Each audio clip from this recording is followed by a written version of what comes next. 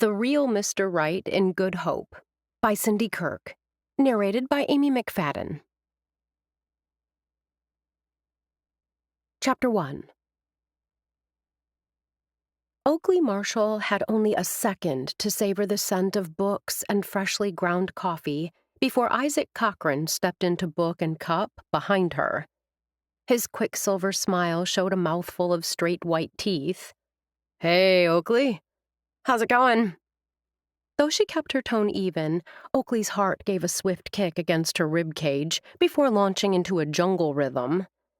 With broad shoulders and lean hips, a mass of dark hair and eyes of brilliant blue, Isaac was 6 feet plus of mouth-watering male.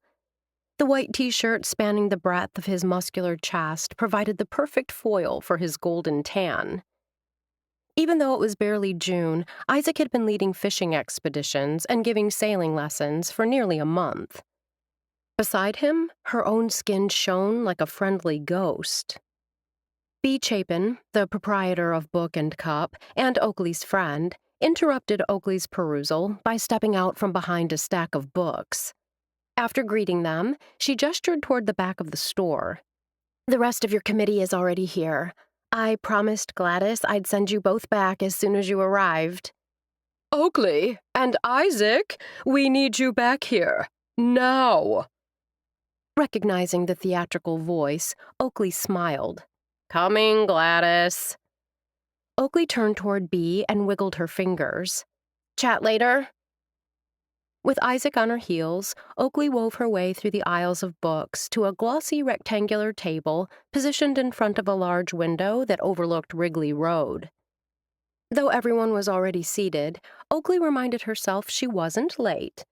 Her parents might consider her irresponsible, but Oakley took pride in keeping her word.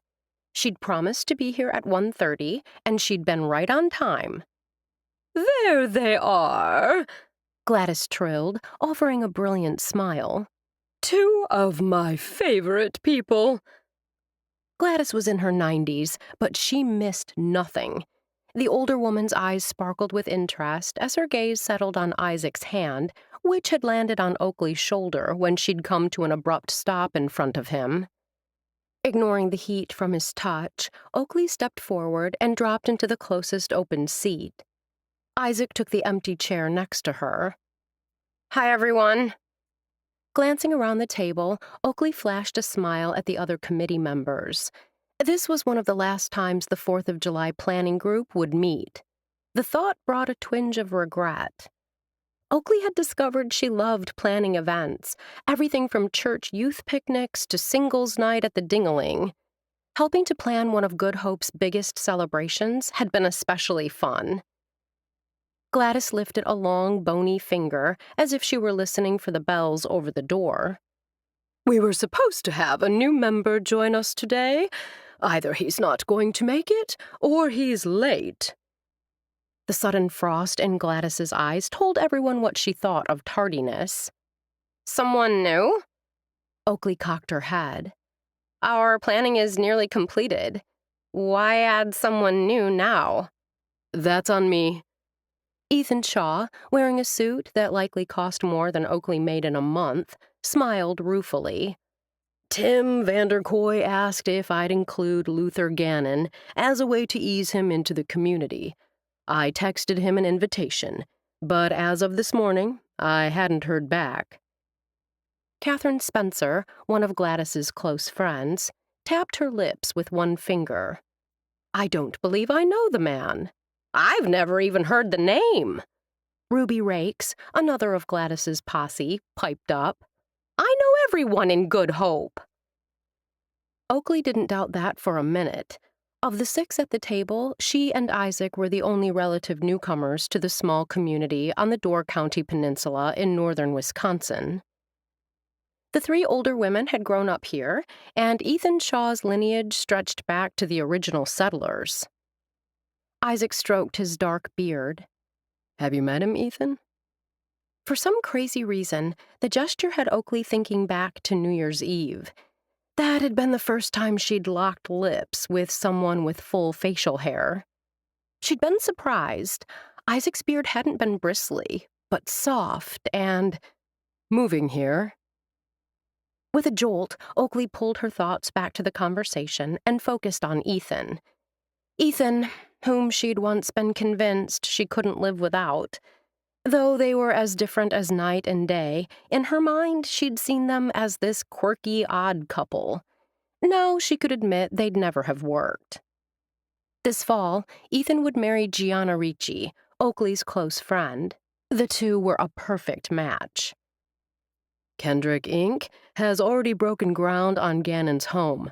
Construction is moving at a lightning pace. Ethan leaned forward, and his gray eyes turned thoughtful. Kyle hasn't said much about him, other than he's willing to pay top dollar to get the home finished in the time he wants.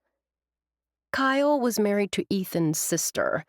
Oakley had quickly learned that in this community, the normal 6 degrees of separation were down to 2 or 3. I don't get why Tim would volunteer him for this committee, without first confirming he was actually interested. Isaac voiced the same thought circling in Oakley's brain. I mean, not responding to your text suggests he's not into it. Tim Vanderkoy, the top real estate broker on the peninsula, had brokered the deal on the property located on Millionaires Row. Overlooking Green Bay, the lot was prime real estate, and the land was worth as much as a luxury home. Ethan shrugged. Who knows? Enough about a man who didn't show up. Gladys's tone ended the discussion of Luther Gannon. We have lots to cover and no time to waste. Gladys settled her gaze on Ethan. Is everything in place for the baseball game? Has your committee chosen the pitcher for Good Hope? The week leading up to the 4th of July was chock full of activities for young and old alike. A vintage baseball game, in which players wore historically accurate uniforms and followed rules dating back to the late 19th century, had become a favorite. The highly anticipated competition between Good Hope and its rival, nearby Egg Harbor, always drew large crowds. As no gloves were worn and the ball was thrown overhand, having a talented pitcher was essential for a team that hoped to win. I'm happy to announce we've secured our pitcher. Smiling, Ethan gestured to Isaac. The man who's going to bring a victory to Good Hope is seated directly across from me. All eyes shifted to Isaac. Oakley blinked. She wasn't sure why she was surprised. Isaac had the body of an athlete and appeared to have a good handle on all outdoor sports. His prowess on the ball field seemed like something she should have known, or at least suspected. Perhaps she would have known if she hadn't spent the last 6 months avoiding him, an action that now seemed, well, childish. I played some ball in high school. Isaac shrugged. That was a long time ago. Isaac is being modest. Ethan smiled. He was a baseball standout and was even honored by the Alaska Sports Hall of Fame his senior year. Excellent. Gladys's dark red lips curved. I do so like a win. It sets such a nice tone for the holiday. I'll do my best, Isaac assured her. Nodding, Gladys moved on to the other events. Everything from the Hometown Heroes Parade to the weekly Bopping in the Square entertainment. Oakley reported on the pancake breakfast arrangements, including the all-important coffee. Once again, the Daily Grind will be providing commercial-grade machines and donating a medium roast Colombian blend that should suit most tastes. Thank you for your report. Gladys glanced down at her agenda. Ruby, where are we at with the board game tournament? Oakley had learned at the last meeting that the board game tournament had been an addition to the Independence Day lineup last year. Or maybe the year before? Whatever. It hadn't been around long. My committee is in agreement. It should be scrapped. Regret filled Ruby's voice. We'd hoped the participant fees would bring in much-needed money for the Giving Tree, but the response wasn't what we'd hoped for. That's great, Oakley declared. All eyes turned to her. I mean, dropping that event means we have an opportunity to do something new that's never been done before. Possibilities raced through Oakley's head, and she couldn't keep the excitement from her voice. Catherine raised a brow, a smile tugging at the corners of her lips. Something tells me you have a few ideas. Oakley nodded and tossed out the first one that came to mind. What about a poetry slam? This is meant to be a fundraiser, Gladys reminded her. I'm not sure we can make money from that. Roller derby? Oakley visualized herself in a scrim top that glittered. Sure, she'd have to brush up on her skating skills, but that's too much actual slam. Gladys's amused voice broke into her thoughts. Besides, no roller rink. Regretfully tossing aside the image of herself in sparkly spandex shorts, Oakley moved to the next possibility. Silent disco. Ethan gave his head a regretful shake. Good idea, but renting the necessary equipment would cost more than we could charge people to participate. Ruby and Catherine exchanged glances. I don't even know what that is, Ruby admitted. I'll explain later, Oakley told Ruby, her mind still in high gear. What about a baking competition? When Gladys opened her mouth as if to protest, Oakley held up a hand. Please, give me a chance to tell you how this could look. Of all the possibilities circling in her head, this one excited Oakley the most. Gladys considered, then offered a regal sweep of her hand that Oakley took as meaning she could continue. I know you've probably done things like pie contests in the past. Ruby and Catherine both nodded. This time, we take an old idea and turn it on its head. We springboard off the popularity of the Great British Baking Show. We'd have people record little videos of themselves baking at home that they could post online to drive up interest. Oakley leaned forward and let her gaze sweep the table. Satisfaction surged when she saw she had everyone's attention. She considered, then continued. We could maybe come up with a specific theme or categories. You know, pies, cakes, savory bakes. There could be live judging with Anita Fishback and Amy Bloom presiding. The spark of interest she saw in Gladys's eyes had Oakley reaching for the stars. We could try to get real celebrities, like Krista Ankrum and Dustin Bellamy, to cover the competition. I love their Down Home with Dustin and Krista show. Oakley's voice trembled with excitement. We could auction off the items and sell a digital cookbook with all the recipes. Ruby glanced at Gladys. We've never done anything like this before. Not anything remotely like this, Catherine agreed. I'm intrigued by the auction and digital cookbook component. As an accountant, I love the revenue possibilities. The idea itself sounds fine, but are we sure new is definitely better? Isaac inclined his head, his blue eyes thoughtful. It sounds as if board games were a new idea that didn't take. It's not the same, Oakley joked. You can't eat a board game. I still think it's better to stick with tradition, he insisted. Isaac's comment had Oakley laughing. What do you know about Good Hope traditions? You just got here. He shrugged. Fair point, but a community with tradition is part of the draw, for me and for the tourists. Oakley sat up straighter. I'm sure there are tourists who would also like, let's move on. Gladys cut Oakley off before she could finish her thought.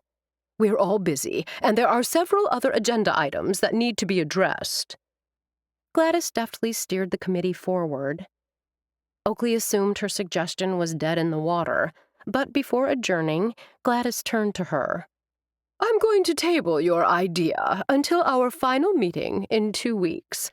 I'd like you to fine-tune your proposal and come back ready with all the specifics. What you present to this committee must be fully fleshed out, so if we decide to move forward, we can jump on it. Oakley grinned. Prepare to be wowed.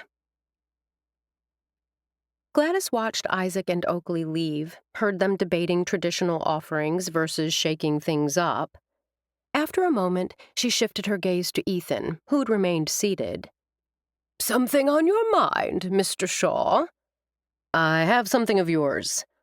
Pushing back his chair, Ethan rose and crossed to Gladys. When he held out a deck of cards, she smiled. "Gianna and I weren't sure if we should return these to you or if you had another couple in mind." His head turned as the bells over the door jingled and the sound of Oakley's and Isaac's voices faded away. Normally, the relationship cards were passed from couple to couple, at Gladys's direction. This time, she'd deliberately not given Ethan or his fiancée any directions. Gladys lifted the deck from his hand and set them on the table. "I'll take care of passing them on." She sensed he wanted to ask who was next, or perhaps it was Gianna who was curious, but Gladys only smiled. "Thanks again for all your work on the committee." "My pleasure." Ethan's gray eyes darkened. "I don't know what happened with Gannon." "No worries." Gladys waved a dismissive, bejeweled hand. "At this stage of the game, we certainly didn't need him. Still, I'm eager to get to know the mysterious man who'll be making his home on Millionaire's Row." Puzzlement crept across Ethan's handsome face. "I don't know what's so mysterious about him." "Why did he decide to make his home here?" Gladys pressed. "From what I've gathered, he has no family in the region. In fact, no family at all." Ethan shrugged. "Maybe he likes the view and wants a place he can come to and just chill." "We'll find out soon enough," Ruby piped up. "Before that house is finished, we'll know everything about him." Ethan chuckled. "No doubt." Neither Gladys nor her friends made a move to leave, even after the door closed behind Ethan. The cards remained on the table before Gladys. Catherine, the most forthright of the three, pointed to the deck. "I'm surprised you didn't have Ethan give those to Oakley or Isaac." "We are matching them next, right?" Ruby's gaze shifted between the cards and Gladys. Unless you have someone else in mind for Oakley." "I knew Ethan wasn't right for her," Gladys reiterated, fully aware she was covering old ground. "She was furious when you told her you were matching Ethan with Gianna." Ruby shook her head. "I worried the two of you would never be friends again." There had been a few anxious moments when Gladys had wondered the same, but thankfully Oakley had finally come to see what Gladys had always known. Ethan Shaw, wonderful as he was, wasn't the right man for her. That's the past. As she looked forward, Gladys couldn't stop her lips from curving. "Did you see Isaac put his hand on Oakley's shoulder?" "I think it was more because he was trying not to bump into her when she stopped suddenly," Catherine pointed out, her tone dry. "A small distinction, and not important." Gladys lifted the deck and slipped the cards from the box, fanning them out in an easy move a Vegas dealer would have envied. "Oakley likes Isaac. She just doesn't know how much. Not yet." "Perhaps," Catherine reluctantly admitted. "That still doesn't explain why you didn't give her the deck." "Oakley would feel pressured if I gave her the cards." Gladys tapped her lips with one bony finger, her gaze turning thoughtful. "I'm certain she would refuse, and likely keep her distance from Isaac to show us she can't be manipulated," Catherine supplied with a tiny smile. "A couple has to answer 3 questions," Ruby protested, gesturing to the cards, each one sporting a relationship question. "It's tradition." "They'll answer the 3, Gladys assured her friends. Her lips curved in a slow smile. Oakley wasn't the only one who liked shaking things up. "Only this time, I'll pick the questions and find the right moment to ask them." Catherine chuckled, a full-throated sound. "You sly dog." Gladys grinned. I do so love a compliment. Chapter 2. They're up to something. From her spot on the sidewalk outside Book and Cup, Oakley slanted a glance in the direction of the window. Though the meeting had ended, the three women still sat at the table. I just can't figure out what it is.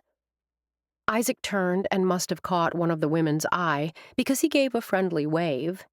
With those three, anything is possible. You're right about that. If anyone knew what the women were capable of, it was her. Oakley had been part of their inner circle since she'd arrived in Good Hope 4 years earlier. The fact that they hadn't asked her to stay behind had her spidey senses tingling. She'd get to the bottom of it, just not now.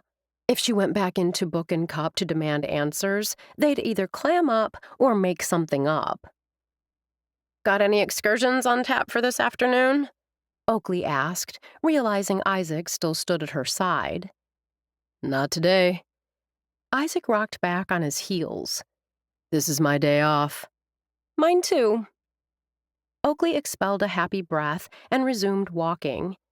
Now that she had this meeting out of the way, the rest of the day stretched before her like a piece of colorfully striped taffy. I just have to be at the Ding-a-ling at 7. Oakley loved running the karaoke stage at the popular bar 3 nights a week during the season. That, along with her other part-time jobs, kept her plenty busy. Isaac cocked his head. Interested in going for a sail? Oakley stopped walking. Like, on a boat? That's generally how it's done, yes. Isaac kept his tone even, but Oakley saw the hint of a smile beneath his beard. She glanced up at the blue, cloudless sky and felt the warm breeze on her cheeks. She wouldn't exactly call Isaac a friend, but maybe he could be. There were definitely worse ways to spend an afternoon than letting a handsome man take her for a sail. Though his hands were empty, Oakley spotted the olive branch, one he'd extended before. Instead of pushing for an answer, he waited. Was she really going to let what had happened in January continue to be a wedge between her and Isaac? I really should start planning my baking contest strategy. The protest sounded weak and half-hearted, even to her own ears. As if sensing an opening, Isaac flashed an enticing smile, and his voice turned persuasive. When I'm mulling things over, I find the water brings me calm and clarity. Oakley needed clarity if she was going to pull this proposal together. Besides, olive branches didn't stay extended forever. Okay, but since you'll be a captive audience, you know I'm going to try to convince you that I'm right about the baking contest. Isaac grinned. I wouldn't expect anything less. Instead of taking out the 36-footer, Isaac chose the smaller Cat 22. The 22-foot Catalina 22 was a personal favorite. While not appropriate for a larger group, it was perfect for 2 people on a lovely day and wind at 10 to 15 knots. Being able to take out a boat not already booked was one of the perks of his job with Good Hope Outfitters, a perk he intended to take full advantage of this summer. Oakley's expressive blue eyes snapped with excitement when they reached the marina. While he performed a detailed check of the boat, she remained on the dock, gazing out over the waters of Green Bay. He thought about her warning, and his smile widened. There was nothing he liked more than a good debate. In this one, there would be no winners or losers. Some people were all about traditions, while others simply wanted to be entertained and have fun. Still, Isaac believed tradition mattered to most of those who came back to Good Hope year after year for the various holiday celebrations. The traditions and the whole neighbors helping neighbors philosophy of this community were 2 of the reasons he'd decided to make this town his home. Was it also part of the reason Oakley remained in Good Hope?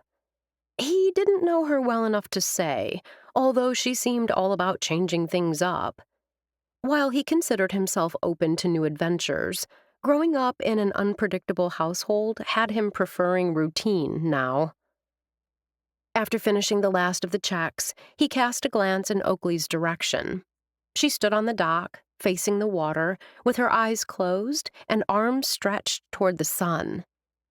She looked ridiculously attractive in her white shorts and tie-dyed tee. Her hair, longer than it had been when he'd moved to Good Hope last fall, brushed her shoulders. A bright pink stud in her nose winked in the light. Isaac hoped today marked the beginning of a new chapter for them. He would do his best to ensure Oakley walked away happy that she'd accepted his invitation. It was clear she had a lot on her plate, not only related to her jobs, but now gathering information to support her baking contest proposal. "I bet most men wouldn't know the first thing about making a pie," he muttered to himself. Though he hadn't spoken loudly, Oakley must have heard him, because she dropped her arms and sauntered over. "Were you speaking to me, Mr. Cochran?" Her teasing tone had him smiling. "I bet most men would have no clue how to make a pie or bake a cake. I wouldn't even know what ingredients to buy." She rolled her eyes. "Oh, please. Everyone knows baking isn't just for women. For those who are interested, but clueless, there are recipes, YouTube, and dozens of apps for that." Isaac considered, then nodded. "Good point." She studied him thoughtfully, as if waiting for, well, something more. Instead of continuing the topic, Isaac smiled and held out a hand. "Are you ready to get this party started?" Her eyes sparkled, as bright and blue as the water. "Are you ready to be my captive audience?" "Absolutely." Instead of taking his hand, she stepped onto the deck with a sure-footedness he found impressive. He pointed. "The life jackets are under that bench." "I'm a good swimmer." She glanced dubiously at the bright orange jackets, then back at him. "Are you going to make me put one on?" "I don't think I could make you do anything." He smiled. "A personal flotation device is only required if you're under 13. "Then I'm good." Oakley tapped her fingers against her bright pink lips, and an impish gleam filled her eyes. "I'm good at a lot of things. Would you like me to list all my talents?" "As tempting as that offer is, I think if you did, we might be here all day." Isaac liked seeing her smile flash, found himself enjoying the easy banter. Today, things between them felt, well, normal. Or at least as normal as it got when the woman was Oakley Marshall. Oakley sat beside him as they sped across the water, relaxing back on her elbows. "You're lucky you can go sailing whenever you want." "I am lucky," he agreed. "I wouldn't want a job that kept me inside all day." "I hear you clucking, big chicken. I don't mind being inside for karaoke. The energy in the ding-a-ling is amazing." Oakley slanted a glance in his direction. "But I love my out-and-about time." Isaac inclined his head. "You know, like when I run errands for Gladys and the others at the Living Center, or work at the cabins on Paintbrush Lane." He knew about her job at the bar and the Living Center. If he wasn't mistaken, the paintbrush gig was temporary and very part-time. Isaac pulled his brows together. There was something else. Then he remembered. "You act and sing, too. People still talk about your performance last summer." "Pump boys and dinettes." Oakley's throaty laugh reminded him of Gladys's. "Acting is super fun, and I'll definitely do another production if given the chance." Isaac made a couple adjustments and returned the boat to a comfortable sailing angle. "Are you sure that's enough to keep you busy?" Though his tone was teasing, she appeared to carefully consider his question. "Well, serving on committees takes time." She brightened. "I also volunteer at Firehouse during the school year." By the time Isaac moved to Door County last fall, the red brick building that had once housed Good Hope Fire and Rescue had been replaced with a modern firehouse. The old building had been turned into an after-school hangout for kids in middle and high school. The upstairs held an apartment that Isaac rented. What do you do there? I mostly just hang with the kids. Talk with them, play pool or ping pong. Her expression grew serious. I let them know someone cares. At that age, you can feel alone, even when surrounded by friends and family. You'd be good at that. You have this non-judgmental vibe. Thank you, Isaac. A softness filled Oakley's eyes. That's nice of you to say. I'm awed by your ability to keep all your jobs straight. Juggling is my superpower. Oakley's gaze shifted to Green Bay. After a moment, she gave a decisive nod. You were absolutely right when you said water brings clarity. Curiosity surged. What did you realize? While I knew you were a fabulous kisser, her brilliant blue eyes met his. It appears you're also a nice guy. Hallelujah! Isaac flung his arms up to the heavens in an exaggerated gesture that had her eyes widening. She's finally seen the light. Oakley laughed. Isaac looked at her and grinned. I can't believe it took you this long to see what was right in front of you. As the boat skimmed across Green Bay, Oakley studied Isaac. Finally, she shook her head. I'm having trouble figuring you out. I'd think a guy like you would be all about new and different, but you're not. Surprise skittered across his face. A guy like me? She didn't understand why he appeared startled by the comment. From what I've heard, you spent years crisscrossing the country, working odd jobs, never staying in one place for long. That doesn't sound to me like a man rooted in tradition. Keeping one hand on the tiller, Isaac shifted to fully face her. When his eyes locked on hers, Oakley's heart flip-flopped. Even if she'd wanted to, she couldn't have looked away. I left Alaska not sure where I wanted to live. I spent time in a variety of places. None felt like home. Then I came here. Keeping her attention front and center on him, Oakley absently brushed back a strand of hair that had blown into her face. What's different about here? Tell me why you stayed. We're not talking about me, Oakley reminded him. His gaze turned thoughtful, and he took his time adjusting the rudder. For me, it all circles back to traditions, and that strong emphasis on home and family. She'd expected the traditional part, but not the other. Oakley quirked a brow. You want a wife and kids? Eventually, he admitted without apology. Why? Oakley tried to keep the bafflement from her voice. She didn't know many guys who'd willingly admit wanting to go down that path at such a young age. The silence dragged on for so long, she thought he might not answer, which was okay. She was curious, that's all. Just when she was about to shift the conversation to the baking contest, he answered. My parents, well, they never married. For most of my life, my dad was physically around, but there was this undercurrent that he could be out the door at any time. Isaac's eyes grew dark with memories. He was also irresponsible and sometimes drank too much. When she only nodded to show she was listening, he continued.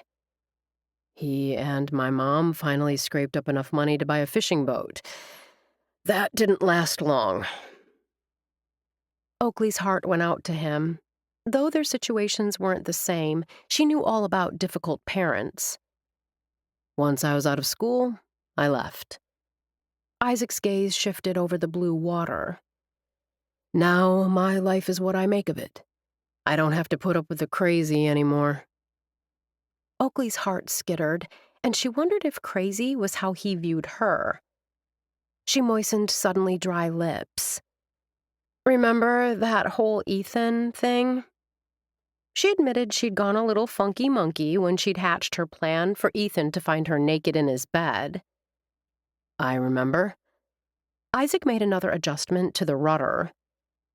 I realize now you were only trying to help when you stopped me from breaking into Ethan's house. I'm sorry I went off on you." He nodded. "I was surprised you wanted a traditional life." Shock rippled through her. "Where did you ever get that idea?" "Ethan Shaw. Great guy, but about as traditional as they come." "I never wanted traditional." Isaac's lips quirked. "You make it sound like a dirty word." "It can be. Think about it. Tradition sounds all nice and romantic until you realize it's really about control, about refusing to let go of the comfortable, the familiar." Oakley found herself warming to the topic. People hold tight to tradition because they've grown accustomed to how things are. They fear the new and the different. Oakley's gaze shifted to the water before returning to Isaac. "I had a traditional life growing up. From the outside, my family appeared picture perfect. Inside, it wasn't so great." "No?" "No." Oakley's laugh held no humor. "My parents made me feel bad about not conforming. Maybe that's why I like the freedom of unpredictability. Sometimes you just need to quit playing it safe and let go." "Do you see marriage and children in your future?" Oakley tilted her face, letting the wind spray water droplets against her cheeks. "Perhaps. Or not." He chuckled. "What kind of answer is that?" "An honest one." "I've always believed honoring traditions and routines is a way to show we respect the people and places in our lives." Isaac paused before continuing. "From my observations, those who embrace change for the sake of change often have an inability to commit." What Isaac spouted was nothing she hadn't heard before. Growing up, Oakley had heard variations of the same theme from her father. As she stared out over the vast expanse of blue, Oakley thought how totally free she felt in this moment, with no responsibilities and no expectations weighing her down. "All my life," she began, "people have tried to push me down a certain path. I like not knowing what's going to happen to me every day, much less months or years in the future." "That sounds to me like an excuse to avoid the hard parts of life." Oakley rolled her eyes. "You have no idea how hard it is to be a free spirit. How much work it is to take each day as it comes, rather than having your life mapped out." "Why do it then?" As he sounded genuinely curious and not judgy, she answered. "There's an excitement that comes from saying goodbye to control and taking each day as a blank slate. Not everyone can cut it. It's not an easy road." She let her tone turn teasing. "You wouldn't last a day in my shoes." "Yeah, right." Oakley met his gaze. Was it simply the reflection off the water, or had his eyes always been a mesmerizing shade of blue? She smiled and experienced a rush of warmth when he smiled back. "I'm dead serious," she told him, unwilling, to pull her gaze from his. "Please." He exaggerated the word. "I could handle your blank slate daily routine with one hand tied behind my back." "Prove it." An idea popped into her head. Ideas tended to do that to her. "How do you propose I do that?" A smile tugged at the corners of his lips. "You've got something in mind. I see it." She did have an idea, and it was epic. "You live like I do for 7 days. If you succeed, I agree to be your Batgirl during the baseball game." "If I don't?" "You'll fully support my idea at the next committee meeting and help me execute it." "You drive a tough bargain." Isaac stroked his beard, and amusement flickered in the blue depths. "You've got yourself a deal." "Good." Oakley had to admit she was surprised and a little disappointed by the easy acquiescence. She'd been looking forward to bantering with him, poking him with light insults until he agreed to her terms. One proviso.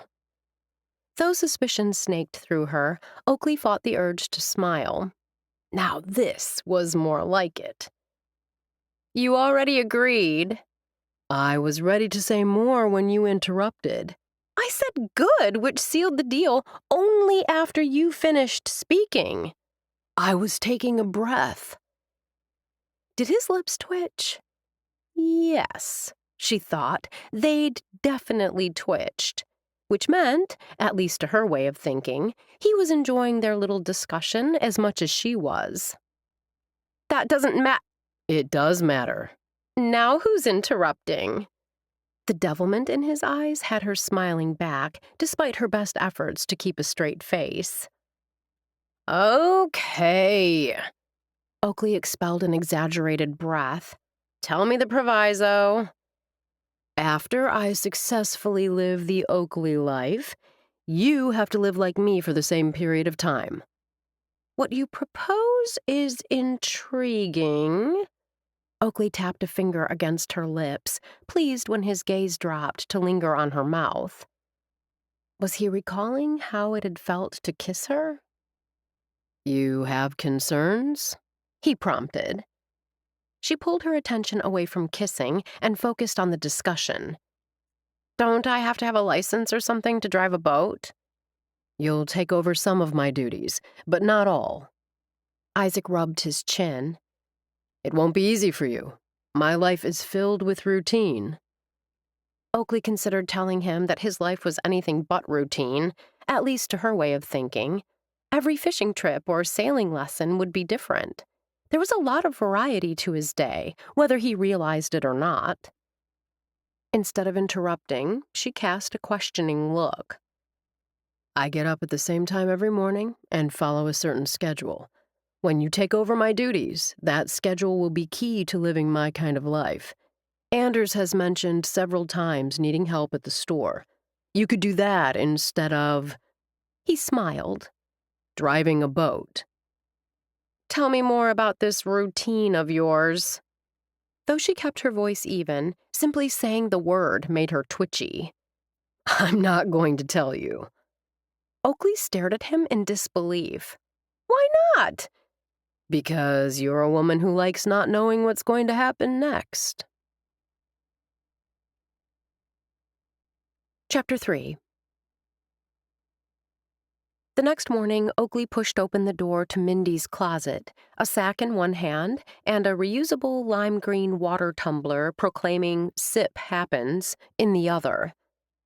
Unlike a regular consignment store, Mindy's closet, located in one wing of First Christian, offered donated children's clothing at no cost to shoppers.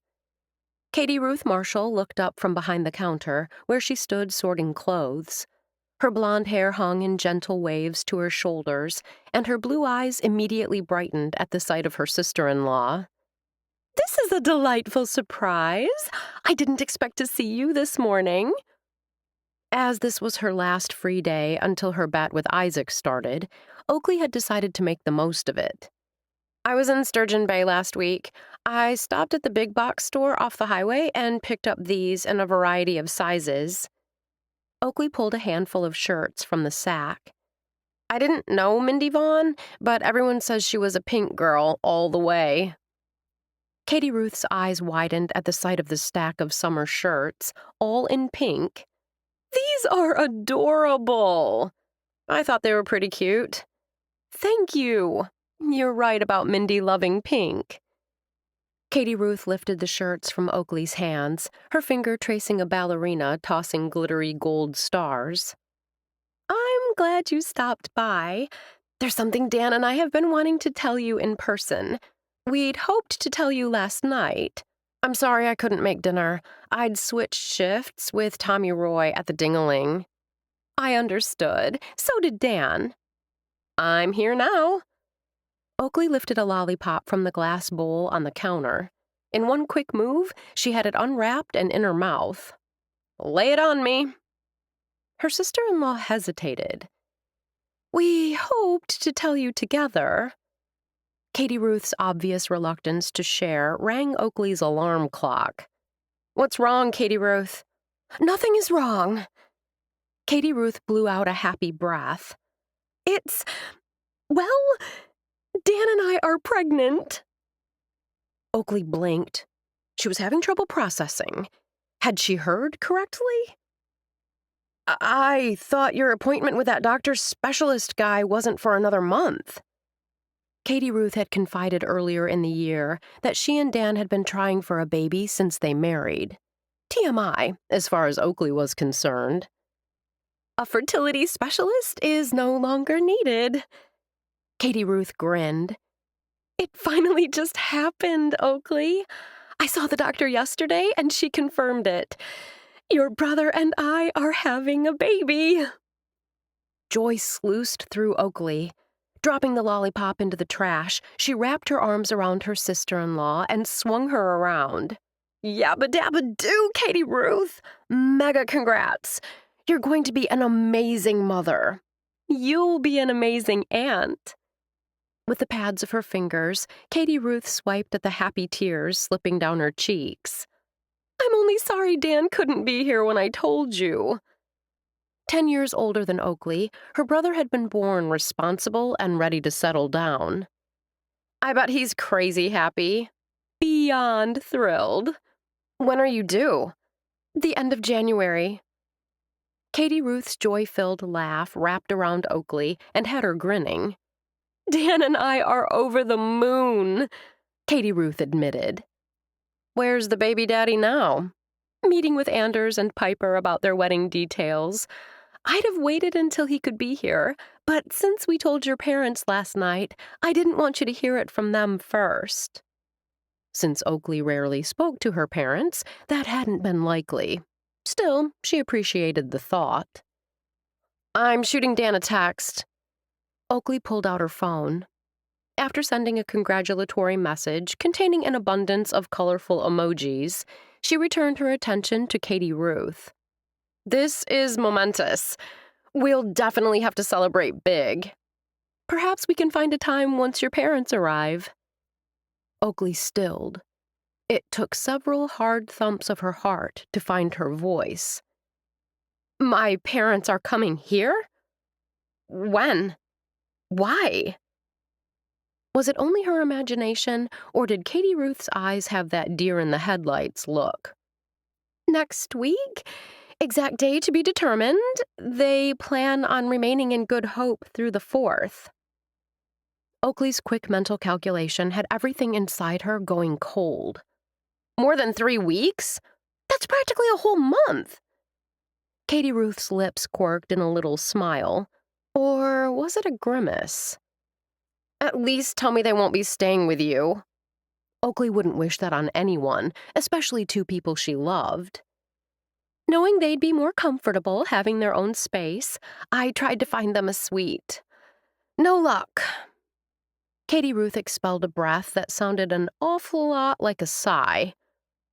Both Bayshore and Sweet Dreams are booked into August. Have you thought about bribing a desk clerk? Katie Ruth laughed. Got any names? Oakley grinned. Why are they staying so long? Oakley asked, recalling all the snide remarks her parents had made the last time they were in Good Hope. Katie Ruth clasped her hands together. They're, considering moving here. Ignoring Oakley's sharp intake of breath, Katie Ruth continued. Now that your dad is retired, and with both of their kids living here, they're thinking it might be nice to be close to family. Chicago isn't that far. Still too close, Oakley thought, but a whole lot better than down the block. I agree. Katie Ruth's clear-eyed gaze met Oakley's. I'm hoping to convince them of that. There is absolutely no need for them to uproot. Katie Ruth's innocent tone didn't fool Oakley. Especially when they plan to drop their new roots in your backyard. A dimple flashed in Katie Ruth's cheek, but showing remarkable restraint, she didn't comment. Oakley didn't possess the same control. I'm not much for praying, but I'll get down on my hands and knees every night if it keeps them in Chicago. Though she stayed on her feet, Oakley slapped her palms together and cast her gaze heavenward. Please God, for everyone's sanity, sake. Keep my parents in Chicago. Amen. Katie Ruth chuckled and walked her to the door. Where you headed now? Paintbrush. Though that was the plan, Oakley wasn't above making a detour or two. I haven't been there since the renovations started. How's it coming? 3 cabins are completely ready. They both knew the story of how Ethan Shaw's great-great-grandmother, a watercolor artist, had started a camp in the woods outside of Good Hope in the 1920s to provide art therapy to shell-shocked soldiers from World War I. Eventually, the cabins had been rented out to summer visitors. Most recently, the cabins had sat vacant. Ethan had purchased the cabins from his father, and the renovations had started this spring, with the plan to make them available for use this fall by visiting artists. Izzy mentioned she's doing murals in each of the cabins. Katie Ruth glanced at the pile of clothes waiting to be sorted and sighed. I'd love to see them. Izzy Dushler was Katie Ruth's good friend and an amazing artist. Come with me, Oakley urged. Izzy might even be there. I wish I could. Katie Ruth hesitated, but only for a second. Then she shook her head. I can't. Mindy's closet is open tomorrow. I really want to get all the new items sorted and put out. Once I finish at Paintbrush, I'll come back and help. Thank you for the offer, but I've got it under control. Katie Ruth inclined her head and studied Oakley. You've gotten some sun. Your cheeks are pink. Isaac took me sailing yesterday. Interest sparked in Katie Ruth's cornflower blue eyes. I didn't realize you two were dating. We're not, Oakley clarified. We both had the afternoon free and decided to talk 4th of July planning committee business while out on the water. The look Katie Ruth shot her said she wasn't convinced. Seriously, I've got this idea that Gladys wants me to develop, and... A sudden thought struck Oakley. I know you're busy with church stuff, but if you have any free time, I could use your help. I'm happy to help. Katie Ruth didn't hesitate. What do you need? What I proposed to the committee was a baking competition. Think the Great British Baking Show with a local twist.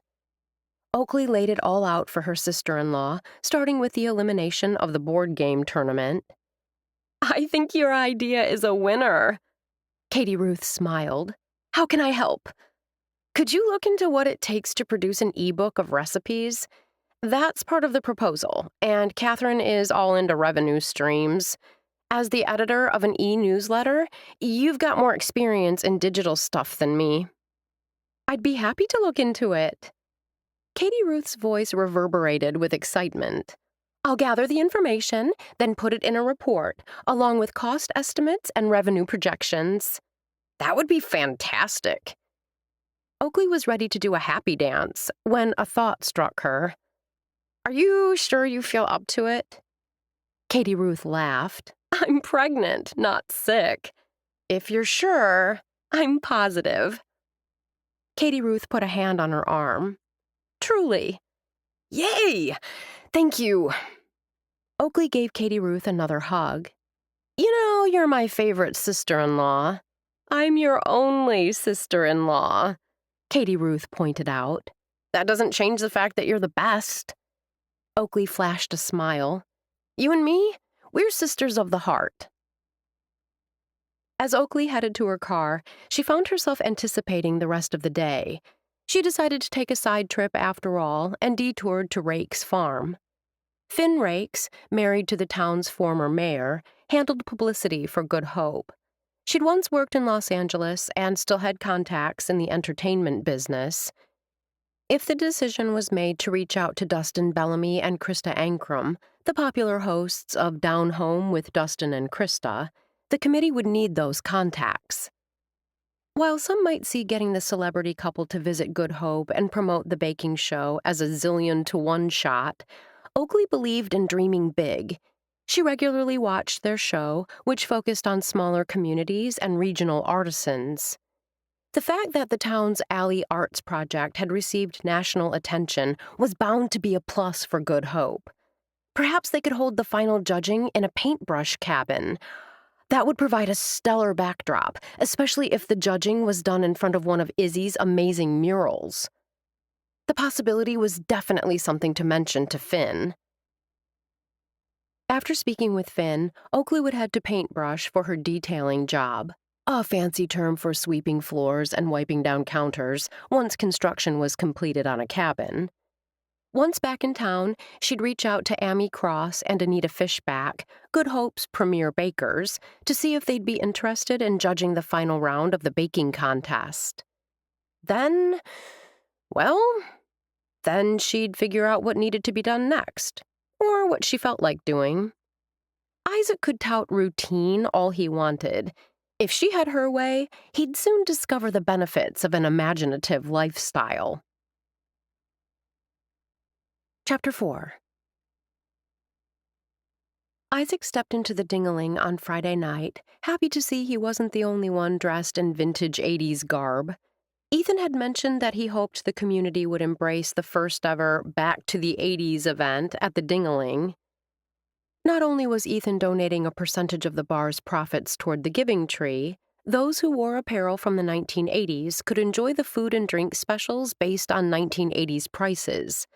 The dollar draws and $2.50 burger and fries had obviously been enough motivation for even the most reluctant to pull out their parachute pants and leg warmers. In a green and purple tracksuit, with his shoulder-length hair sporting way too much gel and hairspray, Isaac fit in perfectly with tonight's crowd. His friends, dressed in their own versions of 1980s clothing, stood in line for karaoke. Realizing they'd want him to join them, and knowing he'd agree, had Isaac deciding to grab a beer first. Slapping down $1, he'd just taken his first sip when Katie Ruth, Oakley's sister-in-law, waved him over to the table where she sat with her husband, Dan. Though Isaac attended First Christian, where Dan was the minister, and Katie Ruth headed the youth ministry, he was usually out the door as soon as services ended. Weekends at Outfitters were always crazy. As he strode to the table, Isaac noticed the couple had joined in the fun and gone retro. Katie Ruth's blonde hair, teased to the rafters, sparkled with glitter. Immense earrings in the shape of flamingos dangled from her ears. Dan's Hawaiian shirt sported those same flamingos. The minister had spiked his short brown hair. The cross between 80s tourist and punk didn't quite work, but Isaac gave the preacher props for trying. "Good to see you both." Isaac had to raise his voice to be heard as the final refrain of the song Fame blasted from the karaoke stage. Katie Ruth waited until the song ended to speak. "If you're not here with anybody, we'd love for you to join us." "I've seen you at Sunday services and have been hoping for a chance to become better acquainted." Dan gestured to an empty seat at the table and smiled. Isaac saw Oakley in the minister's friendly smile. Touched by the warm welcome, Isaac placed the Pilsner glass on the scarred tabletop and sat. "Thanks. I'm meeting friends, but I can sit for a few." Once seated, Isaac let himself fully relax. Though it was only the first week of June, Memorial Day had marked the beginning of the tourist season. He'd known Outfitters would be busy. He hadn't realized it'd be this crazy. Dan took a sip of his beer. "Do the friends you're meeting work with you?" "They do."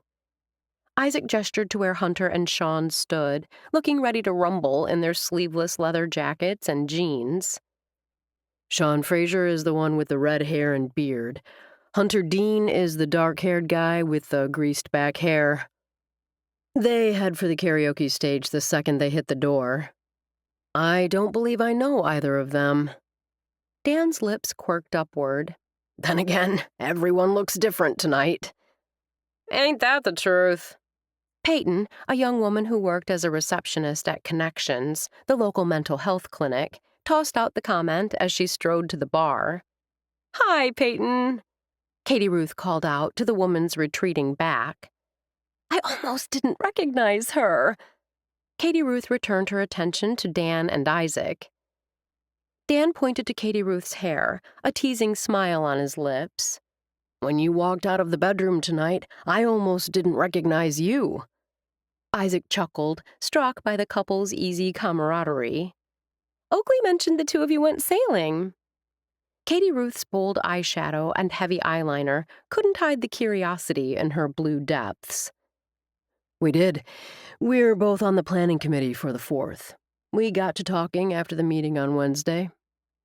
Isaac took a sip of beer. "I had the afternoon free. So did Oakley." "The weather has been gorgeous." Katie Ruth glanced at Dan. "We should rent a sailboat sometime." "Let me know when you're ready," Isaac told her. "I'll take care of the details." "We'll make it happen," Dan promised his wife. "It might not be right away. With my parents coming next week, it may be difficult to manage a time until they leave. Although, your parents are coming to Good Hope?" It wasn't his business, and Isaac hadn't meant to interrupt, but his first thought was of Oakley. Dan squeezed his wife's hand. "My parents will be staying with Katie Ruth and me through the holiday." "That's—" Isaac paused. He'd started to say a long time, but changed at the last second to "nice. It'll be good to see them." Dan spoke in such a hearty tone, it made Isaac wonder who the minister was trying to convince. His wife only smiled. "You and Oakley?"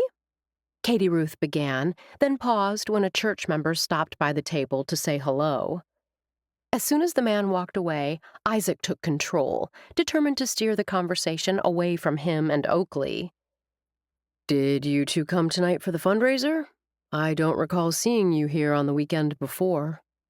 "We're more homebodies. Oh, we get together with other couples, and there's lots of church functions. But when there's nothing on the calendar, we prefer to relax at home with popcorn and a movie." Katie Ruth chuckled. "That probably sounds boring to someone young and single." "Not to me." Isaac shook his head. It didn't sound boring. It sounded nice.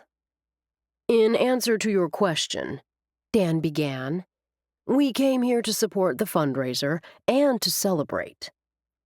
Isaac took another drink of beer. "Celebrate? Katie Ruth and I are pregnant." Dan reached over and took his wife's hand. "Our first child will be born at the end of January." Dan paused and gave an incredulous laugh. "I still can't believe it. Congratulations." Isaac gave Dan's hand a shake and Katie Ruth a smile. "That is definitely something to celebrate." "We think so." Dan exchanged a smile with his wife. "We're thrilled." Katie Ruth gazed into her husband's eyes. "This baby is an answer to many prayers." Isaac felt a pang of envy. How would it feel to have someone look at him the way Katie Ruth looked at Dan? Hunter and Sean were all about playing the field, but that kind of lifestyle had never been Isaac's thing. He'd meant what he told Oakley. Once he found the right woman, he would be ready to give up the single life and settle down. "Hey!" Isaac looked up and found Oakley beside the table, staring at him with a quizzical expression. She couldn't be surprised to see him at the ding-a-ling, because he was usually here at least one weekend night. Her puzzlement had to be because of who he was sitting with. As if seeing the question in Oakley's eye, Katie Ruth explained. "I invited Isaac to sit with us." Katie Ruth gestured to where Sean and Hunter stood. "His friends are waiting to sing." "I'll be joining them," Isaac told Oakley. "I thought as much." Oakley's tone was matter-of-fact. "They already have the song picked out. It's—" Isaac waved a hand. "Whatever they picked is okay with me." After giving a nod, Oakley shifted her gaze to Katie Ruth. "You and Dan should get up there. Live a little." Dan laughed as if she'd made a joke. "I don't think so. Karaoke isn't our thing." Katie Ruth shot him a playful smile. "Hey, speak for yourself. I think it'd be fun." A startled look crossed Dan's face. Katie Ruth's eyes grew soft. "If you don't feel comfortable, I can go solo." "Tonight is our celebration. Dan winked. We'll do it together, and we'll do it upright. There's some amazing classic 80s duets. Excitement filled Oakley's voice. I'll pick you a good one. Dan lifted his hands. Nothing too difficult, please. Are you sure you want to do this? Katie Ruth asked, her gaze searching her husband's face. Dan offered a reassuring smile. It's good for me to step outside my comfort zone. I think this will be fun. To Isaac's ears, Dan sounded sincere. Apparently satisfied, Oakley shifted her gaze to Isaac. As for you... Isaac cocked his head and tried to ignore the electricity snapping in the air. Did she have any idea how incredibly sexy she looked in that sequined dress? As for me, he prompted, his gaze never leaving her face. Oakley held out her hand. You're up next. Oakley decided she'd lost her head for a second. What had she been thinking when she'd extended her hand? Of course he'd take it. Worse, when he did, not only didn't she keep the contact brief, she wrapped her fingers around his warm flesh and held on. It was just that Isaac looked so incredibly yummy with his hair all wild and crazy. Even in that hideous tracksuit, he was still the sexiest man in the bar. A woman could take only so much hotness without reacting. She hadn't anticipated that the feel of his skin against hers, in the very same bar where they'd kissed on New Year's Eve, would spark such a strong physical reaction. Katie Ruth tells me you're going to be an aunt, Isaac murmured as they wove their way through the tables to the stage. Congrats. Thanks, I'm super jazzed. Her smile slipped as she recalled the other news Katie Ruth had shared, and her feet slowed. Did she also mention my parents are coming? She did. Isaac's gaze searched her face, and she saw sympathy in the blue depths. That's not happy news? Oakley snorted. Understatement. Maybe they won't stay long. Maybe. The last thing Oakley wanted was to ruin the evening thinking about her parents. There would be plenty of evenings for them to ruin once they arrived. She gestured to the stage. You guys are up next. What are we singing? Isaac sounded curious, but not overly concerned. Oakley had seen Isaac on stage numerous times. He had a good voice and a stellar stage presence. The song his friends had picked was a crowd favorite. Dead or Alive's You Spin Me Round. He grinned. I love that song. She returned his grin and finally released his hand. Me too. As soon as the heart-pumping tune began, Oakley began to dance, the movement making her sequins shimmer. All that was needed was a mirror ball overhead to bring the 80s fully back to life. On stage, Isaac launched into the song. The crowd roared as he moved to the beat, adding hand gestures as he sang. Hunter then stepped forward for his part, adding his own flair. Sean joined in for the chorus. Then it was Isaac's turn again. His hip gyrations had a leggy blonde in a leopard print mini dress bringing 2 fingers to her lips and whistling her approval. Though she was sure it was only her imagination, Oakley felt her heart swell when Isaac appeared to direct the words of the song straight at her. Because she was caught up in the music, it took her a moment to realize Isaac was motioning for her to join them on stage. When she did, they linked arms with their backs to each other and circled round and round while belting out the chorus. The roar that filled the bar had her ears ringing and the light fixtures swaying. Oakley gestured to the 3 as the clapping continued. She wanted to tell Isaac he'd been amazing, but didn't get the chance. The 3 men were mobbed as soon as they stepped off the stage. Oakley went back to work, positioning 2 women eager to tackle Nothing's Gonna Stop Us behind the microphone and showing them how to read the prompter. Only after music filled the air did Oakley cast one last look in Isaac's direction. She didn't know what to think when she found him staring. Oakley only knew the look they exchanged had her smiling the rest of the night. The 80s party kept the ding-a-ling hopping until closing time. For Oakley, there had been little time to think, much less stop for a break. She didn't mind. Dan and Katie Ruth's heartfelt rendition of Never Gonna Let You Go brought tears to her eyes. In that moment, she'd seen just how much her brother loved his wife. Despite his assurances to the contrary, Oakley knew Dan stepped onto the stage only because of Katie Ruth. Still, she wondered if he'd have done it if their father had been in the audience, his disapproval shimmering in the air like a red haze. Oakley told herself she wouldn't think of her parents until they were here. Even then, she'd do her best to keep her distance. After collapsing into bed at 3, Oakley rose at 10 and spent several hours at Paintbrush before returning home. Tommy Roy would take her place tonight at the Ding-a-ling while she attended Ethan and Gianna's engagement party. Though she loved her new-to-her dress, she found herself wishing casual could be the name of the game this evening. She'd nearly groaned aloud when she first learned men were expected to wear suits and the women cocktail dresses. She had to admit she was the odd one out when it came to her reluctance. All the other women she'd spoken with were excited about the opportunity to dress up. If she wasn't a bridesmaid, and if Gianna wasn't such a good friend, Oakley might have seriously considered skipping the event this evening. The news that her parents would soon be arriving had her in a funk. Oakley glanced down at the short cocktail dress she'd picked up at one of Sturgeon Bay's many vintage stores. The pale pink sheath fit like a glove, and the feathers around the off-the-shoulder top kept the dress from being too prim and proper. Pairing the outfit with glittery silver heels added a nice sparkle. "We probably should get—" Evelyn Eastman, Oakley's roommate, stopped in the living room of the small house they shared. "OMG, Oakley! Talk about drop-dead gorgeous! It's all in the feathers." Oakley fluffed her hair with her fingers and preened.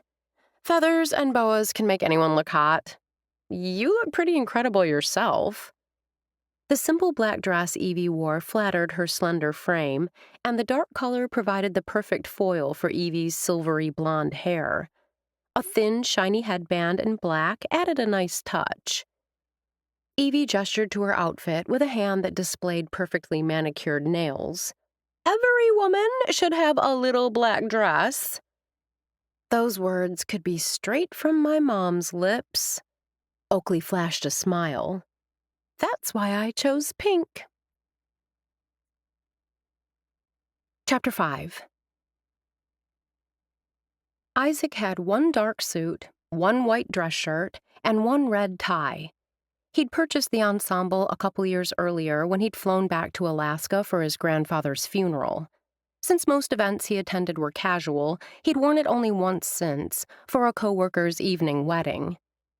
Ethan's engagement party was being held in the home of his sister, Eliza Kendrick. Isaac knew Eliza's husband, Kyle, but had barely exchanged 5 words with his wife. Eliza was gorgeous, there was no denying that, but the woman's cool-eyed gaze made him uneasy. Even when she opened the door when he rang, the fabric of her black dress spilling over the huge baby mound, she still intimidated. Kyle stood beside his wife in the foyer of their home. "Isaac, I'm glad you could make it." "Thanks for the invitation." Isaac hoped there'd be food tonight. He'd gotten off work late and had had no time to eat. He smiled at Eliza. "How much longer until baby number 2 makes an appearance?" Eliza returned his smile. "Any day." "Hosting a party while expecting a baby any minute?" Isaac lifted his hands. "You've got guts." Kyle chuckled and slipped an arm around his wife's waist. "That she does." "If there's anything you need, don't hesitate to ask me or Kyle." Eliza's smile was surprisingly warm. "We want you to enjoy yourself this evening." Before Isaac could continue, he heard Oakley's voice. "Evie and I will make sure he has a blast." Isaac turned, and there was Oakley, the perfect blend of charming and sexy in feathers and a pink dress. The pale color afforded a startling contrast to Eliza's and Evie's black dresses. Isaac waited until after the two women had greeted their hosts before inclining his head.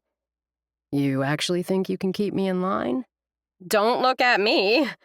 Evie jerked a thumb in Oakley's direction. "That'll be up to her. Right now, I'm going to get a drink and say hi to Gianna." Oakley only smiled and shifted her gaze to Kyle and Eliza, then gestured with one hand toward the arrangement of fresh flowers in the foyer. "These are #gorgeous. The stunning arrangement made up of calla lilies, sprigs of snapdragons, and an abundance of roses sat on a shiny round table in the middle of the foyer. Isaac agreed with Oakley. Better yet, they smelled as good as they looked. A quick glance into the front parlor showed flowers, and more flowers. Oakley tapped a finger against her hot pink lips. "I don't believe I've ever seen this many at once, other than at a funeral parlor." Eliza choked out a laugh. Kyle smiled. "Lindsey Vaughn did the arrangements." "Not every house could handle this many flowers," Oakley told her. "This place is humongous." "It's a beautiful home," Isaac added. "Thank you." Eliza smiled. "It's been in my family for generations." "Nothing like tradition." Isaac shot Oakley a wink. Voices sounded at the door, and their hosts turned their attention to the next guests. Isaac stepped into the parlor, Oakley at his side. Like a bird dog spotting his prey, he honed in on a waiter circulating with a silver tray loaded with appetizers. "Once we do the congratulations thing, I'm going to hunt down some food." Oakley's blue eyes danced with merriment. "Don't tell me Mr. I'm all about routine didn't take time to eat." What was it about Oakley, Isaac wondered, that always made him want to smile? "This is exciting. I didn't expect to see the two of you here together." Gladys, clad in a silky black dress that glittered with silvery jeweled stars, studied them with her eerie pale blue eyes. "I ran into Isaac at the door," Oakley explained. She glanced around. "I thought you were coming with Albert." Gladys's lips curved. "He did escort me to the party. He's over there, speaking with Clay." Isaac shifted and saw the men deep in conversation. "Looks like the two educators have a lot to say to each other." Oakley motioned to a passing waiter and lifted a glass of champagne from a silver tray. Gladys took a glass from the tray, but Isaac shook his head. Food before alcohol, he told himself. Gladys studied him. "Abstaining tonight, Mr. Cochran?" "I haven't eaten yet," he admitted. "I'll have a glass once I get something in me."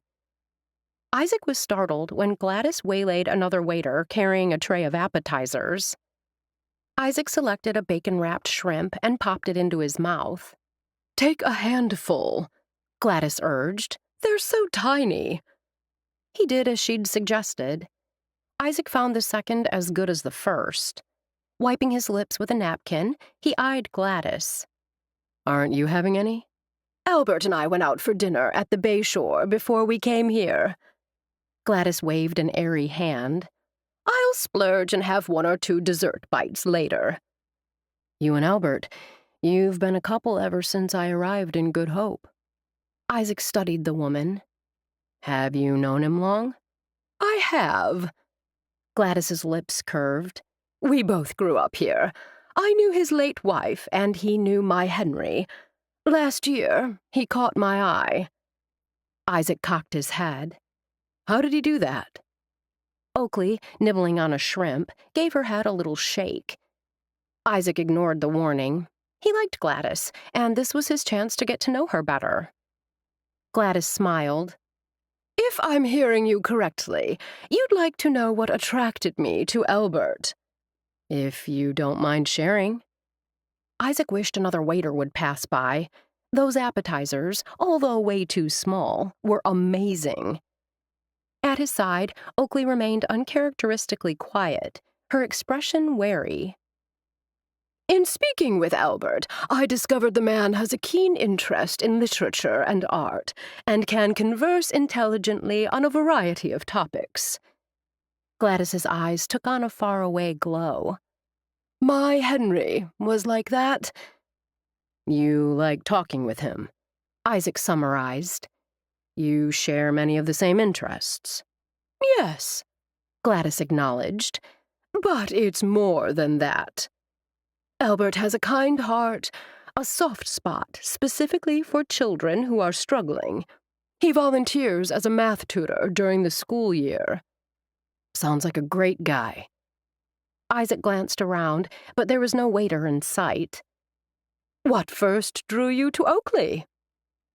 It took Isaac a few seconds to realize Gladys was asking him the same question he'd asked her. Oakley and I are just friends.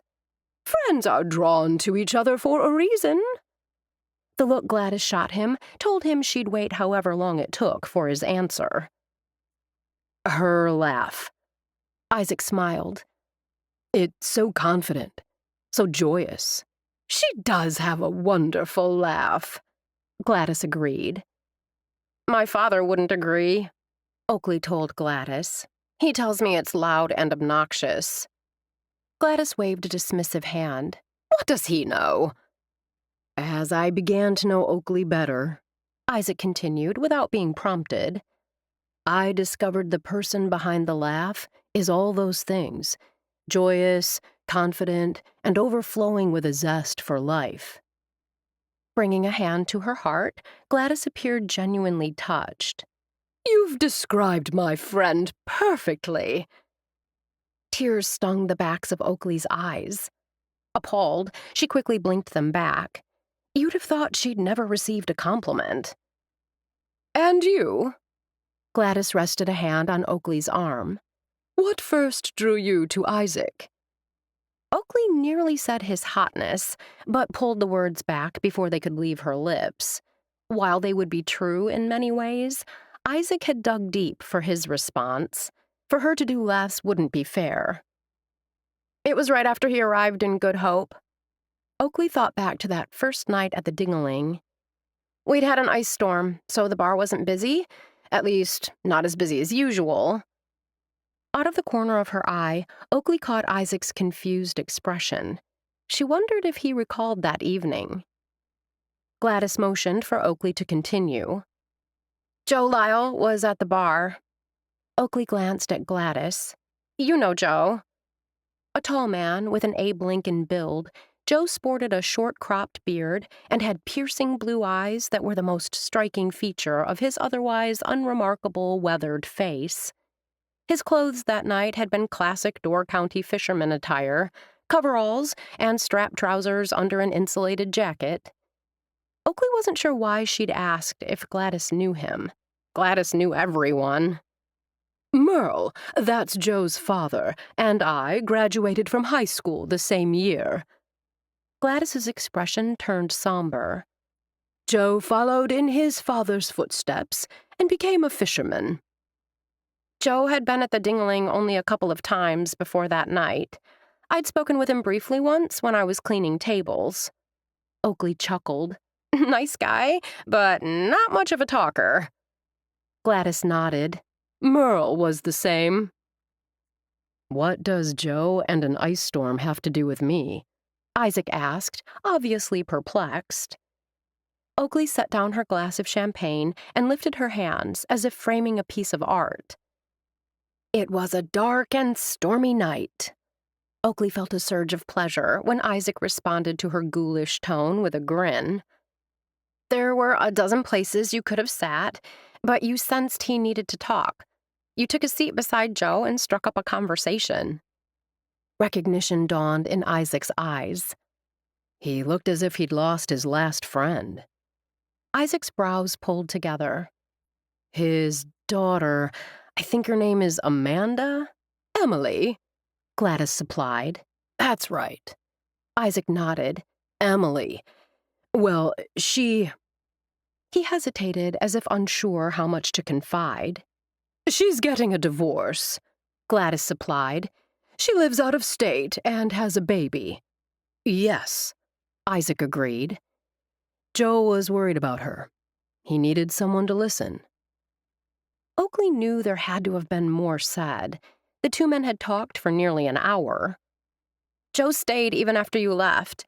He seemed better, because of something you said, or maybe just because you listened. I thought to myself that you helping a stranger that way is the mark of a good guy." Isaac waved away the praise. "Anyone would have done the same." The waiter with the champagne reappeared, and this time Isaac took a glass. "Not true," Oakley told him, thinking of her father. "It's interesting." Gladys shifted her gaze to Isaac, then back to Oakley. "What is?" Oakley asked, despite knowing she'd regret the question. "Isaac was drawn to your joie de vivre. You were drawn to his kind spirit."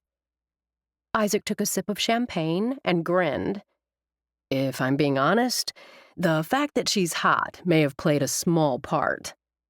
Oakley waved an airy hand. "He has a nice ass." Isaac, who'd taken another sip of his drink, choked. Gladys cackled, then leaned close and confided, "Albert has a nice one, too." Oakley had to laugh. Once her laughter subsided, Oakley glanced questioningly at Isaac. "It looks like Ethan and Gianna are finally alone. I'm going over to say hello while I have the chance." "I'll go with you." Out of politeness and respect, Isaac smiled at the older woman. "I enjoyed our conversation." Gladys's bright red lips curved as her gaze shifted from him to Oakley. "The pleasure has been all mine." Chapter 6. Oakley had known the second Gladys joined them what was on her friend's mind. Surely she didn't think she could try to pull that relationship stuff without Oakley knowing what the what. No need to say anything now. Next time she saw Gladys, she'd simply tell her to knock it off. She and Isaac were friends. That's all. Friends. They hadn't even come to this party together. "Oakley!" Gianna Ricci, slim and stylish with dark shiny hair that skimmed her shoulders, stepped forward to give Oakley a hug. "I'm so glad you could make it." From the light scent of her expensive perfume to the black V-necked lace cocktail dress that definitely hadn't come off a rack, Gianna personified elegance. Together, Gianna and Ethan presented a gorgeous picture of young sophistication. Though Oakley knew Gianna's wealth had come from an inheritance from a previous partner, she'd inhabited the world of high society before moving to Good Hope. That world fit her like a silk glove. Her friend was also down-to-earth and kind, which was why Oakley liked Gianna and was happy for her and Ethan. Stepping back from the embrace, Oakley studied Gianna. "You clean up good." Gianna laughed. "I appreciate the compliment." Ethan offered her and Isaac a warm smile. "Gianna and I are happy you could both make it." "I'd have to be dead to miss your engagement party. Even then, I'd find some way to drag my rotting corpse here." Basking in their laughter, Oakley grinned. "I may not be psychic like Gladys, but I see an amazing life in your future." "Congratulations." Isaac stepped forward and got a handshake from Ethan and a hug from Gianna. "I wish you both much happiness." "I didn't realize you two were coming together." Gianna smiled brightly, as if the thought pleased her. "Actually, Oakley was about to say they'd simply hit the door at the same time, but she stopped when a girl of about 14 appeared. The teen sported curly brown hair, bright blue eyes, and a mouthful of straight white teeth. "Sorry to interrupt, but have you seen my brother? Dad needs to speak with him." "I haven't seen Kyle since we first arrived," Ethan told her. "I saw him heading upstairs just a few minutes ago," Gianna advised. "Okay, thanks." As if suddenly realizing her manners, the girl smiled at Oakley and Isaac. "Again, sorry to bust in on your conversation, but Dad said it was important and—" "I completely understand." Oakley laughed. "I don't think we've met." "We haven't. I'd remember you." The girl startled Oakley by extending her hand. "I'm Lorraine Kendrick, Kyle's sister. Everyone calls me Lolo." "Lolo suits you." It's such a fun, bouncy name. Oakley gave Lolo's hand a shake. I'm Oakley Marshall. This is Isaac Cochran. Nice meeting you both.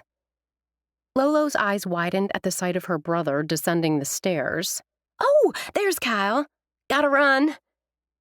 There's quite an age gap between her and Kyle, Isaac observed, his gaze on the girl's retreating form. Oakley inclined her head.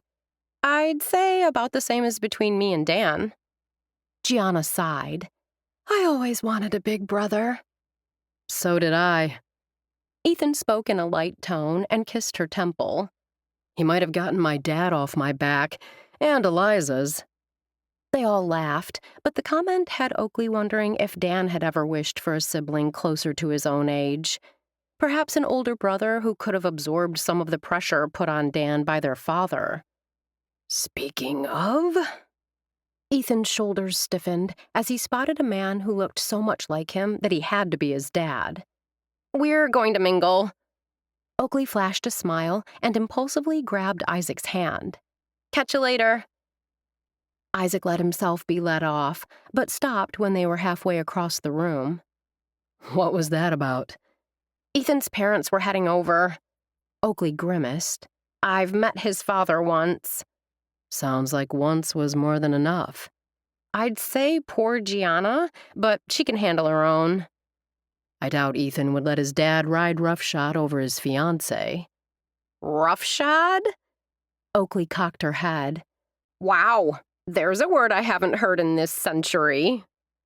He gave her hair a tug, making her laugh. Now that we've got the social stuff out of the way, I'd say it's time to do some serious foraging. I know why I arrived hungry, but why did you? No time. My last excursion ran late. He shrugged. What's your excuse? I was busy at paintbrush. I barely had time to pull on clean clothes and make it here. I'm glad you did. Isaac grinned. These kinds of events can be super boring without the right companion. Sounds like you've attended a lot of cocktail parties. Enough that I know tiny appetizers won't hold me for long. He paused for a moment, as if a thought just occurred to him. You want to grab a burger at Muddy Boots after? I might be talked into it. Oakley considered. I have to check with Evie, since we came together. We could all go. I'll ask her. Oakley motioned to a waiter carrying a tray of small meatballs. She took 2. Isaac took 3. Once he'd finished off the meatballs, he gestured to the crowded parlor. Shall we mingle? Oakley knew he didn't mean it the way it sounded, as if they were a couple who were attached at the hip. Because she knew that, she simply smiled. Sure. Another reason she hadn't left Isaac in the dust to go do her own thing was that it was nice to have someone at her side, someone who didn't monopolize conversations or try to control her. Besides, call her shallow, but Isaac was handsome and smelled terrific. Izzy. Isaac bestowed a warm smile on the talented artist as she paused on her way across the room. It's nice seeing you. You look lovely. You're looking pretty good yourself. Izzy, a petite brunette with large dark eyes and a mass of curly hair, shifted her attention to Oakley. I wasn't jazzed about dressing up, but I'm enjoying seeing everything all bright and shiny, including you, Ms. Marshall. Love the feathers. I adore the feathers. Lolo, who'd just reappeared, gushed. Then, turning her attention from Oakley, the teen gave Izzy a hug. I'm super happy you're here. Oakley didn't hide her surprise. You two know each other? Me and Izzy go way back. Lolo stretched out the word.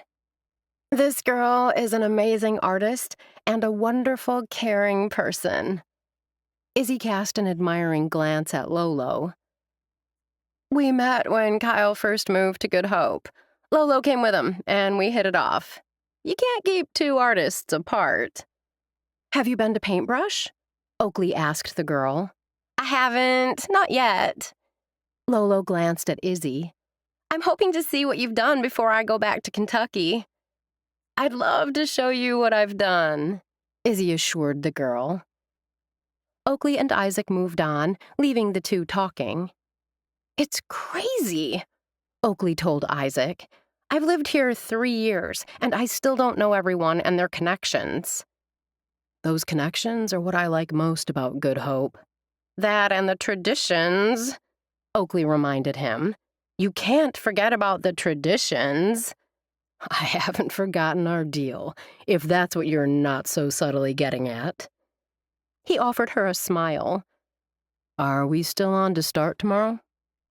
Oakley tapped a finger against her lips, considering. "We still have specifics to iron out." "We can do the ironing tonight over a burger and fries." Despite it being a statement, Oakley saw the question in his eyes. "Let me check with Evie." Oakley scanned the parlor and spotted her roommate across the room, flirting with Dexter Woodard. "I'll check with her now." Oakley took off. She assumed Isaac would stay where he was, maybe grab a few more appetizers to tide him over. Instead, he came with her. Evie turned and beamed at them. Isaac smiled at her, then shifted his attention to Dexter. "Good to see you." Dexter nodded. "Hello." "Isn't this party the most fun?" Evie lifted her glass of champagne. "The drinks are fabulous." Evie must have noticed Oakley's hands weren't holding a beverage, because her dark brows, a striking contrast to her blonde hair, pulled together. "Aren't you drinking?" Oakley waved away the question. "Sorry to interrupt, but Isaac and I didn't eat dinner. We thought we'd pop over to Muddy Boots for a burger. We wondered if you'd like to come." She glanced at Dexter. "Both of you." Dexter shook his head. "Thank you for the offer, but no." No explanation, just no. "I'm staying." Evie tossed her head. The move she'd perfected sent her blonde hair rippling down her back. "You can take my car." "Not necessary." Oakley turned a questioning glance to Isaac and got a nod. "Isaac will take me home." "Okay."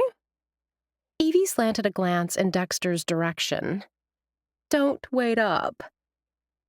Oakley and Isaac stayed for another hour, talking first with Ruby, then with Dan and Katie Ruth, before ending the evening with Catherine. Catherine, who'd been hanging with Ruby earlier in the evening, now stood in the foyer, chatting with Lolo. The older woman's hand rested on the girl's shoulder, and Oakley saw the genuine affection in Catherine's eyes. The two shifted at the sound of their footsteps on the hardwood, and Catherine arched a penciled-in brow. "Leaving so soon?" Oakley knew she'd been here nearly 2 hours, but didn't mention that fact, not wanting it to sound as if she'd been counting down the minutes until she could leave. Instead, she glanced back into the parlor, where Ethan and Gianna were speaking with Anders and Piper. "It was a fantastic party." Wanting to make her feelings clear, Oakley smiled and added, "I think we can all agree that Gianna and Ethan are made for each other." Oakley hadn't expected Muddy Boots to be buzzing, not at 10 o'clock.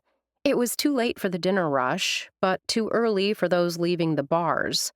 Still, when she saw the line of customers waiting to be seated, she swallowed a sigh and reminded herself it was tourist season. After a 15-minute wait, she and Isaac scored a booth by the window. Oakley expelled a happy breath. "This is my favorite place to sit." Surprise flittered across Isaac's face. "Why?"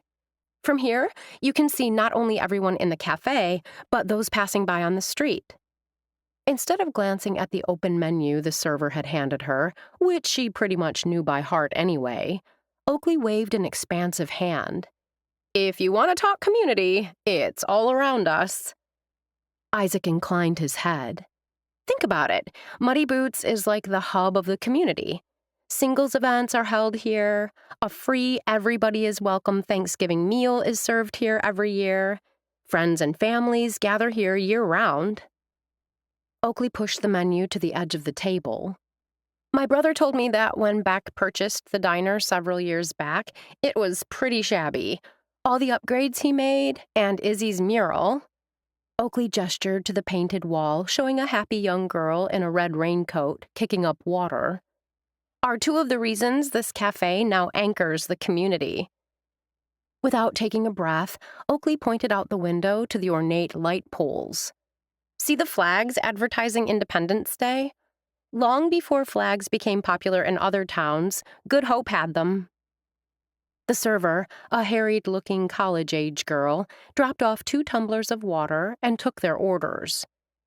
Isaac sipped his water after she'd left and eyed Oakley curiously. "What's with all this talk about community?" Feeling multiple pairs of eyes on her, Oakley flicked a tiny piece of lint off her feathers. The curious glances were likely because of the dressy attire. Oakley didn't mind the scrutiny. She preened, at ease in the spotlight. Then she remembered his question. "Why am I telling you all this?" Isaac nodded. "Because I want you to know I love and value the Good Hope community." Oakley met his gaze. "What I don't love is the idea of keeping things the same just because that's how it's always been done." "I see what you're doing." Isaac's smile morphed into a grin. "You're getting me into the proper mindset for tomorrow." Oakley blinked. "Proper mindset?" "You know, doing the rah-rah, so I'll keep an open mind about doing things differently. Don't worry." Isaac relaxed against the back of the red vinyl seat. "I'm ready to give living the Oakley life my all." What did it say, Oakley wondered, that she found his willingness to try incredibly sexy?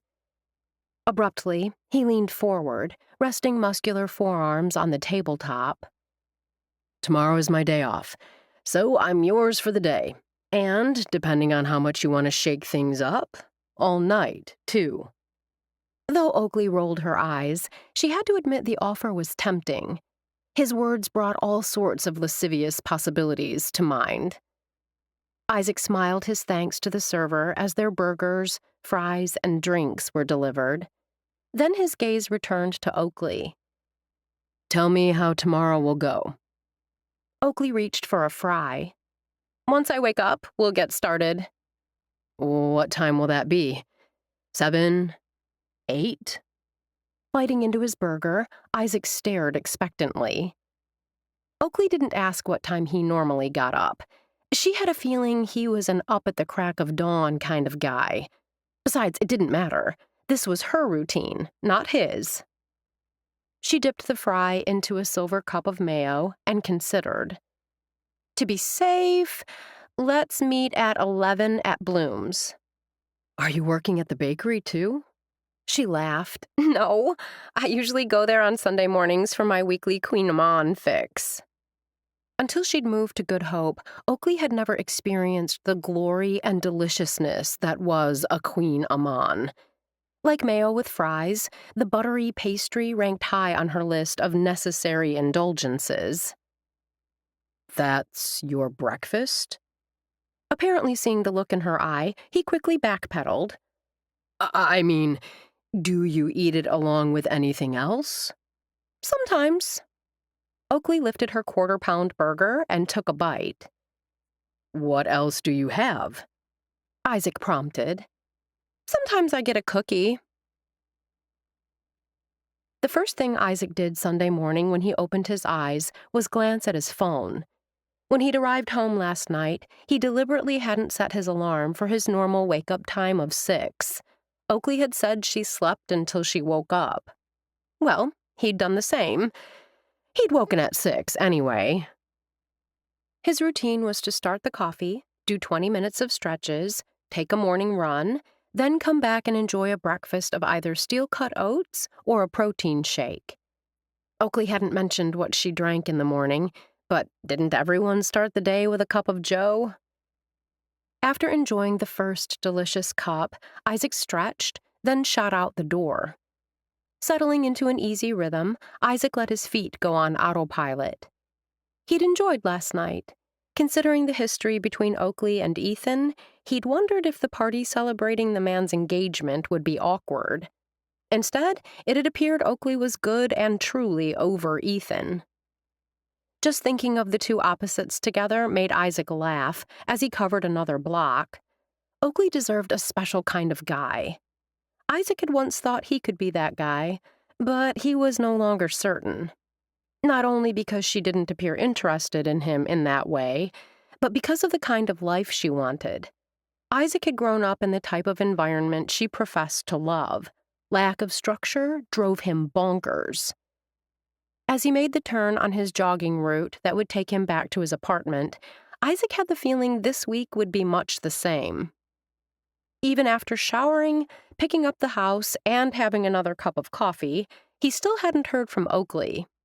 He waited until 10, then texted her. "Ready to meet any time." Since they hadn't been out late, Isaac hoped, she might get going earlier than anticipated. His hope was rewarded with a return text. "Meet you in 15. Because his apartment was located at Firehouse, which was at the most 2 minutes from the bakery, Isaac folded laundry, rinsed out the coffee pot, then strode down the block. Since many in the community were in church this morning, the bakery wasn't as busy as it would be in an hour or so. Standing out front, Isaac watched Oakley wheel her sunshine yellow VW Bug into a parking spot directly in front of Bloom's Bake Shop. He remained on the sidewalk while she got out, looking far more casual but just as lovely as she had last night. Her blue shorts showed off toned legs, and the crop top in hot pink revealed a swath of tanned skin. Sneakers without laces completed the engaging sight. "Good morning." Her smile brightened when their gazes locked. "Ready for an adventure?"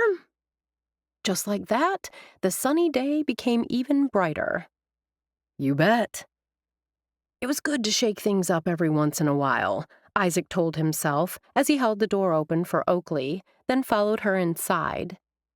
Isaac tried to limit his intake of sweets.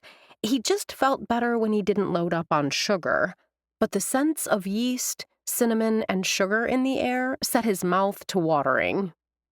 He thought he might see Hadley Chapin or Amy Cross behind the counter. Hadley managed the bake shop that Amy owned. The two women were not only good friends, but stepsisters. Or maybe stepsisters-in-law? A complicated family relationship that he had no desire to unravel.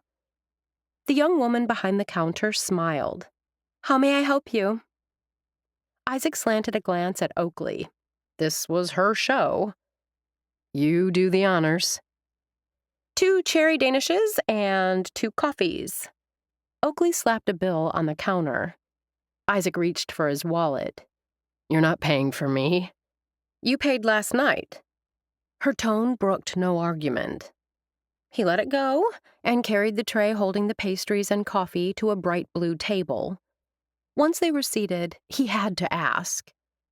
"What happened to your Sunday Queen Amman fix?" "It's the oddest thing." Instead of using the provided forks, Oakley lifted the cherry and cream cheese-filled pastry and took a bite.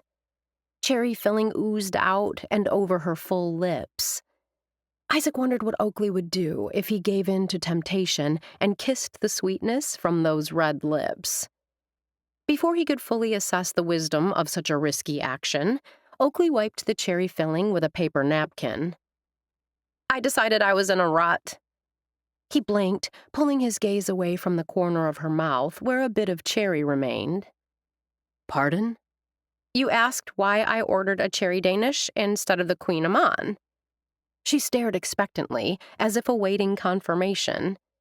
He nodded and forked off a bite of the pastry. "I was in a rut." Lifting her cup, Oakley washed the bite down with coffee. "How boring is it to order the same thing week after week?" "I don't see the problem." He thought of his 2 morning mainstays, steel-cut oats or a protein shake. "There's so much in life to savor. Even here, look at this." She pointed to the half-eaten pastry in front of her. "It's definitely as good as the Queen Amman, but different. I'd have missed enjoying it this morning if I'd insisted on sticking with my old fave." Isaac brought a forkful to his lips and chewed. He savored the taste, then smiled.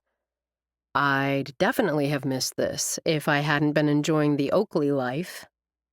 She emitted a cackle that reminded him of Gladys. I like your style, Cochrane.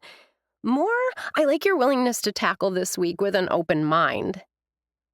Isaac wasn't certain how open his mind was, because he already knew her laissez-faire lifestyle wasn't for him. Been there, done that. But he was open to enjoying the experience, especially if it meant spending time with Oakley, a woman who never failed to make him smile. Chapter 7. The moment they stepped onto the sidewalk outside the bakery, Oakley pointed to her car. "We'll take my bug to Paintbrush." 15 minutes later, Oakley parked on the side of a gravel road. "There are parking spaces near each of the cabins, but I want you to get the full effect by walking into Paintbrush."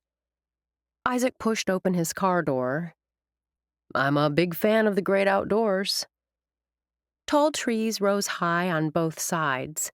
Though there was no need, she lowered her voice as they strode down the road. "I love listening to the wind whispering through the trees." Oakley paused to inhale deeply. "There isn't anything like the fresh scent of pine." "I never pictured you as an outdoor girl." "I don't know why," Oakley protested. "You saw me wearing snowshoes, and I went on a sailboat with you." Isaac chuckled. "How could I have forgotten?" Oakley turned left as they reached a bend in the road. Cabin number 3 rose before them. "These cabins will each be given a name, but for now, this is simply cabin number 3. Isaac's gaze drifted down the road to where another cabin was nestled in the trees. "I don't know how you tell them apart." "The colors of the doors and trim." Pushing the door open, Oakley motioned him inside. "It's nice." Isaac studied the small kitchen and large living room. "Nice and dirty," Oakley spoke cheerfully. "It'll be move-in ready once we're done." "Tell me what to do." He squared his shoulders. "I'm ready to work." 2 hours later, Oakley realized Isaac was a machine. She'd expected him to talk more than he worked, the way Evie had when she'd stopped by to help Oakley clean up cabin number 1. Though Evie had professed a desire to help, after 30 minutes of mostly talking, she'd called it a day. Isaac remained focused. "We're headed into the home stretch," he announced as he joined her in the great room after they finished wiping down the floors and walls in a bedroom. "Home plate is in sight," she agreed, picking up on the baseball theme. "Much earlier than I anticipated." "We've worked hard." He pointed to her. "You especially." The high praise made her smile, but only for a second. "My dad thinks I'm lazy." Though she'd kept her tone light, the memories still stung. Surprise skittered across Isaac's face. "Seriously?" Oakley nodded, shrugged. Why had she even brought up her parents? They hadn't been a big part of her life for years, and most of her memories, like this one, were unpleasant. The only reason she could think of was the news that they were coming to Good Hope had brought all the bad memories surging forth. "I can't see how anyone could ever think you were lazy." He picked up a push broom and began sweeping the floor. "I was never an A student. B's and C's were more my speed. According to my parents, I was a slacker and a disappointment." "I was lucky there." Isaac picked up a dustpan. "My parents were too busy with their own lives to notice what I did." "That must have been nice." Oakley couldn't stop the wistful tone that crept into her voice. "I suppose." His tone remained matter-of-fact. "Other than feeling like nobody cared, it was good." Enough about parents, Oakley decided. She'd moved to Good Hope to get out from under her parents' thumbs and away from their disapproval. Why was she letting them back into her world, especially on such a lovely day? "How are you enjoying the Oakley life?" After dumping one last panful of dirt and debris into a large trash can, Isaac took off his work gloves. "I've enjoyed it. Though I can't decide if it's because I'm doing something different or because I'm spending time with you." "We'll have to see how you feel about all this togetherness once the 2 weeks are up." Speaking of our 2 weeks, have you told anyone about our bet? Oakley paused. No, not yet. But it's certainly no secret. You realize people will talk. His blue eyes met hers. Even if they know about the bet, they'll still assume we're together. Let 'em talk. Oakley tossed her head. I don't care what anyone thinks. I agree. He smiled. If anyone thinks we're a couple, that's A-OK with me. That wasn't exactly what she'd said, but he now stood close, and her brain was having difficulty processing the nuance. The white t-shirt he wore stretched endlessly across his broad chest, and his worn jeans somehow managed to be incredibly sexy. Then there was the scent of his shampoo, an earthy male scent that teased and tantalized. She wasn't sure why he stood so near, or why she didn't step back. Her feet felt glued to the floor, and her heart had begun to pound a primal rhythm against her ribs. Simply standing there seemed the best option, the only option. Oakley moistened her dry lips with the tip of her tongue and watched his eyes grow dark. His arms reached out to enfold her. She held her breath. The door swung open. Dropping his hands, Isaac moved away from Oakley just as Izzy Deschler stepped into the cabin. The artist's eyes widened at the sight of him. Isaac, I didn't expect to see you here. We decided that two could get twice as much done. Oakley gestured to him. We've finished here. Wow. Izzy blinked. It's a nice cabin. Isaac glanced around. Do you know who's going to live here? Not yet.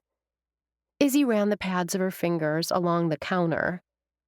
We have a lot of applicants, not only for the year-round openings, but for the shorter-term ones.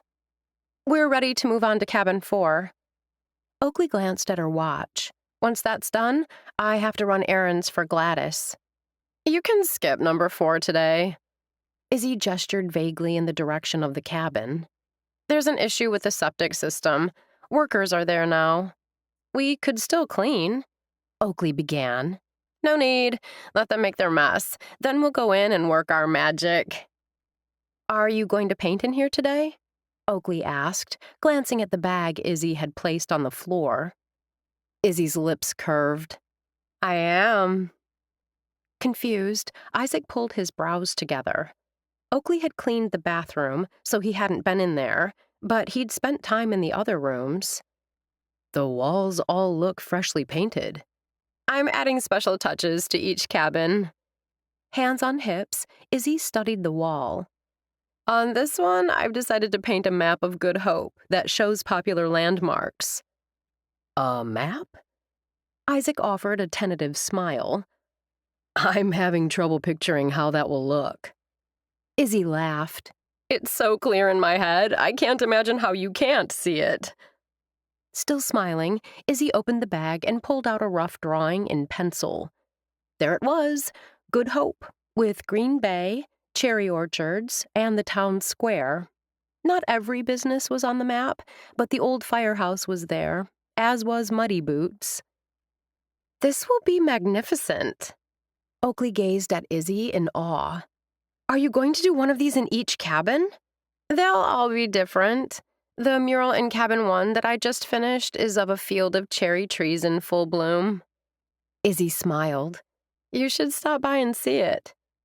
I'd say good luck on your project, Oakley told her with a little smile. But you don't need it. I appreciate the vote of confidence. As Izzy studied the large living room wall, painted a boring white, the artist's gaze turned sharp and assessing. It all suddenly made sense to Isaac. The wall is your canvas. When Ethan and I talked about what we could do to make each cabin special, the idea of murals came up. I jumped at the chance, Izzy admitted. In some, the mural will be in the living room, in others in the kitchen area, and in still others in one of the bedrooms. I can tell you're eager to get started. Oakley grabbed her purse from the counter.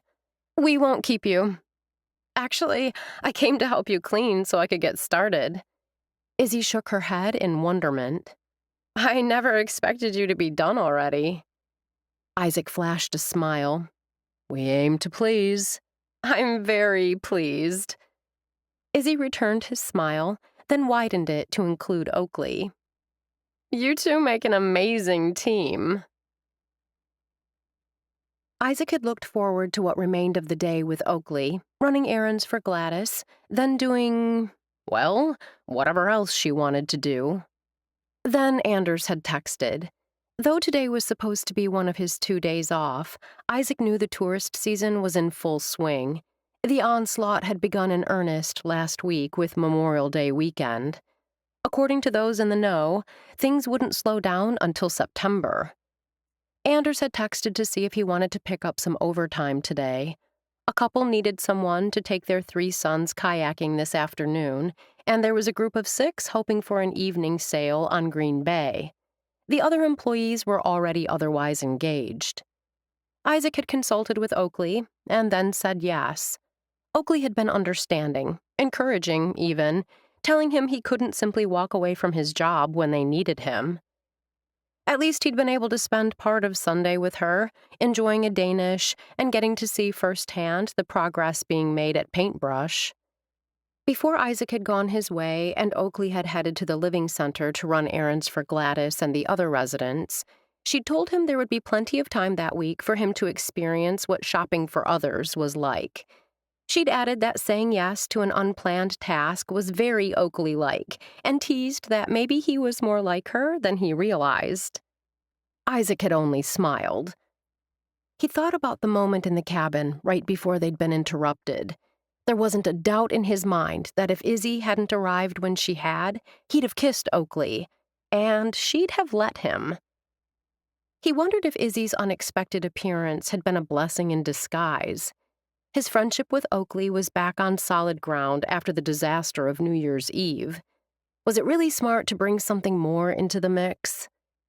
There was no denying he was attracted to Oakley, had been since he'd first met her. Though they wanted far different things in terms of the future, they were young and unattached. There wasn't a single reason they couldn't enjoy each other's company. If that enjoyment involved some innocent flirtation and a kiss or two, what would be the harm?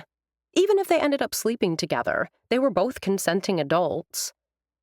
The one thing he had to keep in mind, the one thing he needed to remember, was all it could ever be with her was a summer fling. As much fun as experiencing a change in lifestyle could be, Isaac knew what he wanted out of life: tradition, stability. He wouldn't get either with Oakley Marshall. It didn't take Oakley long to see that Isaac was having difficulty finding time to live the Oakley life. Fishing expeditions on Monday and Tuesday had him up early and out on the water all day. On Wednesday, his day off, they met at Muddy Boots for breakfast, then decided to walk to the living center, where more errands awaited. Gladys was one of the first people I met after arriving in Good Hope, Oakley confided as she strolled down the sidewalk beside Isaac. We've been good friends ever since. I seem to recall that you two went through a rough patch a while back. That particular rough patch had been over Gladys matching Gianna with Ethan. Oakley offered a careless shrug. Sometimes friends disagree. I never heard what it was about. Nothing important. Just a difference of opinion. Gladys was right. I was wrong. Oakley smiled. Here we are.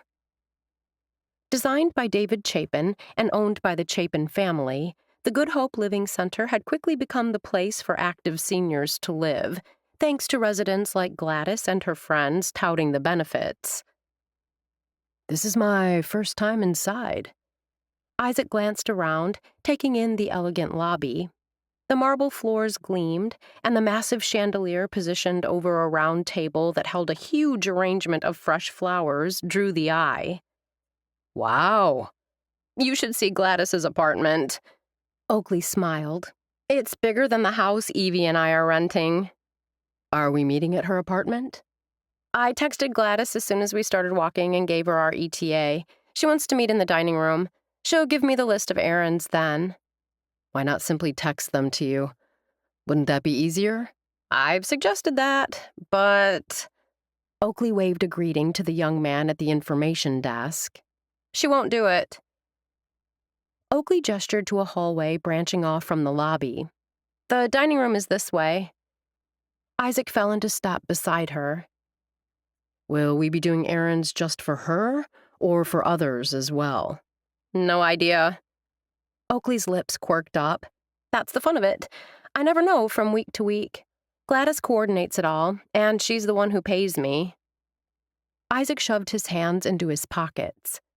You'd think the Living Center would have someone on staff to do that kind of thing. They do. Oakley spoke in a matter-of-fact tone. But assisting Gladys wouldn't be a priority for them. You spoil her. Gladys is my friend. Oakley slanted a glance at him. I like doing what I can to help. That didn't mean she was a pushover. Oakley had made it clear to Gladys on Sunday that she'd seen through her not-so-innocently posed question at Ethan and Gianna's party about what had first drawn her to Isaac. Though Gladys had reminded her that Isaac had brought up the topic, Oakley had only rolled her eyes. Gladys now sat with Ruby and Catherine at a table near large windows that overlooked a flower garden in full bloom. Sunlight streamed in through sparkling windows, casting its light on the game of dominoes on the table. Who's winning? Oakley called from across the room. I am. Gladys spoke in a voice capable of reaching the back row of any theater. She has to be cheating. Ruby puffed out her cheeks. No one can be that lucky. When they reached the table, Catherine's curious gaze slid from Oakley to Isaac. It's lovely to see you, Isaac. Isaac smiled. Good to see you ladies again. I warned Isaac that I never know what kind of errands you'll have me run. Oakley smiled. He needed some excitement in his life and begged me to let him come along. Isaac shot Oakley an incredulous glance that had her bursting into laughter. Okay, so maybe he didn't beg. Well, I'm glad to see you both. Please, sit. Gladys gestured toward the two empty chairs across from her. Once they were seated, Gladys leaned forward, pinning them with her blue eyes. I have only one task for you today. You told me on Sunday I should come back today because you'd have more for me to do. Oakley didn't bother to hide her confusion. I do have something for you to do. This task is time-sensitive and important. Oakley nodded, keeping her attention focused on Gladys. What is it you want me, us, to do? There's a storage room in the basement of the town hall. It's where the town keeps holiday decorations not currently in use, Gladys explained. Many of the items stored there haven't been used for years. Some for decades, Ruby chimed in. Oakley's eyes widened as she took in Ruby's comment. Decades? Gladys waved a dismissive hand. I spoke with Trinity, who's heading the decorations committee this year. She agrees what's up around town now could use a boost. That's where you two come in. Though in Oakley's mind, decorations weren't something that normally fell into the important bucket. If they mattered to Gladys, they mattered to her. Knowing how her friend felt about being interrupted and sensing she wasn't quite finished talking, Oakley offered Gladys a nod to show she was listening. Out of the corner of her eye, Oakley saw that Isaac, too, was giving Gladys his full attention. I'd like you to sort through the Independence Day items and pick any you think should be used this year. Gladys turned to Isaac. You appear to be a man who likes tradition. Much of what's stored there will likely fall into the traditional category. Oakley made a face. Gladys arched a brow. It strikes me that if these were fabulous decorations, we'd still be using them. Oakley's voice turned earnest. They wouldn't be stuck away in some grimy old storeroom. Perhaps, Gladys conceded. Then again, there's a time for everything. How do we know if it's the right time for any of these particular decorations to make a reappearance, unless we look? Oakley considered, then nodded. That makes sense. The 4th is only a few weeks away, Isaac murmured. Exactly. Gladys smiled. Which is why you need to get right on it. Chapter 8. Isaac expected the storeroom to be dusty and disorganized, but when he and Oakley stepped inside, there wasn't a single dust mote in sight. The room appeared ruthlessly organized, with row after row of white-painted shelves holding carefully labeled bins. Hearing Oakley's sharp intake of breath, Isaac whirled and saw that her blue eyes danced with excitement. She swept out a hand. This is like being in a candy store. Other than you can't eat anything in here, Isaac drawled. So says you. Oakley shot back, then offered him a cheeky smile. We won't know what's here until we look.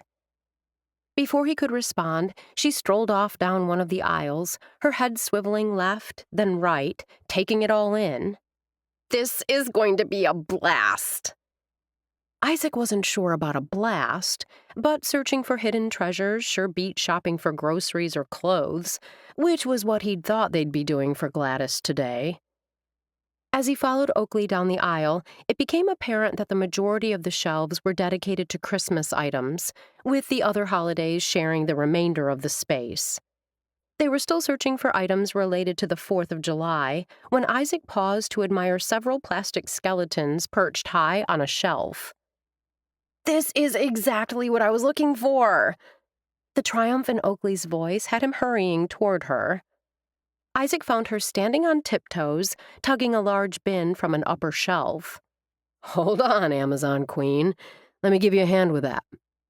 The bin, which had ended up being more awkward than heavy, soon rested on the floor. Isaac dropped his gaze to the container. What's so special about this one? Oakley pointed. Look at the description. Craning his head sideways, Isaac read, Jumbo ID pinwheels. If that description is accurate, Independence Day pinwheels are inside. I can't wait to see them. Oakley's voice shook with excitement. Like a kid who'd just pulled a Christmas package out from under a tree, she removed the lid. From over her shoulder, Isaac saw dozens of brightly colored pinwheels. Lifting one that sported white stars on a blue background and had a red stem, Oakley blew hard and sent the pinwheel spinning. She glanced at him and grinned. I used to love these when I was a kid. Heck, what am I saying? I still love them. They're huge. Isaac grabbed one boasting a white and red pattern, and blew. The pinwheel spun wildly. He glanced at Oakley.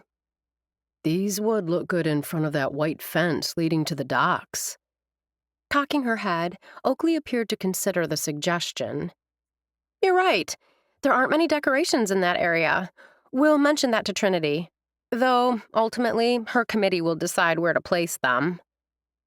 Isaac studied the brightly colored pinwheels. I wonder why these were packed away. No idea.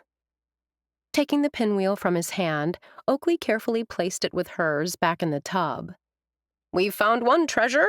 It's time to find more. While the contents of each bin were carefully marked, Oakley appeared determined to open each and every one having to do with the 4th. The bin now sitting at their feet overflowed with patriotic bunting.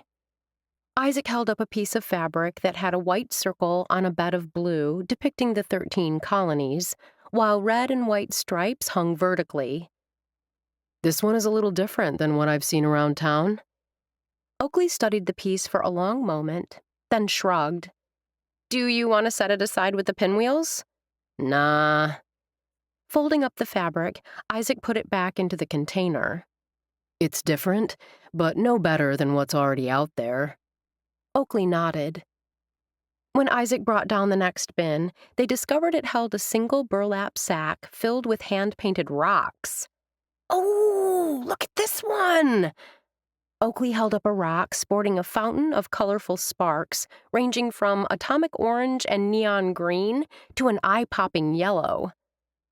It reminds me of you. Bold, beautiful, and bright. He pretended to shade his eyes with his hand. We should have brought sunglasses. Oakley chortled and dropped the stone back onto the pile.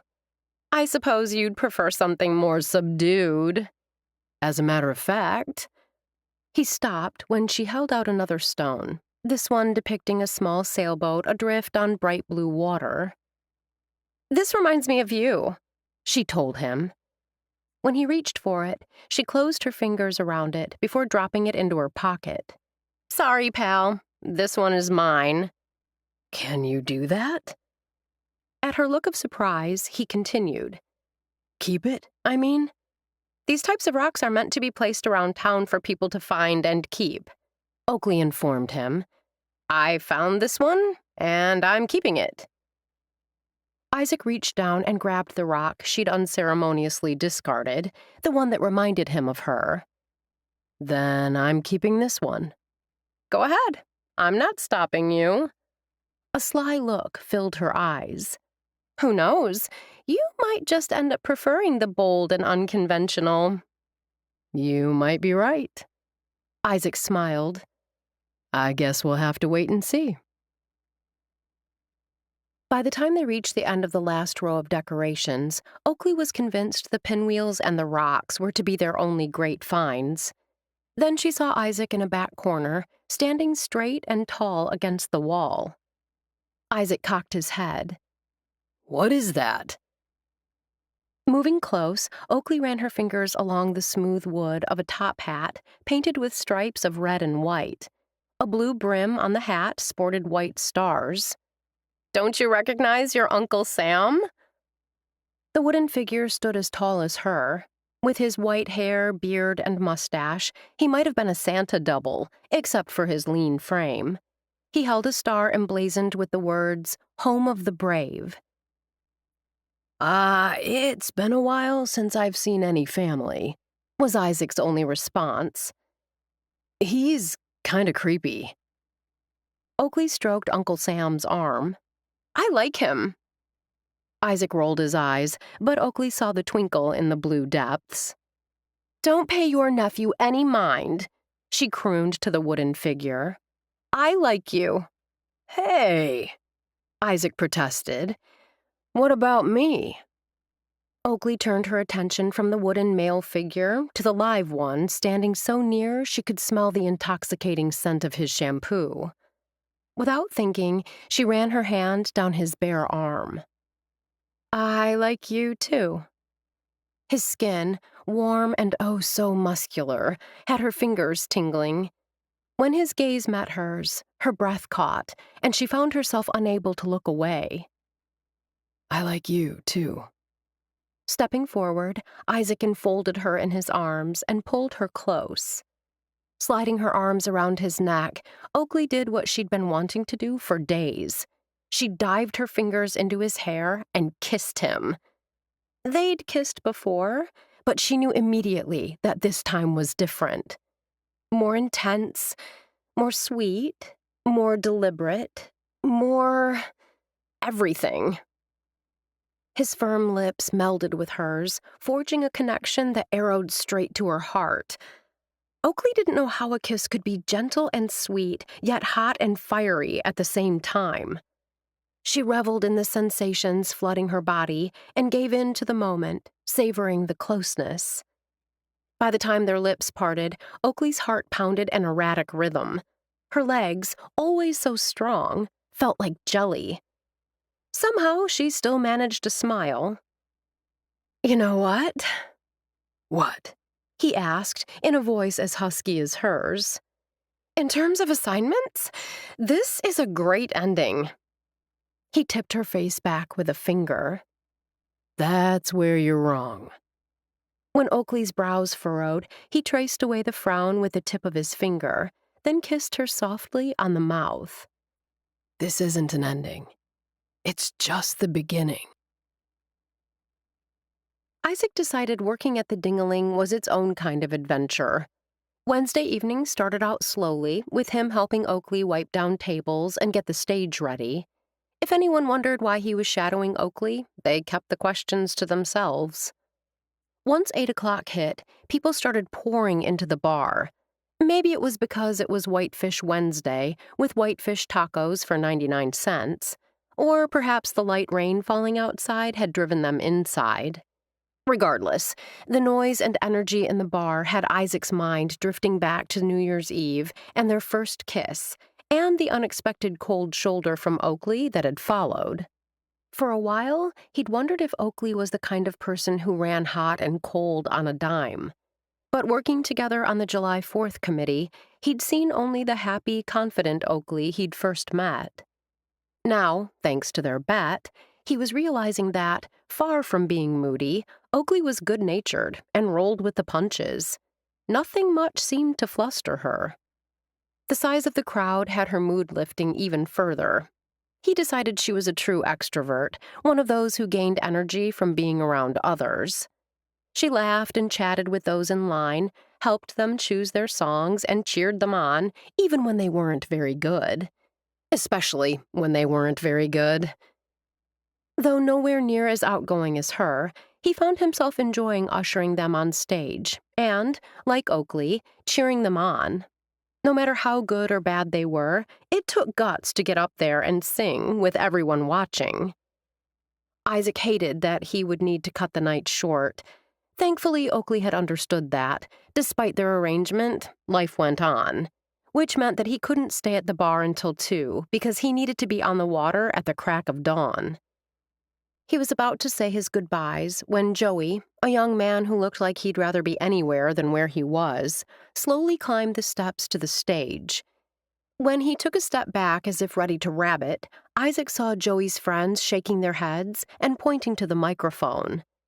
With beads of sweat dotting his brow, Joey, who was more of a kid than a man, reluctantly stepped up to the mic. The song he'd chosen was in the queue, so all Isaac needed to do was hit play. Joey's obvious discomfort had Isaac glancing in Oakley's direction. Her back was to him as she consulted with a trio of women about possible song choices. What would Oakley do? After pressing play, to delay any longer would only prolong the guy's misery. Isaac jumped on stage. Joey shot him a startled glance, but relaxed when Isaac began singing with him. They were halfway through Sweet Caroline when the boy finally got into the song. By the time Joey belted out the last refrain, Isaac had stepped back to let him have his moment in the spotlight. Isaac clapped loudly, relief surging as the crowd whistled, clapped, and cheered as the guy left the stage. "I couldn't figure out why you were up there," Oakley began, but lifted a hand when he opened his mouth to explain. "Then I saw what you were doing. I was so busy I didn't notice how nervous he was. I feel bad." "Don't." Isaac placed a hand on her arm. "That's why I was there. To help." "Thank you." Flinging her arms around him, she gave him a quick hug. "Now go home and get some sleep." "This was way more fun than I thought it'd be." She inclined her head, her eyes dancing with amusement. "Why, Mr. Cochran, are you saying that living the Oakley life suits you?" "I'm saying, tell me when it's time for me to do this again, and I'll be here." Chapter 9. Isaac headed straight into town, relieved his long day on the water was over.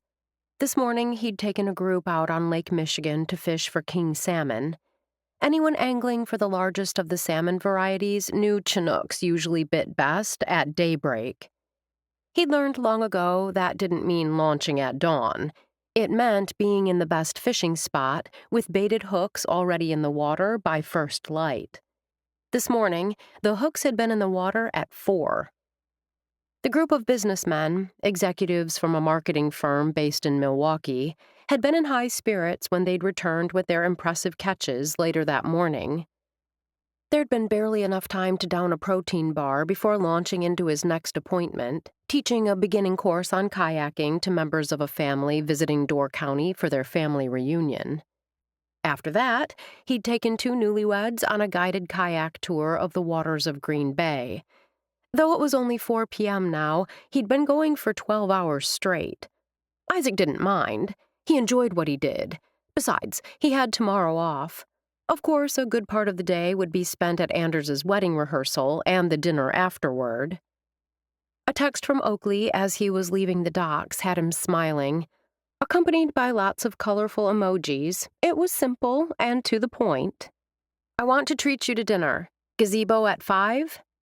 "I'll be there," he texted back, knowing that should give him enough time for a quick shower. The gazebo in the heart of Good Hope's town square afforded them lots of nearby possibilities in terms of food. He found Oakley already there when he arrived. She was idly swinging a wicker picnic basket from one hand. Red and white geraniums in patriotically painted pots encircled the gazebo. He smiled. Oakley fit in perfectly with her red shorts, white top, and strands of blue running through her blonde hair. He pointed. "What's that?" She offered him a teasing smile. "You've never seen a picnic basket before?" "I've seen plenty," he admitted, "but I've never eaten food from one." A startled look crossed her face. "Get out of here!" "Dead serious." "Well," she gestured to a nearby picnic table under a large oak. "Prepare to be wowed." Isaac hadn't noticed the bag slung over her shoulder, but took it when she handed it to him. Inside, he found a red and white checked oilcloth. Once he'd laid it over the scarred wooden top of the table, Oakley unpacked the basket. Isaac watched in amazement as the table quickly filled with fried chicken, potato salad, baked beans, and chips. Oh, and sodas to drink. His stomach rumbled, reminding him just how little he'd eaten today. "Did you make all this yourself?" "Get real." She grinned and added 2 brownies to the feast. "Muddy Boots came to my rescue after Katie Ruth loaned me the basket." Her smile faltered for just a second as she handed him a soda. In a second, it was back, bright as ever. If Isaac hadn't been watching her, he wouldn't have noticed. "Everything okay with her?" he asked, unscrewing the cap on his soda and taking a long drink. "For now." Oakley expelled a breath. "My parents are arriving tonight. Them simply being in the state is way too close for me." "Will you see them much while they're here?" Following her lead, he grabbed a chicken leg, then spooned a dollop of coleslaw onto the red plastic plate she'd handed him. "Only if I can't help it." Oakley added a second scoop of baked beans to her plate. "I was supremely glad I stopped to speak with Katie Ruth today, rather than tomorrow." Isaac bit into the chicken leg, and the savory blend of spices had him sighing with pleasure. "It's good, isn't it?" Oakley grinned. "I swear the fried chicken at Muddy Boots is every bit as good as their meatloaf." Nodding agreement, Isaac gestured with the chicken leg. "Anything new with Dan and Katie Ruth?" "Dan's the same. Busy getting his sermon ready for Sunday." Oakley offered a rueful smile. "I don't think he'll have much time to work on it once our parents arrive." Isaac added baked beans to his plate. These were made just the way he liked, with plenty of brown sugar and bacon. Judging by the amount she placed on her plate, Oakley must have liked baked beans as much as he did. She inclined her head. "How did your day go?" "Fishing for king salmon this morning, followed by an intro to kayaking session, followed by taking a couple of newlyweds out on a kayak tour of Green Bay." Oakley's eyes widened. "Your day sounds as jam-packed as mine." Before he could ask more about her day, she continued. "For a man who likes routine, your job is pretty varied. Sometimes you're fishing, sometimes sailing or teaching, always with a different set of people and circumstances." "That's true," Isaac chuckled. "Enough talk about my day. Tell me about yours." Well, like I said, I went to see Katie Ruth. I'd asked her to research the cost of doing a digital cookbook. She had some figures for me on the cover design and formatting. Oakley took a sip of orange soda. The costs appear reasonable, so it looks like we've got that part of the proposal covered. You're moving ahead. Isaac smiled, impressed. He knew she'd been charged with gathering the information before the next committee meeting. He hadn't realized she'd already started. I also spoke with Finn. She contacted Dustin and Krista about bringing their show to Good Hope. Oakley heaved an exaggerated sigh. The bad news is, the 4th won't work. They already had a commitment. The good news is, they said they'd consider another date, if it fits into their schedule. That would have been great if it would have worked out. Isaac took another chicken leg and bit into it. Until he'd started eating, he hadn't realized just how hungry he was. At least you tried. That's not all. Oakley took a bite of potato salad, and her eyes lit up. Instead of talking, she took another bite. This is yummy. They spent the next several minutes eating in comfortable silence.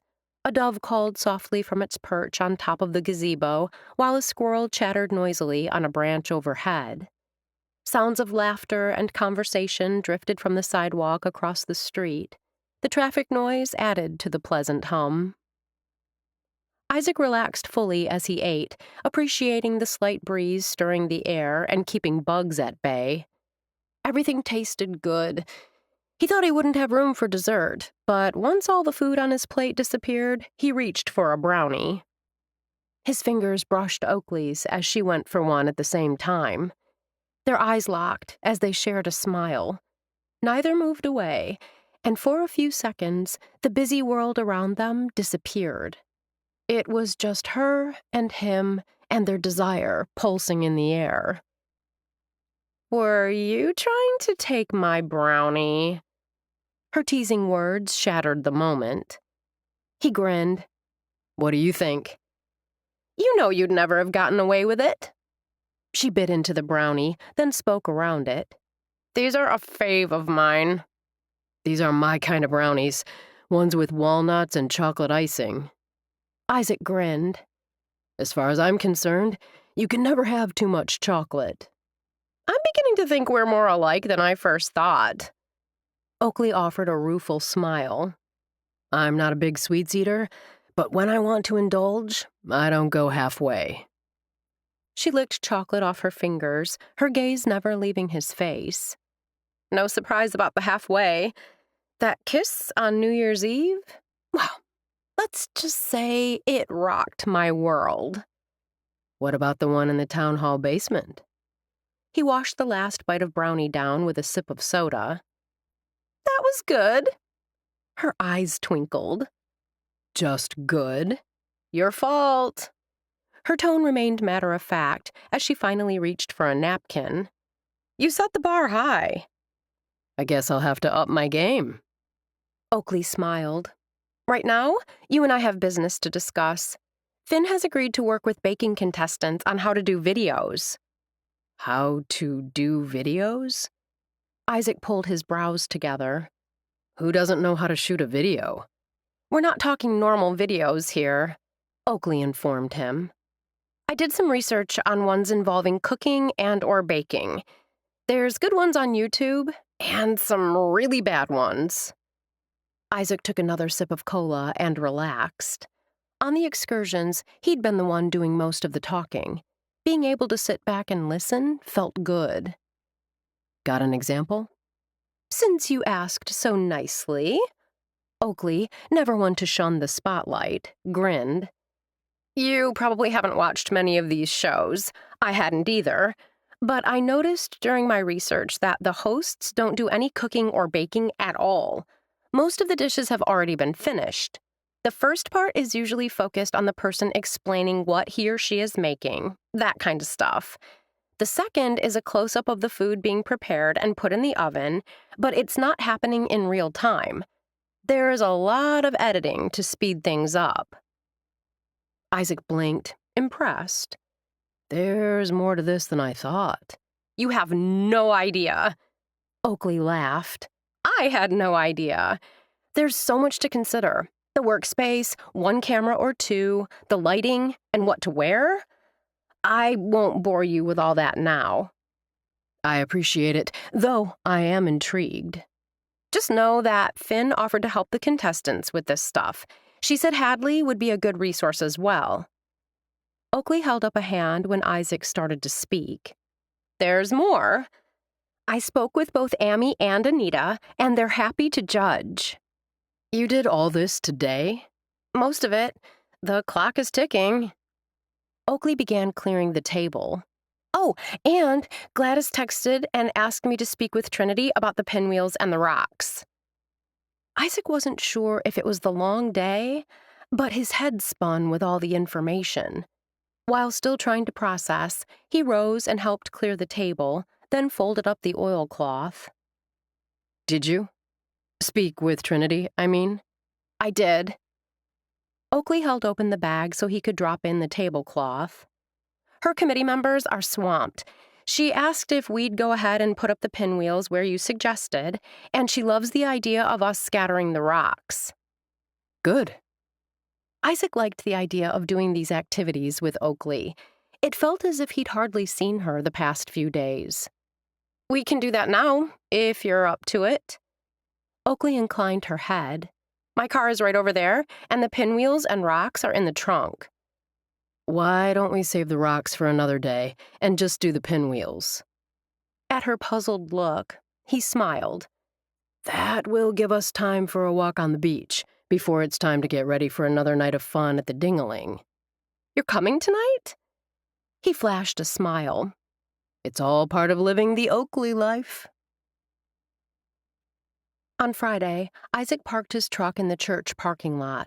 He found Oakley waiting for him on the church steps. I'm glad you agreed to watch Piper and Anders' wedding rehearsal. It'll be fun. At least Oakley hoped it'd be. Gianna will be here. We'll probably sit in the back pew and throw spitballs at you as you walk down the aisle. Isaac chuckled. Too bad the guys will be standing in front. The women will be the ones walking down the aisle. How'd you get off so easy? Isaac waved away the question. You could sit in the front row and do the spitball thing. Oakley lifted both hands. I'd be too close to my brother. Dan has this crazy idea that I should mind my manners in church. How's that working for him? I can be good for an hour or so. Despite her nonchalance, Oakley couldn't keep the stirrings of excitement. In looking ahead to this evening, it struck her just how many women she considered friends would be here. Charlotte, Bea, and Amy were bridesmaids. Gianna would sit with Oakley, since Ethan was in the wedding. I like knowing so many people. The words popped out of Oakley's mouth. He shot her a curious look. What brought that on? I was thinking about how many people I know are in the wedding. Oakley thought back to her high school and college years. I've had friends in the past, people I hung with, but I never felt like I was part of a community until I came here. I like that about Good Hope, too. He smiled. You know, Oakley, I believe as time goes on, we're going to realize that we have more in common than differences. That'll be you up there in a few months. Oakley gestured with one hand toward the front of the church, where the wedding party stood. Blows my mind. Gianna Ricci, casually elegant in a white linen dress accented with a gold belt, pulled her gaze away from where her fiancé stood with the others in the wedding party. Pushing back her straight dark hair, which fell like a sleek curtain to just above her shoulders, she smiled at Oakley. I didn't even know Ethan when I came here in December. Now, this fall, he'll be my husband. Any worries? About whether it's right or not? Oakley nodded. Not a one. Gianna's expression softened as her attention returned to Ethan, and he gave her a wink. We love each other so much. He makes me so happy, and he tells me all the time how happy I make him. Oakley experienced a tug of envy. Would anyone ever love her the way these two loved each other? Dan must have said something to make the wedding party laugh. Anders's arm wrapped around his fiancée's waist, and he pulled her to him for a kiss that brought applause from the group. When he released Piper, she surprised everyone by putting her hands on his shoulders when he started to step back and kissing him gently on the lips. A sigh escaped Oakley. "They're so sweet together." Gianna lowered her voice. "I'm glad they're getting their special day. Ethan's parents pushed us hard for a June wedding." "Why?" While June weddings were lovely, there were plenty of other months that were equally nice. June worked best with their schedule. Gianna rolled her eyes. But Ethan and I felt strongly that the focus this month should be on Anders and Piper. "Smart. It's like having lots of rich ice cream too close together." Oakley nudged Gianna with her elbow. "Your guests will thank you for spacing out the weddings." "I hope so." Gianna's gaze turned speculative. "I'm glad you came with Isaac." Before Oakley could protest that she and Isaac weren't really together, Gianna continued. "This way we can hang out. I've missed us hanging out." "We'll find time again," Oakley assured her. "It's just that there's so much going on this summer and fall." "That's good hope for you." Gianna expelled a happy breath. "That's why I love it here." Dan called out for everyone to fold their hands for a closing prayer, the action telling Oakley that soon, very soon, it would be time to eat. Everyone but her and Isaac, bowed their heads. Across the sanctuary, their eyes met. When Isaac shot her a wink, Oakley wondered if he was right. Maybe, just maybe, they weren't so different after all. Chapter 10. The rehearsal dinner was a backyard barbecue hosted by Beck and Amy. Isaac couldn't imagine the busy couple wanting to go to all that work. Then again, with owning Muddy Boots and Bloom's Bake Shop, no one had a handle on food like they did. Piper and Anders had wanted their rehearsal dinner to be fun and relaxing. That's what Amy and Beck gave them, as well as a fabulous meal of barbecue brisket, grilled potato skins, steamed asparagus, and creamy coleslaw. The dessert reportedly was Piper's favorite, fresh cherry cobbler. After polishing off a plate full of food, Isaac and Oakley spent time wandering the backyard, drinks in hand, laughing and talking. It struck Isaac that Oakley knew nearly everyone. So many people called out greetings, they found themselves stopping every few feet to visit with a different couple. Isaac was glad Oakley had come with him. Other than Piper's sister, Sasha, the party seemed to be primarily couples. Not that he would have been content with just anyone by his side. With her witty remarks and happy smile, Oakley definitely made his evening more enjoyable. She'd been in high spirits ever since running into her brother when they'd first arrived, and learning that, despite being invited, her parents weren't coming to the gathering. He and Oakley hadn't seen her brother and his wife since that brief encounter. Now Dan and Katie Ruth were headed their way. Looking as chill as Isaac had ever seen him, in chinos and a blue plaid shirt, Dan held hands with his wife, who drew admiring gazes in a lime green dress that flattered her blonde prettiness. "I'm happy to see you were finally able to escape the clutches of Mrs. Ambrose." Oakley shot her brother a saucy smile as he and Katie Ruth drew close. "Your back was up against that tree for so long, I thought maybe she'd tied you to it." Katie Ruth rode to my rescue. Dan chuckled at his own joke. Mrs. Ambrose, simply had several ideas she wanted to share on how we could make the wedding service even more special. Beside Isaac, Oakley appeared to be fighting a smile. Oakley arched a brow. "What did you tell her?" "I told her Anders and Piper were the ones she needed to speak with if she had suggestions." Oakley's eyes twinkled as she tapped her lips with 2 fingers. "Let me guess. That definitely was not what the woman wanted to hear." "It wasn't." Dan's tone remained even. But I believe she simply wants everything to be perfect for her daughter's wedding. It isn't about having her way. Speaking of parents who want everything their way, I'm surprised ours didn't come tonight. Oakley inclined her head.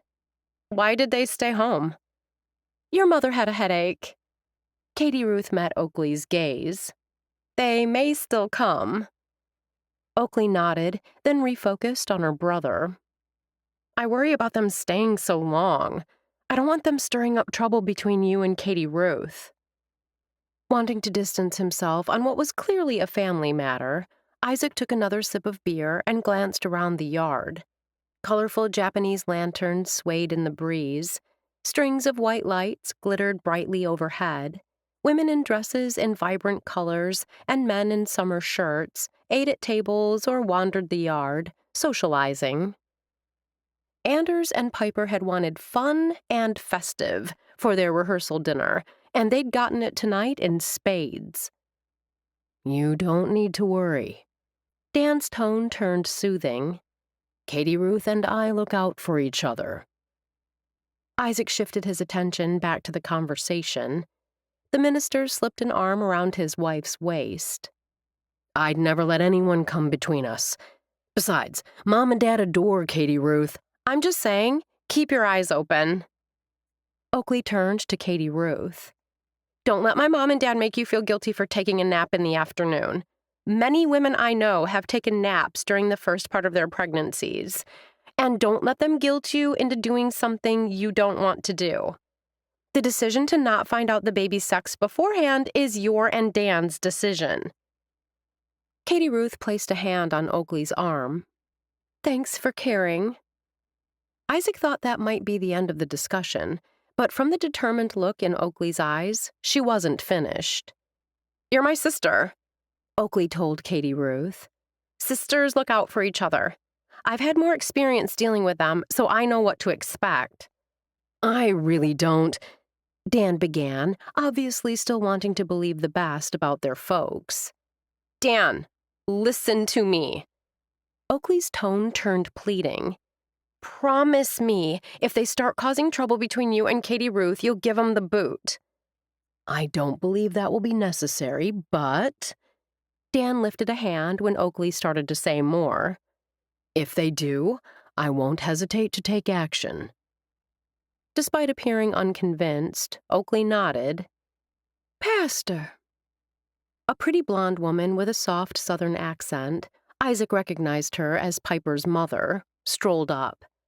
I don't want to be a bother, but may I have one more minute of your time? Catch you later.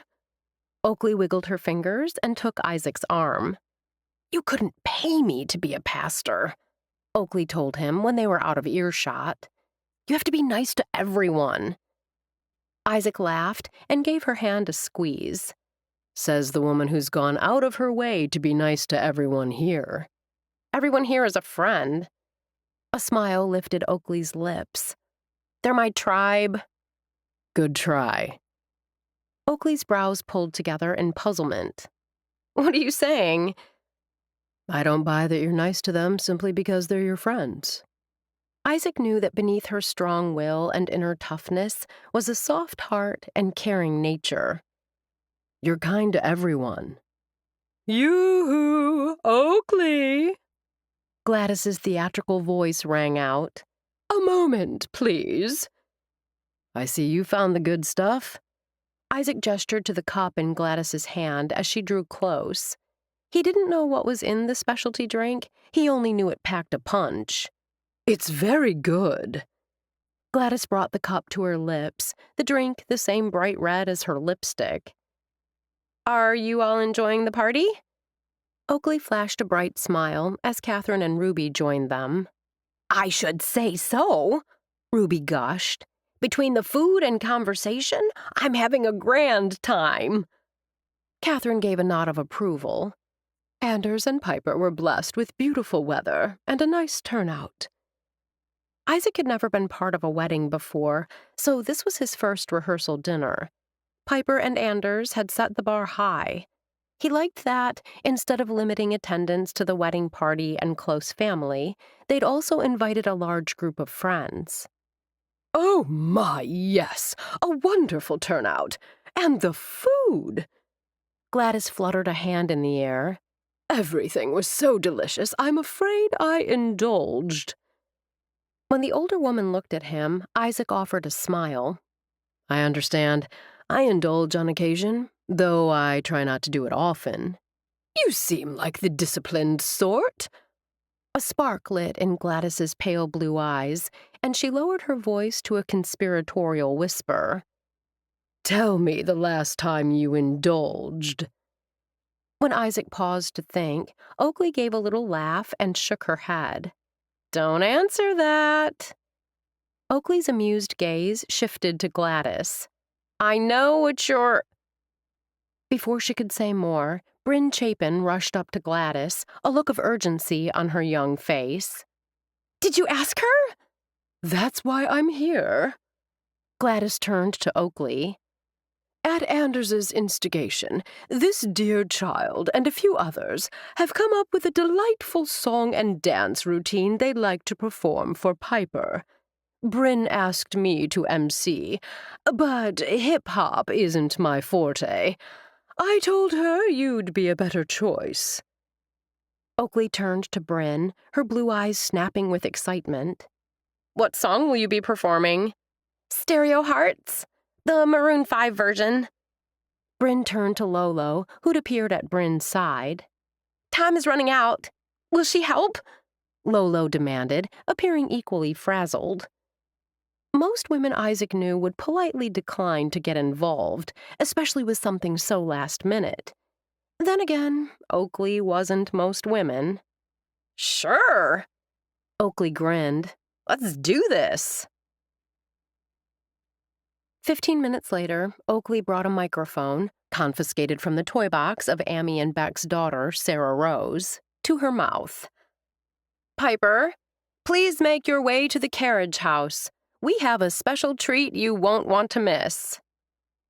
With the help of Bea and Charlotte, Oakley had cleared an area in front of the building that would give the kids enough room, while Bryn and Lolo set up portable speakers, ensuring the music would carry. As Oakley waited for everyone to get into position, she caught sight of her father and mother in the crowd. No surprise, her father's lips were pressed together in a thin line of disapproval. Expelling a breath, Oakley shifted her gaze to Anders and Piper, and her spirits lifted. The two held hands as they wove their way to stand in front of the gathering crowd. "What's this?" Piper asked, her eyes bright with excitement. She turned to Anders, who only slung an arm around her shoulders, and smiled. "Piper, your groom-to-be wanted to make this day extra special for you. With a little help from these four, that's just what he's going to do." Oakley gestured to the kids who stood behind her. "May I present Bryn, Lolo, Callum, and Connor doing a rendition of Stereo Hearts." Oakley swept her hand in a grand gesture that encompassed the four, then moved aside and motioned for Bea to start the music. Connor stepped first to the microphone. The boy did Adam Levine proud, his high, youthful voice well-suited to the song's sweet words of love. His twin, Callum, slayed the rap portion, incorporating a steady rhythm with some impressive hip-hop moves. Bryn displayed a strong voice equal to Connor's when it came her turn to take the microphone, while Lolo's dance skills had Piper clasping her hands together in delight. Not only was the singing above par, the dance moves captured the beat and added to the performance. Lolo, who'd mentioned loving her hip-hop dance class back in Kentucky, had done an amazing job teaching the twins and Bryn some stellar arm, leg, and head movements. Oakley cued each performer and found herself unable to keep from dancing. She wasn't the only one, as she noticed a number of people in the crowd moving to the infectious beat. When the lyrics about a heart beating for her and her alone filled the air, Anders captured Piper's hand and rested it over his heart. As the last note ended, Oakley motioned for the group to take a well-deserved bow, then held up a staying hand before the performers could be engulfed by family and friends. I'm guessing we're all eager to hear what Piper thought of this early wedding gift from her fiancé. Striding to the couple, Oakley handed Piper the microphone. Stepping back to stand with the group, Oakley found Sarah Rose there. Oakley scooped the girl up in her arms, not wanting her to get trampled when the crowd swarmed the performers. She smiled when Sarah Rose wrapped her arms around her neck. Oakley caught Isaac's gaze on her and, after settling the 4-year-old on her hip, offered him a wink. "Thank you, Anders, for giving me this wonderful gift," Piper said. "I love you so very much." Her voice trembled with emotion as her gaze met his. Then she refocused on the children. "I hope you all know how incredibly special this was to me, not to mention a complete surprise." Laughter rippled through the crowd. Piper swiped at tears. "I'll never hear that song again without thinking of you and how you brought such joy to me the night before my wedding. From the bottom of my heart, thank you, and well done." Oakley spoke loudly, wanting to be heard over the buzz of conversation. "How about one more big round of applause for our performers?" Cheers, whistles, and clapping filled the evening air before parents and friends rushed toward the grinning children. Moments later, after handing Sarah Rose to her father, Oakley went in search of Isaac. "Do you need to head straight home?" Isaac slanted Oakley a sideways glance as they strode down the sidewalks of the Good Hope business district. "I don't know. Maybe." Oakley had enjoyed everything about the evening, until she'd seen her parents. She was thankful her mom and dad had been caught up talking to Anders's parents when she and Isaac had decided to cut out. They'd found sidewalks teeming with tourists. "Look at all these people. Can you feel the energy? It's one of the things I love most about the season. So many people out and about." "Sounds like you might be a big city gal at heart," Isaac observed. Oakley considered the comment, then shook her head. "I adore the energy of the city, but I like knowing most everyone I pass on the street. In Good Hope, I get both the energy and the community feel." Isaac effortlessly shifted his body so a man in a rush to get somewhere bumped into him instead of her. The guy just kept right on going. "You should have told him to slow down," Oakley suggested. "He wouldn't have heard me anyway." Isaac shrugged good-naturedly. Too much noise, and he was already halfway down the block. "You're in a good mood." "Well, the dinner and party were great, and the rehearsal wasn't painful." He flashed a smile. "I like it that Anders isn't making us walk down the aisle with the bridesmaids.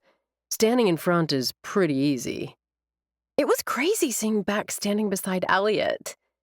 Oakley shook her head. Other than Beck's hair is a little longer, he and Elliot look exactly alike. "They're twins," Isaac reminded her. "I wonder if they used to pretend to be each other when they were teens." Oakley found her mind buzzing as she considered the possibilities. "Do you think they ever pretended to be the other one and went out with each other's girlfriends?" Isaac grinned. "That sounds like something you might have done if you'd been a twin." "Maybe." Oakley's eyes brightened as they passed one of the booths set up in the town square during the summer months. "If I wasn't so full, I'd get ice cream." "There's always room for ice cream," Kinsley Ferris called out. "Not tonight, Kins," Oakley called back. Oakley knew Kinsley Ferris through her weekend stints as a waitress at Muddy Boots. During the week, Kinsley worked as the mayor's admin. It appeared Kins had added dispensing ice cream as an extra job. "Another time." The girl flashed a smile. "Will I see you at the ding-a-ling tomorrow?" Oakley shook her head. "I have a wedding to attend. Tommy Roy will be there." "He's okay." Kinsley shrugged. "Definitely not as much fun as you." I can't imagine anyone being as fun as you, Isaac told her as they continued walking. Oakley grinned. Many try, few succeed. You've got something on your lip. Isaac leaned forward and gently wiped the corner of her mouth with his thumb. How, Oakley wondered, could such a simple gesture be so erotic? A languid heat that had nothing to do with the warmth of the evening flowed through her veins. She told herself Isaac was just too darn sexy, not to mention incredibly nice. It wasn't long until they stood behind Firehouse, where she'd parked her car earlier, and where Isaac had an apartment. Isaac cocked his head. You never answered my question. Having him stand so near, with the tantalizing scent of his cologne teasing her nostrils, short-circuited her brain. Oakley fought to recall the question. Are you referring to asking if I really needed to head straight home? Isaac's gaze never left her face. That's the one. She stepped closer, tilting her head back to gaze into his eyes. What are the other choices? We could go to the Flying Crane or the Ding-a-ling. He stopped when she wrinkled her nose. Or you could come upstairs. Oakley knew what he was asking. Despite knowing she'd be stepping off solid ground onto shifting sand, a place where she could be over her head in minutes, she wrapped her arms around his neck. I pick door number 3. Chapter 11. Isaac was embarrassed to admit his heart hammered all the way up the stairs leading to his apartment. He was glad Oakley stood behind him and couldn't see his fingers shaking as he unlocked the door. It was just that he wanted her so badly, wanted to have this closeness with her. He'd never felt as close to her as he had tonight. When he'd seen her with Sarah Rose in her arms, his heart had swelled. She'd make a good mom one day and an amazing wife. And, being the passionate woman she was, he knew she'd be an amazing lover. Stepping aside to let her enter, he flicked on the lights. As he lived alone, he never had to worry about coming home to a mess the way he had when he'd lived with his parents, or with roommates. He kept things tidy. The only things out of place were the box of pinwheels, the burlap sack filled with rocks, and Uncle Sam, who stood tall and imposing beside the sofa. Oakley shot him a sultry look as she ran the tips of her fingers across the tabletop. His mouth went dry as he imagined those fingers trailing across his bare skin. Are you ready? The question pulled him back with a jerk. Ready? She smiled. To get this party started. Oakley had to hand it to Isaac. The man had no difficulty making a decision. He pulled her into his arms for a long kiss, then brushed back a strand of blue hair with the tip of his finger. I've been ready since I first saw you. I was hoping you'd say that. When she looped her arms around his neck and he tightened his hold on her, anticipation surged. He smelled of soap and a familiar warm male scent that made something tighten low in her abdomen. When you added in the intoxicating scent of his cologne wrapping around her like a lover's hand, well, it was a heady mix. Even his hair, that rumpled mass of silky dark strands brushing his collar, practically begged her fingers to get tangled in it. Oakley wondered if Isaac knew just how sexy he was. Then his mouth closed over hers for another soul-searing kiss, and all thoughts fled as she gave in to the feel and taste of him. This kiss started out slowly, as if they had all the time in the world. He brushed his lips back and forth across hers, the barest hint of friction sending shivers and tingles spiraling through her body. He continued to press his lips lightly to hers, teasingly, his mouth never pulling away. When she opened her mouth, he changed the angle of the kiss, deepening it, kissing her with a slow thoroughness that left her weak and trembling when he abruptly stepped back. Wow! He paused, then repeated, Wow. Dazed and breathing hard, Oakley took a second to find her voice. Understatement. He chuckled softly. You and I, when we kiss, it's like... Raising one hand, he made an exploding gesture. Pow! On that? She nodded. We're in total agreement. Oakley wanted to kiss him again. Heck, she wanted to do more than kiss him. Was there really a good reason why she shouldn't? Wasn't that why she was here? They might want different things in the future, but this wasn't about some far-off, happily ever after. This was about the here and right now. She was attracted to him, and if the heat of his kisses was any indication, he wanted her just as much. You're thinking too hard. His husky voice teased, even as his hand stroked up and down her back. You can do whatever you want with me. I'm yours for the night. Oakley found that remark reassuring. Yes, she told herself, this was about the here and now. She gazed up into his eyes and smiled. Are you sure you can handle me? Grinning, he closed his mouth over hers. The floor beneath Oakley tipped. Her world began to spin like an out-of-control tilt-a-whirl. Very much. His blue eyes met hers. I like everything about you. He touched her hair, and when he spoke, his voice was low and husky. I like the blue. The tips of his fingers traveled down the side of her cheek. I like your beautiful face. Tracing her mouth with his thumb, he smiled when she inhaled sharply. I love kissing you. You're great, too, she said, her voice breathless. Thank you. His low laugh of pleasure was as much a turn-on as his work-hardened body. Broad shoulders and six-pack coupled with long, muscular legs and... Her mouth went dry as she let her gaze linger. Oakley searched and finally found her voice. One question. His eyes turned soft. You can ask me anything. Why are we standing here staring at each other? A slow smile lifted his lips. It's called being civilized. It's called... She placed her palms flat against his chest and kissed him softly on the lips. Wasting time. Lightning fast, one hand shot out and snaked around her waist, pulling her tight against him.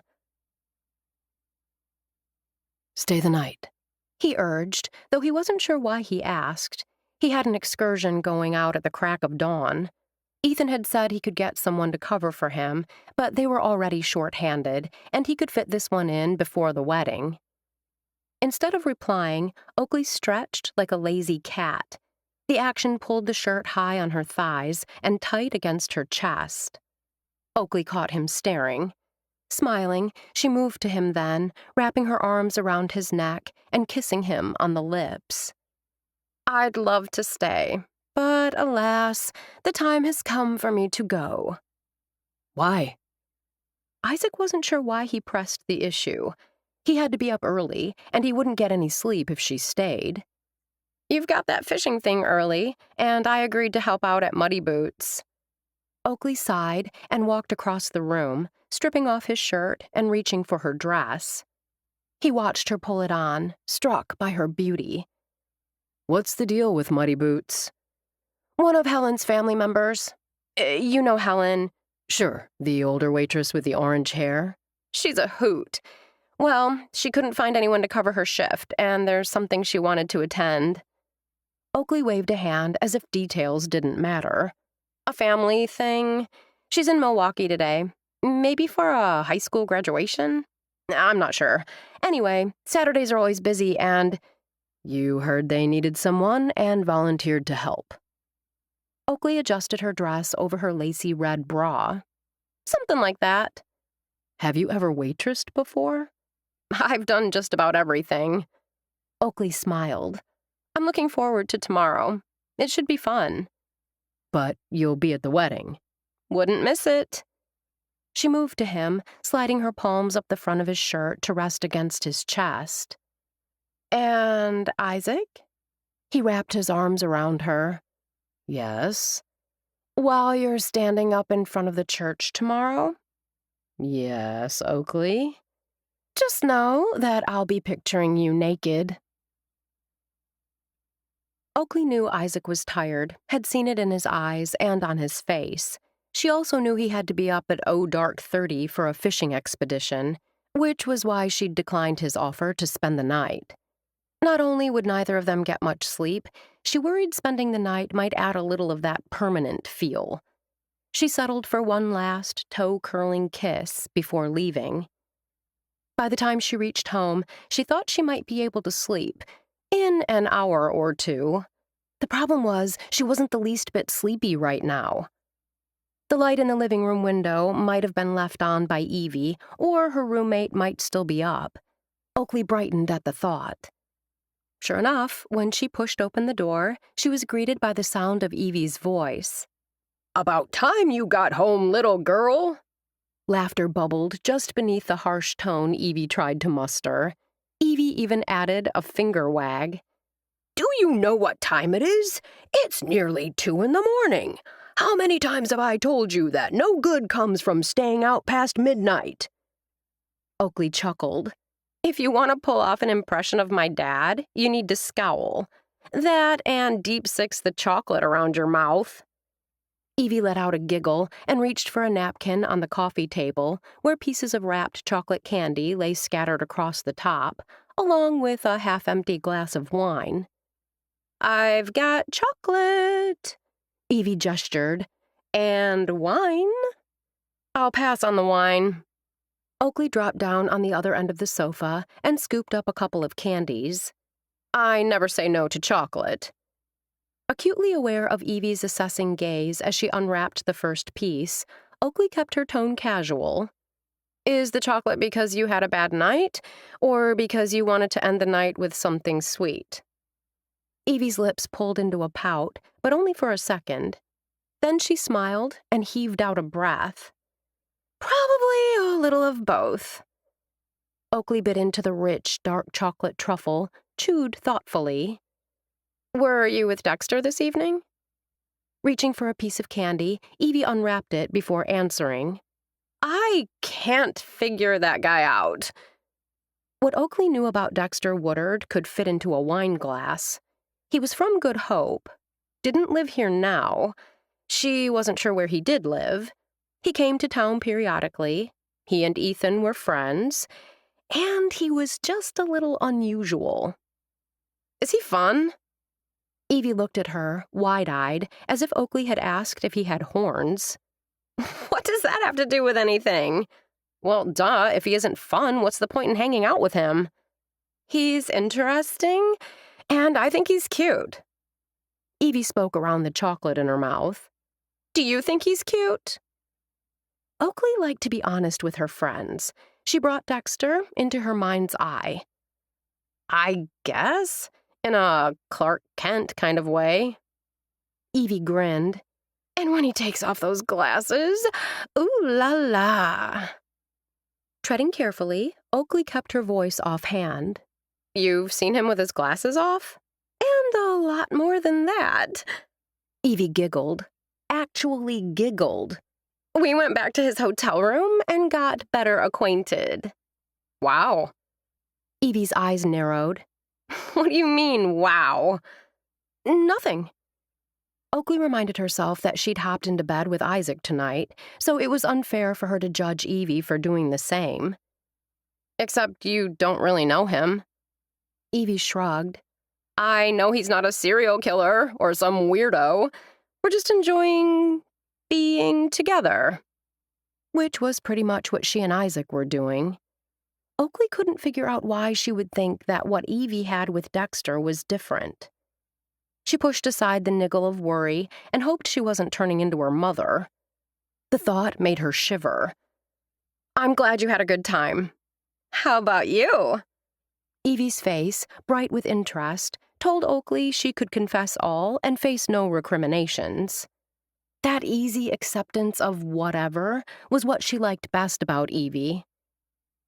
Isaac and I got better acquainted tonight, too. That was all she got out before Evie squealed with delight. That is so cool!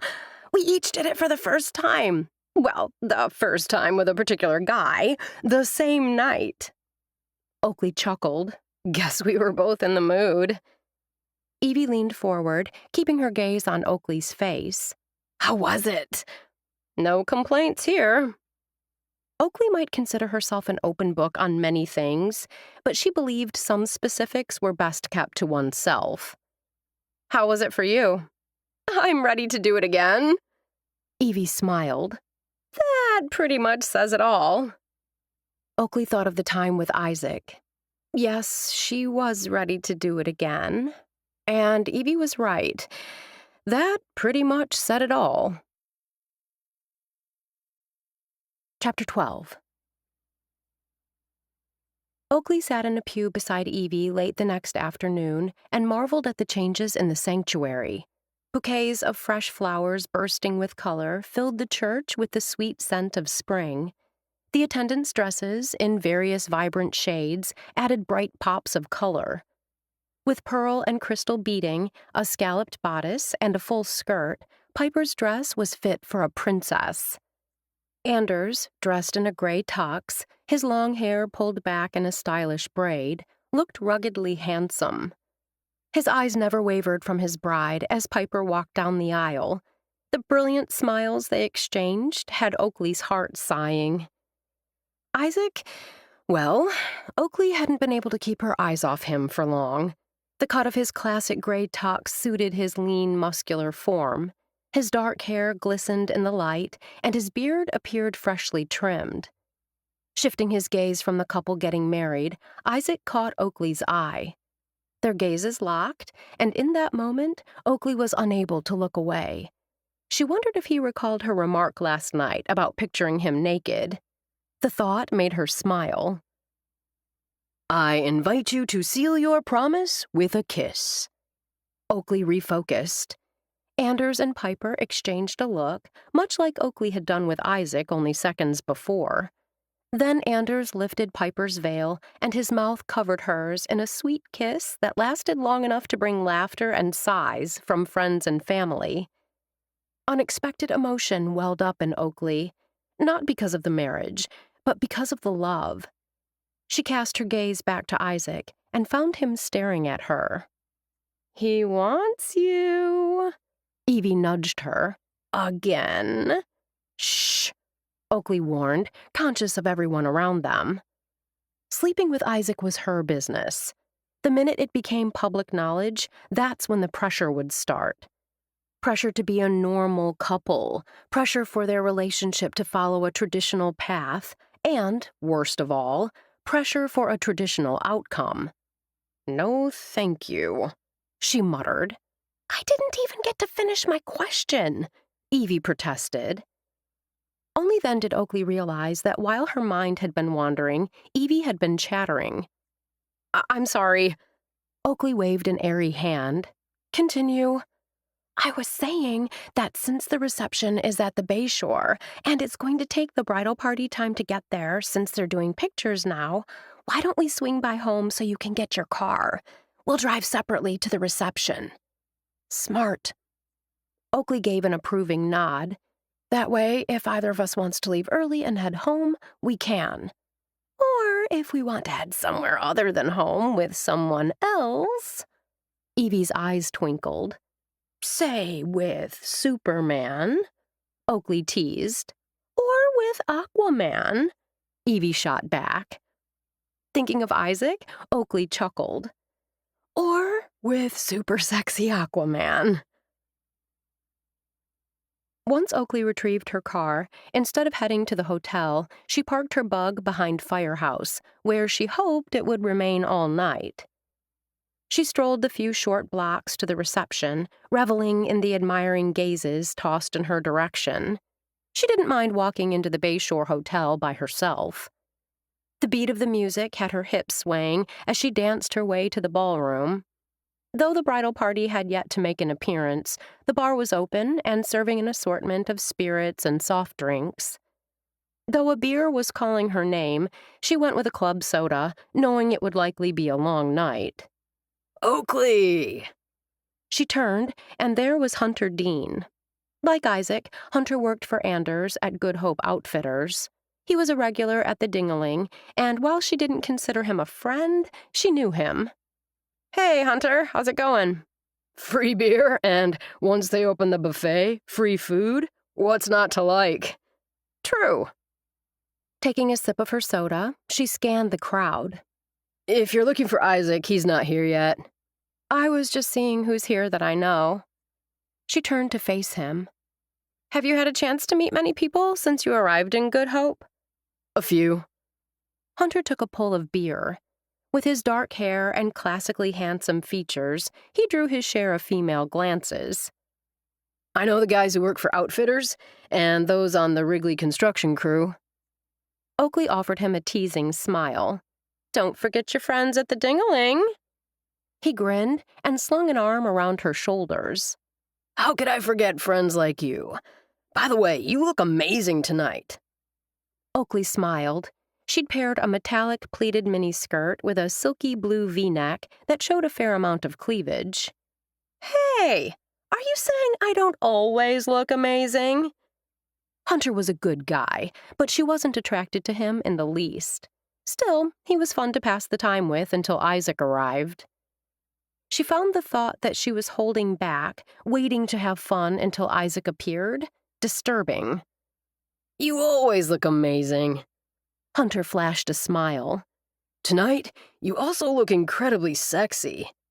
Okay, this line of conversation was something she definitely didn't want to encourage. Oakley.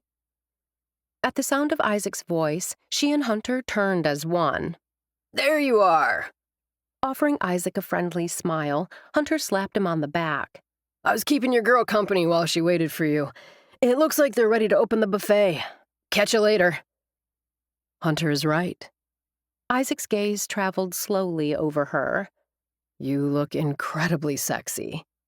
Thank you.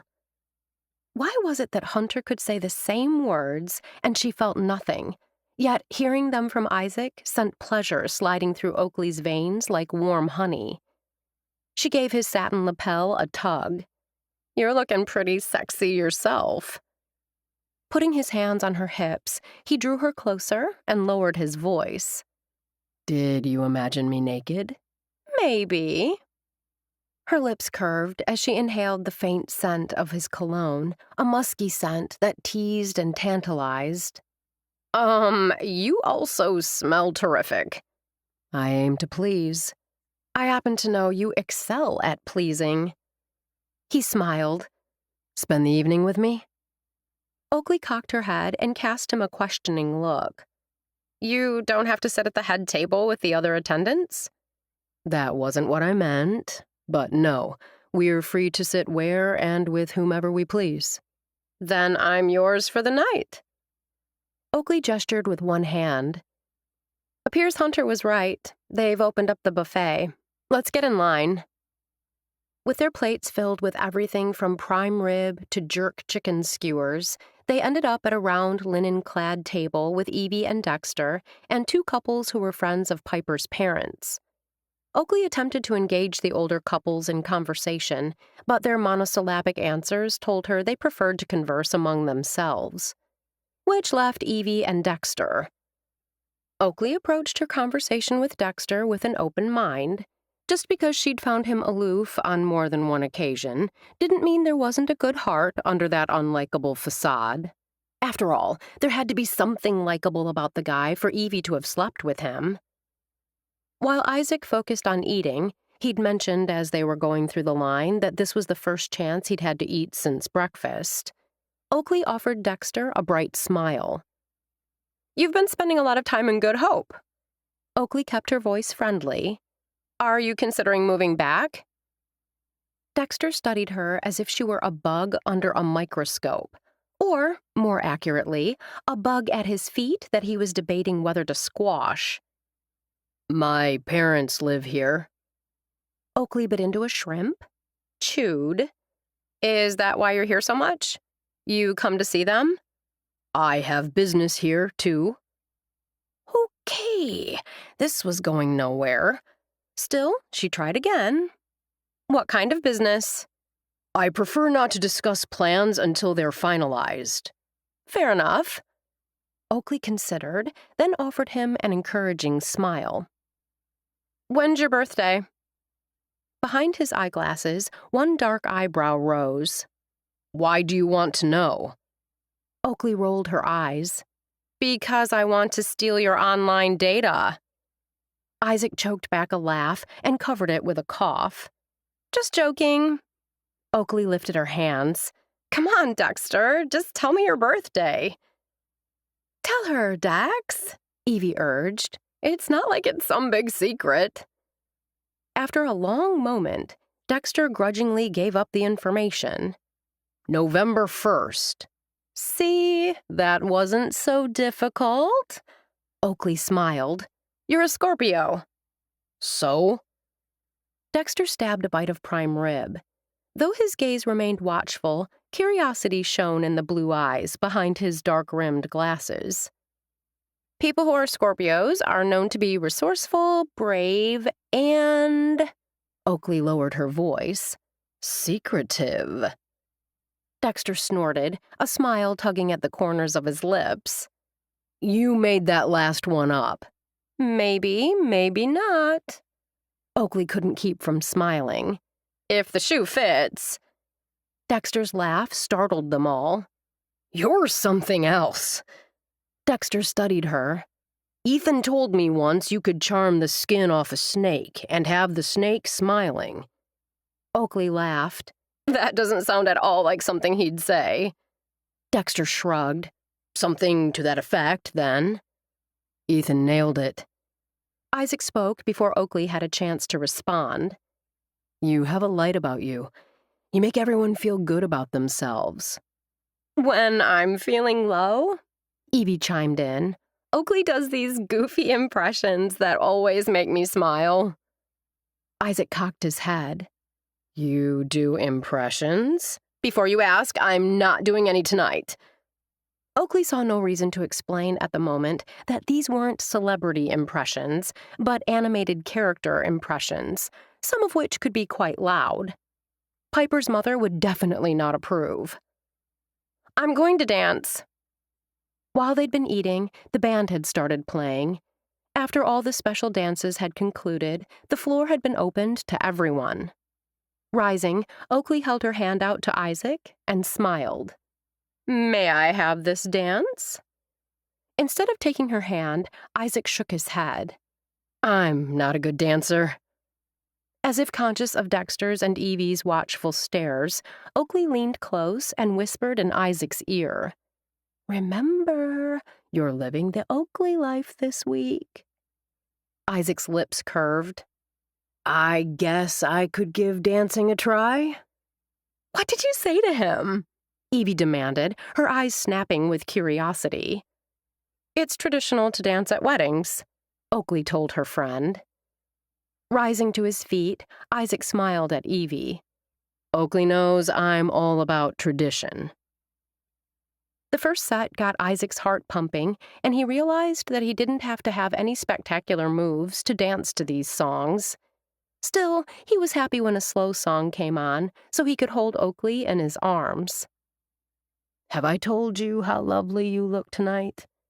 Isaac held Oakley close as he managed to maneuver her around the dance floor without stumbling.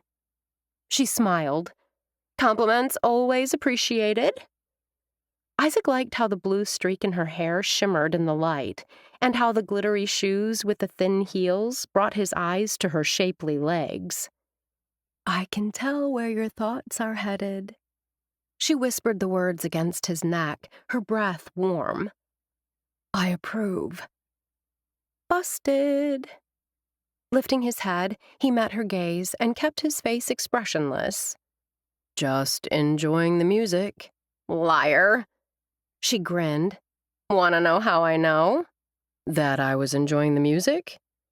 She shook her head, and her lips curved. Only then did he realize that her lips held the same metallic shimmer as her skirt.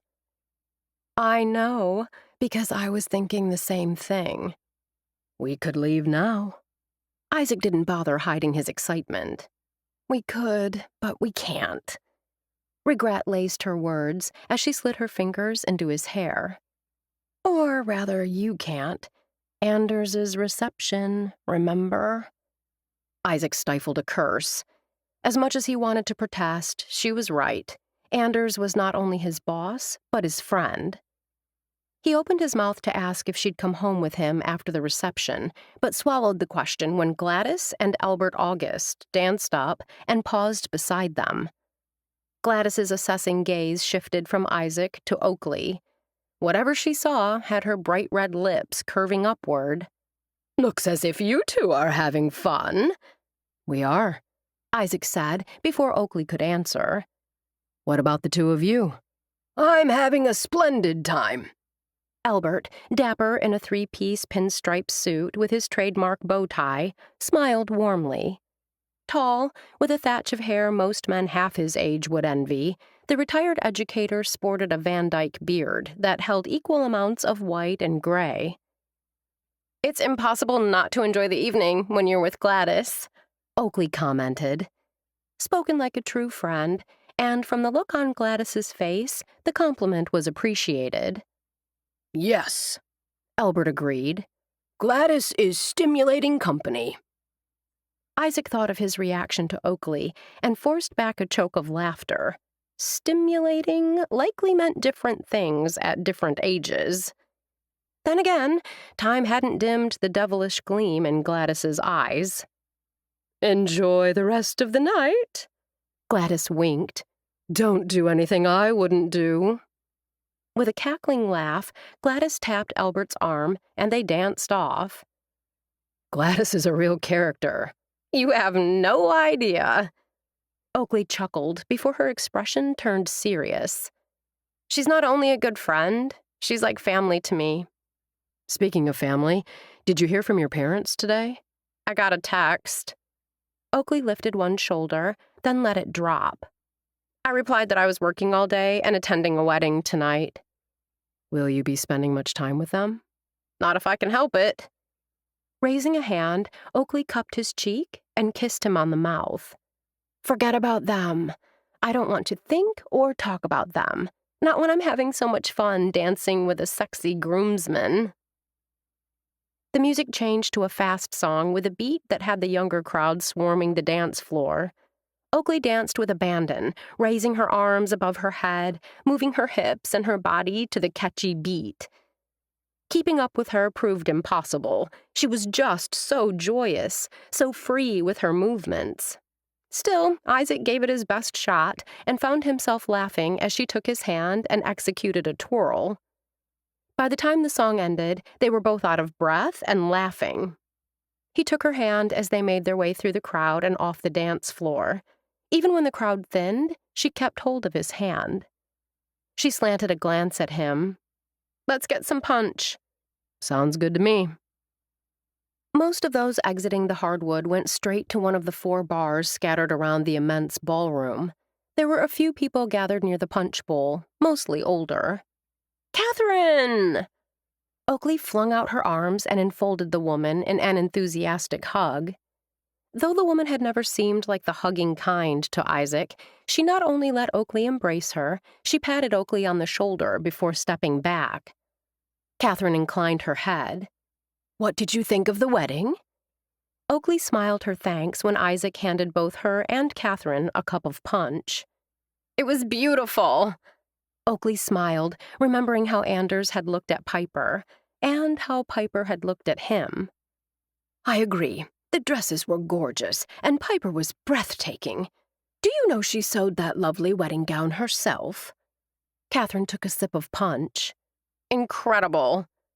Oakley had trouble sewing on a button. They're well matched. I believe they're perfectly matched. Catherine set down her empty punch glass.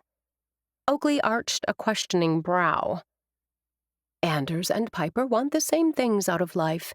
They're both entrepreneurs and understand that sometimes you have to work the hours to make a business a success. Catherine's eyes took on a distant glow. They both want a home and a family. They're happy with their lives here in Good Hope. Sometimes, if one of the two wants something different, no matter how much you love that person, a relationship simply can't survive. The punch, delicious to Oakley only seconds before, turned bitter. She forced down the last of it in one gulp. When she caught Catherine's startled gaze, Oakley managed a smile. It was crazy on the dance floor. The band played all of my favorite songs. By the time the last one ended, I was dying of thirst. Wouldn't want you to die on the dance floor. Catherine spoke in a droll tone. Might cast a pall over the party, at least until they removed your body. Speechless, Isaac could only stare. Then Catherine chuckled, and Isaac saw the teasing glint in her eyes. Oakley burst into laughter. Good one! Big band music filled the air, the set obviously geared toward getting the seniors out on the dance floor. By the number of older guests heading to the hardwood, the plan worked. Isaac saw a look of longing come into Catherine's eyes as she surveyed the dance floor. Despite the older woman's cool demeanor, it was apparent, at least to Isaac, that she wanted to be out there, but had no partner. He wasn't a great dancer, but his time on the hardwood with Oakley had shown him dancing was more about having fun than technique. Isaac turned to Catherine. If Oakley doesn't mind sharing me, I'd love to take you for a spin around the floor. Catherine lifted a hand. You don't have to. He wants to, Catherine. Oakley interrupted. And you know me, I'm all about sharing. Isaac held out a hand to Catherine. Ignoring his outstretched hand, Catherine took his arm and smiled. If you insist. Chapter 13. Isaac quickly discovered Catherine was no slouch on the dance floor. Light on her feet, she glided across the floor, giving him little choice but to go with her. You've got some serious moves. The compliment made her laugh, a soft trill of a sound. Thank you, Isaac. Are you enjoying the evening? I am. She inclined her head. You look very handsome tonight. Isaac chuckled. I can't recall the last time I wore a tux. Catherine expelled a contented sigh. I love big weddings. Did you have one? Isaac asked, curious. Only as Catherine executed a turn did Isaac realize she was the one leading. She smiled. I've never been married. That surprises me. He wasn't sure why he was surprised, other than most women of her generation had married. Or maybe because he knew both Gladys and Ruby were widows, he'd simply assumed she was, too. You seem like such a family person. I am a family person. Catherine's lips twitched, as if she was amused by his response. My life is filled with special people, related by blood and not, who I love and consider family. I didn't mean any... Isaac began. No offense taken. Catherine's tone remained pleasant. I have no regrets over not marrying. I'm glad. Isaac spoke quickly, wanting to make up for his faux pas. I firmly believe marriage is a personal choice, and we should each do what makes us happy. Would remaining single make Oakley happy? He shoved the thought aside. Tipping back her head, the older woman studied him. What about you? Unease traveled up his spine at the speculative gleam in her eyes. Me? Do you see marriage in your future? I hope so. Though he was finding it difficult to think with Catherine's cool gaze on him, Isaac answered honestly. I can't imagine not being married. And Oakley? What about Oakley? Sharp eyes of nondescript blue searched his face. You two have been spending a lot of time together. Catherine likely knew about the bet. She and Oakley were friends, and it wasn't a secret. But his desire to spend time with Oakley went beyond living the Oakley life. Oakley and I, we enjoy each other's company. Isaac's lips lifted in a smile as his heart warmed, the way it did lately when he thought of her. Now that surprises me. The comment was a splash of cold water. His smile faded, even as he told himself that whatever Catherine thought was simply her opinion. Isaac thought of the fun he and Oakley had had while sailing and working the karaoke stage. Even tonight, they danced and laughed and... He pulled his thoughts back and realized Catherine was staring expectantly at him. Why does it surprise you? Isaac's tone came out nonchalant, just as he'd intended. Instead of answering his question, Catherine studied him with an intensity that had his palms growing damp. Do you and Oakley want the same things out of life? The question might have been a stab in the dark, a fishing line thrown out with reckless abandon simply to see what it might catch. This hook got too close and sank in, causing a sharp stab of pain. This time, it took great effort to keep his face expressionless. He was considering how best to respond, maybe by attempting to change the subject, when he felt a firm tap on his shoulder. He turned to find Frank Stephenson, the proprietor of an antique store on Wrigley, standing beside them. May I cut in? Frank's smiling gaze shifted from Isaac to Catherine. Isaac didn't know what surprised him more, that people actually cut in on dancing couples like they did in the movies, or that Frank had a smile on his face. Until this moment, each time Isaac had seen the gruff owner of Echoes of Yesterday, the white-haired man's face had worn a scowl. Isaac wasn't sure of proper etiquette, but it seemed the woman should have the chance to say yay or nay. Catherine? I'd love to dance with you, Frank. Smiling, Catherine stepped from Isaac to Frank. Isaac could have cheered. Now free to return to Oakley without answering any more of Catherine's intrusive questions, he headed back to the table. As he drew close, Isaac noticed that Evie and Dexter had been replaced with Dan and Katie Ruth. After greeting the pastor and his wife, Isaac turned to Oakley. What happened to Evie and Dexter? Isaac was certain he hadn't seen them on the dance floor. They left and went... Oakley fluttered a careless hand in the air. Someplace. Well, Isaac thought, that explained everything. I saw you and Catherine dancing. Katie Ruth smiled at him. You looked like professionals out there. Catherine is the pro. Isaac dropped into the seat beside Oakley.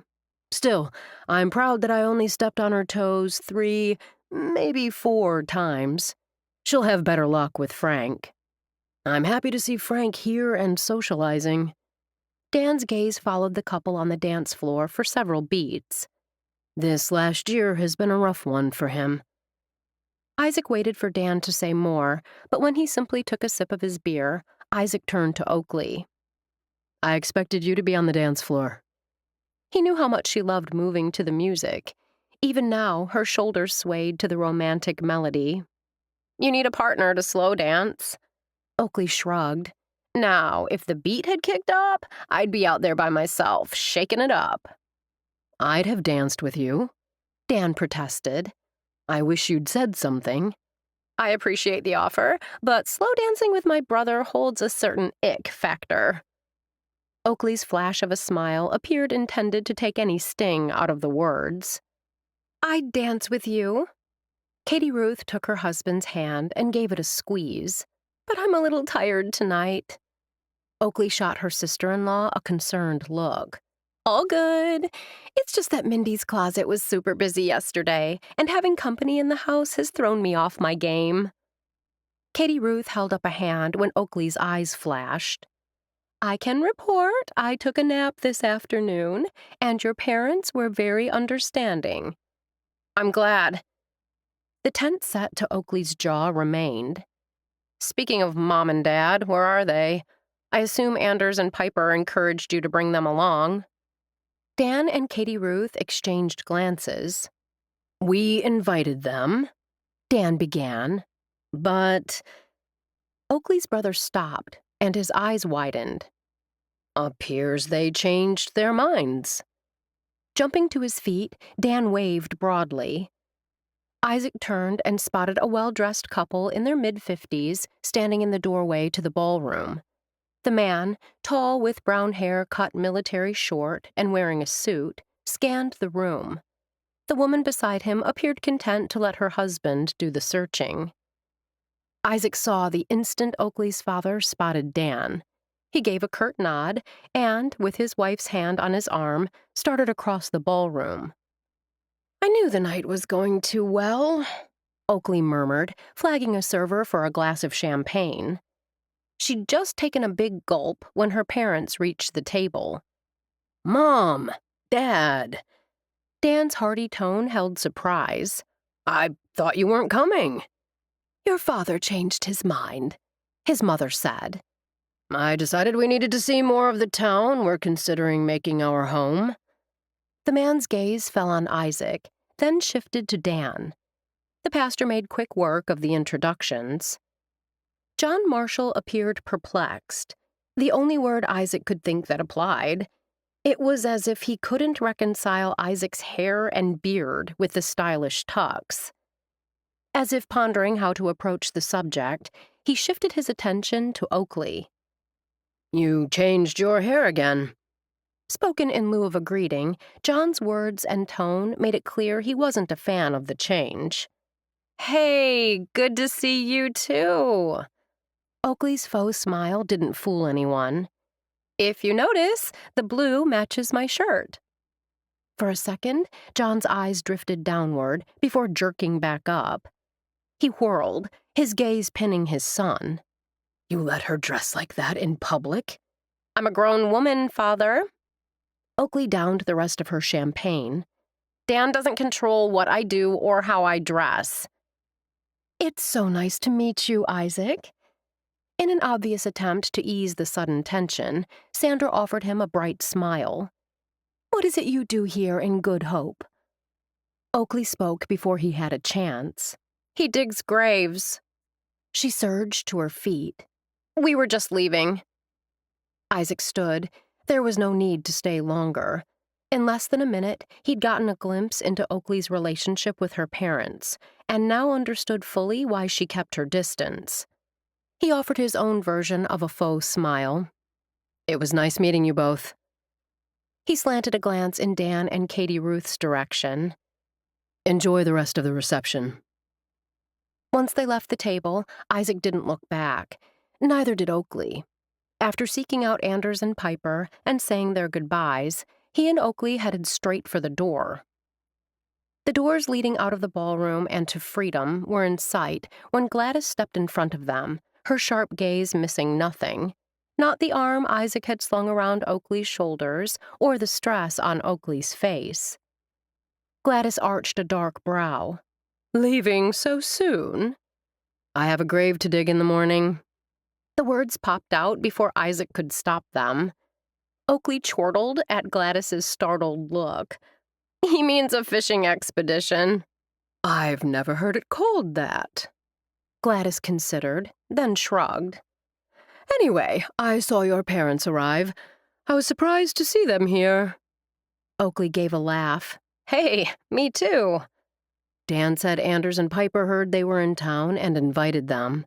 Isaac added, "You're doing the right thing in leaving." Gladys's nod of approval felt like a benediction. "It's a beautiful night. There's even a strawberry moon." Isaac pulled his brows together. "I've never heard of a strawberry moon." "It has a pinkish hue," Oakley explained. "Exactly right." Gladys paused, and her blue eyes suddenly seemed dark and mysterious. "Many insist this is the best time to make difficult decisions or to face responsibilities you've been avoiding." "The perfect time to dive deep into personal growth." Oakley nodded. "A time of transition." "Interesting." While Isaac didn't set much store in such things, personal growth was always a good thing. "Are we still on for tomorrow evening?" Oakley asked Gladys. "I'm looking forward to it." Gladys smiled, then shifted her gaze to Isaac. "Will you be coming with her?" Since tomorrow would be the transition day for their bet, and Oakley was running errands or helping out Gladys, he'd be there if he could. What time are you getting together? 8 o'clock, Gladys and Oakley said at the same time. Then both women laughed. That works. You're certainly an agreeable young man. Gladys turned to Oakley. I like him. Oakley rolled her eyes. Thanks for the blessing, oh wise one. Now, unless there's something else, we really need to... Don't forget to indulge. Isaac blinked. He had to have misheard Gladys. Pardon? Embrace all that life has to offer. Gladys wiggled her fingers. Remember, moderation is highly overrated. Lying on his back with fingers laced behind his head, Isaac gazed up at the night sky. Surrounded by a zillion stars, the strawberry moon added a soft pink glow to the brightness. Crickets chirped, accompanied by laughter drifting up from the sidewalk below. When Oakley had first mentioned coming up to his rooftop deck, he'd thought they'd jump each other the second they reached the roof. While he was definitely up for sex in the great outdoors, when she'd stretched out and told him she wanted to lie back and watch the stars for a few minutes, he'd been okay with that, too. Knowing the roof wasn't the cleanest place to be, even with a blanket, he'd exchanged his tux for jeans and an old t-shirt. Oakley had donned one of his shirts. Though it hit her mid-thigh and covered more than a swimsuit would, the thought of what she wore, or didn't wear, underneath drove him crazy. He jumped when she reached over to entwine her fingers with his, then smiled. Every day she surprised him. Like now, he'd never imagined she could remain silent for so long. When I was a little girl, I loved to go into our backyard at night. She expelled a long breath. It was so quiet and peaceful.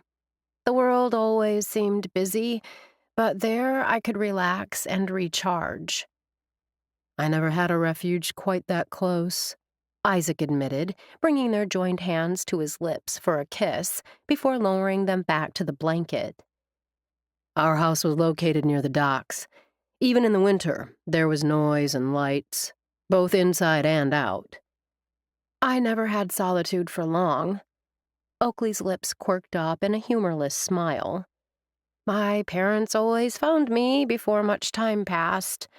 They demanded to know why I was there. I told them, but they didn't believe me. Though she kept her voice light, sadness underscored the admission. What did they think you were doing? Oakley inhaled a breath, then let it out. Meeting boys, doing drugs. Those were their favorite accusations. They didn't know you. More accurate to say they couldn't figure me out. Oakley shifted to her side to face him, the action hiking the shirt up higher on her thighs. I was a strange child who didn't fit into their mold. They were at a loss. Their way of coping, of trying to manage me, was to be extra strict. I couldn't wait to get away. You went away to college. A brief reprieve. She waved an airy hand at odds with the look in her eyes. When I stumbled and my grades faltered, they withdrew all support, personal and financial. What did you do? I came to Good Hope, to Dan. Oakley's lips curved. My brother took me in, gave me a place to live. My dad demanded he turn me away, but Dan refused. Your brother lives his faith. He does. Oakley nodded. Dan and Katie Ruth love me for who I am, not who I should be. Isaac nodded, understanding that was big. After a moment, Oakley touched his arm. Why did you ask Catherine to dance? The question took him by surprise. It seemed like something you'd do. Isaac lifted one shoulder in a shrug. You know, recognizing when someone needed a friend and stepping up. Just like you did when Bryn and Lolo needed help at the barbecue. It struck Isaac that Oakley's impulsiveness wasn't about disliking tradition or stability or commitment. It was about putting the needs of others before her own. Look, her fingers curved around his bicep as she pointed. He lifted his gaze in time to see the flash across the sky. A shooting star, or, I guess if we want to be accurate, a meteor. She smiled. Whatever it's called, we'd never have seen it if we weren't lying here right at this moment. Isaac knew he'd never have been on the roof if Oakley hadn't suggested it. You're good for me. I hope we're good for each other. I really think you're going to enjoy taking over my life this week. He trailed a finger down her cheek and kept his eyes firmly fixed on her face. Desire flared in her baby blues, but instead of kissing him, she chewed on her lip and thoughtfully considered his comment. I don't think it'll be as easy for me as you imagine. To his dismay, she flopped back and expelled a breath. You promised to keep an open mind, he reminded her. I will, but working in a store every day? She wrinkled her nose. Eating oatmeal every morning? Or what was that other thing? Protein shake? She flung up her hands. I don't even know what's in something like that. Protein. Good stuff. He laughed. Trust me, you'll love it. Says the man who prefers steel-cut oats to a cherry Danish. Think of this week as an adventure. You know you like adventure. I do like adventure, she admitted with a rueful smile. Just tell me one thing. What do you want to know?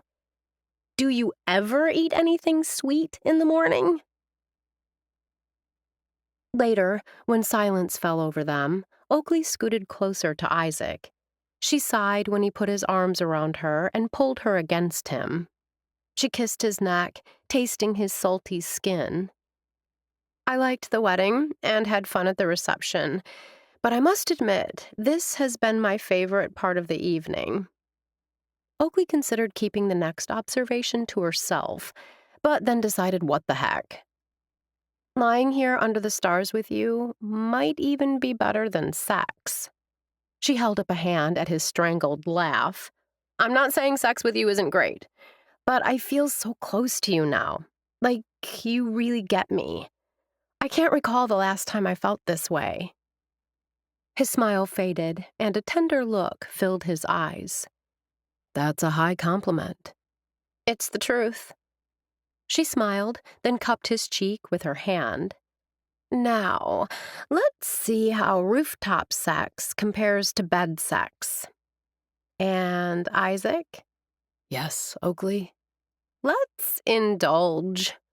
She offered him a wicked grin. Don't spare the hot sauce. Chapter 14. I can't believe Gladys put the thought of indulging in our heads and we went with it. Oakley chuckled. Boy, did we go with it. I can't speak for you, but Gladys Berthoff didn't have a thing to do with my actions. Isaac brushed a kiss across her temple. That was all you. Oakley sighed with contentment. Did you know the definition of indulging is doing something enjoyable, sometimes more than is good for you? That's crazy. Isaac ran the tip of one finger up her arm. You're very good for me. Wrapping her fingers around his hand, she gave it a squeeze. Expelling a breath, Isaac gathered her into his arms. You know what else? She smiled up at him. Being here with you, like this, fills me with joy. The sweet sentiment barely had time to register before his lips closed over hers, and Oakley realized that, at least for now, the time for talking was done. Though Isaac urged her to spend the night, Oakley knew that with her starting to live his lifestyle tomorrow, she had preparations to make. The oatmeal wouldn't be a problem, as Evie had some in the cupboard. The exercise? Well, she supposed she could do a quick run around the block and call it good. Isaac also mentioned he went to church most Sundays and had asked her to go with him. The upcoming week would be one of changes. Oakley reminded herself she liked change. Besides, a girl could get through 1 week of practically anything if she put her mind to it. After leaving Isaac's apartment, Oakley stopped at the 24-hour big box store on the highway before heading home. By the time she pulled into the driveway, it was past 2. Evie's car wasn't there, and the house was quiet. Pulling out the box of brown temporary hair dye she'd purchased on the way home, Oakley carefully studied the instructions. She couldn't recall the last time she'd been a brownie. Though she knew it would cover the blonde, no problem, she wasn't sure about the blue. Still, if she was going to live a traditional, conventional lifestyle, she was determined to embrace the temporary role, even if it meant being a boring brown wren instead of a strikingly cool meadowlark. But her stage experience had taught her that taking on the character and looking the part was essential for success. Oakley didn't have what she would call grown-up clothes. They simply didn't appeal to her. Any shirts, dresses, or shoes that her parents gave her for birthdays and Christmas, she either returned or donated. While rummaging through her closet the next morning, she found a dress that had escaped purging. She pulled it out and gazed at it. She understood why it was still hanging around. It was a little more her normal style than anything else her parents had given her. The royal blue wrap dress held some appeal. The cut was way too conservative, but it would work quite nicely this morning. As she pulled on the dress, it struck her that getting up earlier had its advantages. Adhering to Isaac's routine had her rising when she should have been sleeping. She'd choked down a bowl of oatmeal and gone for a brief run and still had time to color her hair. It covered her other colors more than she'd thought it might. She'd found herself hoping, as the dye processed, that a few strands of color would refuse to be vanquished and poke through. Alas, she thought, as she stood in front of the mirror blow-drying her hair, it wasn't meant to be. Between the dress and the hair, a stranger stared back. A shiver traveled down her spine. She looked like the kind of daughter her parents wanted. This is a role, she reminded herself. She was no more this person than she'd been Prudy Cup in Pump Boys and Dinettes. The reassurance slowed her racing heart. As she got in her VW and drove to the church, she wondered if this step had really been necessary. Had she taken on the role with too much enthusiasm? Isaac hadn't changed his appearance when he'd stepped into her life last week. Her lips quirked upward as she stepped from the car. She wondered what he'd have said if she'd asked him to put a streak of blue in his hair, or maybe shave up the sides and back and leave it long on top. Asking him to cut his hair really wouldn't have been fair. That would have been a bigger deal than simply hair dye. This brown was a temporary rinse and would be history as soon as the upcoming week was over. Oakley paused in the back of the church, looking for either Evie or Isaac. Evie being here was a long shot. She hadn't come home last night, but had texted to let Oakley know she was with Dexter and not to worry. It would be just her luck that Isaac had picked this week not to... "I didn't recognize you at first." She turned, and there he was, dressed casually in black pants and a gray shirt. While he was dressed like most of the others in the congregation, his hair made him stand out, at least to her. Maybe dyeing her own hair had been unnecessary. As the thought struck her, her hand rose unbidden to her brown locks. "You look different." He appeared about to say more, but she started down the aisle. Finding an empty pew several rows from the back, she slid in. As expected, her parents were in the front row, thankfully so laser-focused on Dan that they didn't turn their heads and notice her. Isaac slid in beside her. Instead of picking up a hymnal or meditating on his sins, he kept his curious gaze riveted on her. "You took away all the color." "When I take on a role, I like to look the part." She smiled, wondering if he noticed that even her lips shone only with gloss. "It helps me stay in character." You look gorgeous no matter what." She pondered the comment as the service started, as they stood and sat and shared a hymnal. Then her brother took the pulpit for his sermon. In an attempt to stifle the lascivious thoughts that sprang to mind as Isaac's muscular thigh pressed against her bare leg, Oakley focused on her brother. With his brown hair, hazel eyes, and firm jaw, Dan was the spitting image of their father. It wasn't just an appearance. They both had a way of looking at you as if they could read your thoughts. But Dan's eyes were warm and filled with acceptance. John Marshall's eyes held only judgment. Though she tried to focus on the sermon, Oakley let her thoughts drift back to her childhood. She'd been a late-in-life surprise. Her parents had been an orderly couple who'd settled into a nice routine with their first child.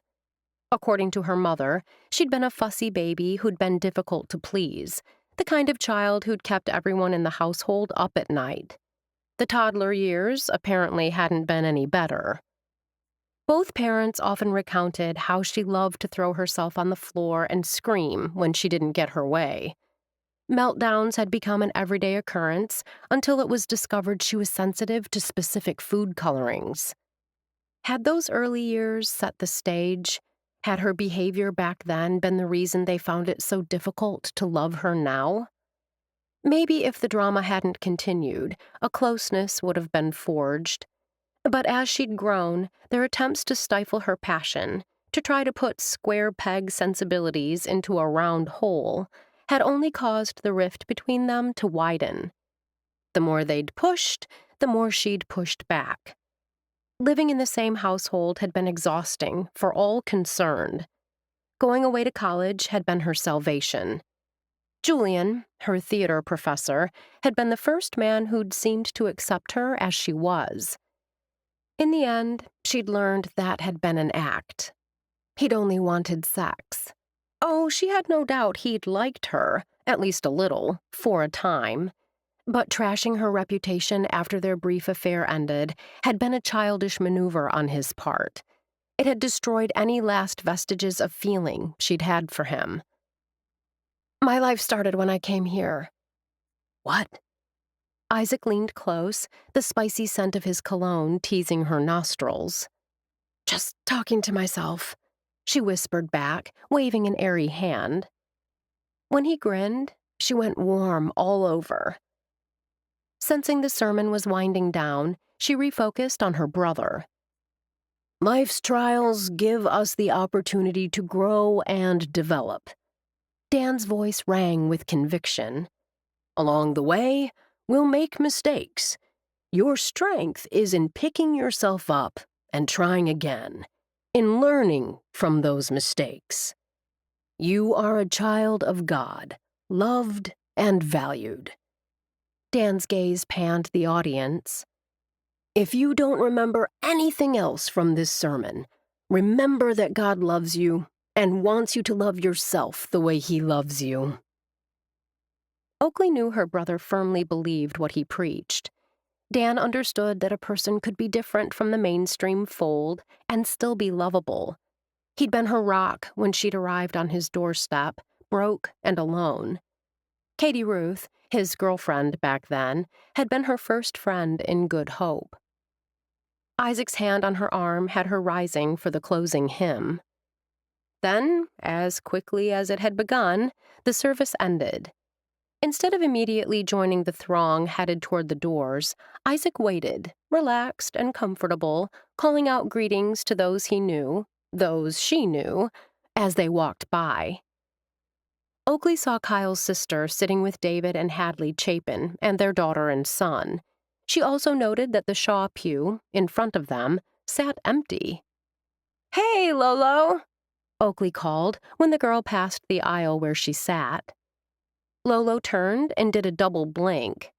"Oakley! What happened to your hair?" Oakley chuckled. "Long story. Where are Kyle and Eliza?" "Eliza was having contractions, so they stayed back." Lolo gestured with her head to the blonde girl beside her. "I'm going to youth group with Bryn." Oakley saw David and Hadley head out a side door. no doubt on their way to Muddy Boots, where that group of friends gathered each week while their kids were in Sunday school. "If there's anything I can do to help, let me know." "Sure."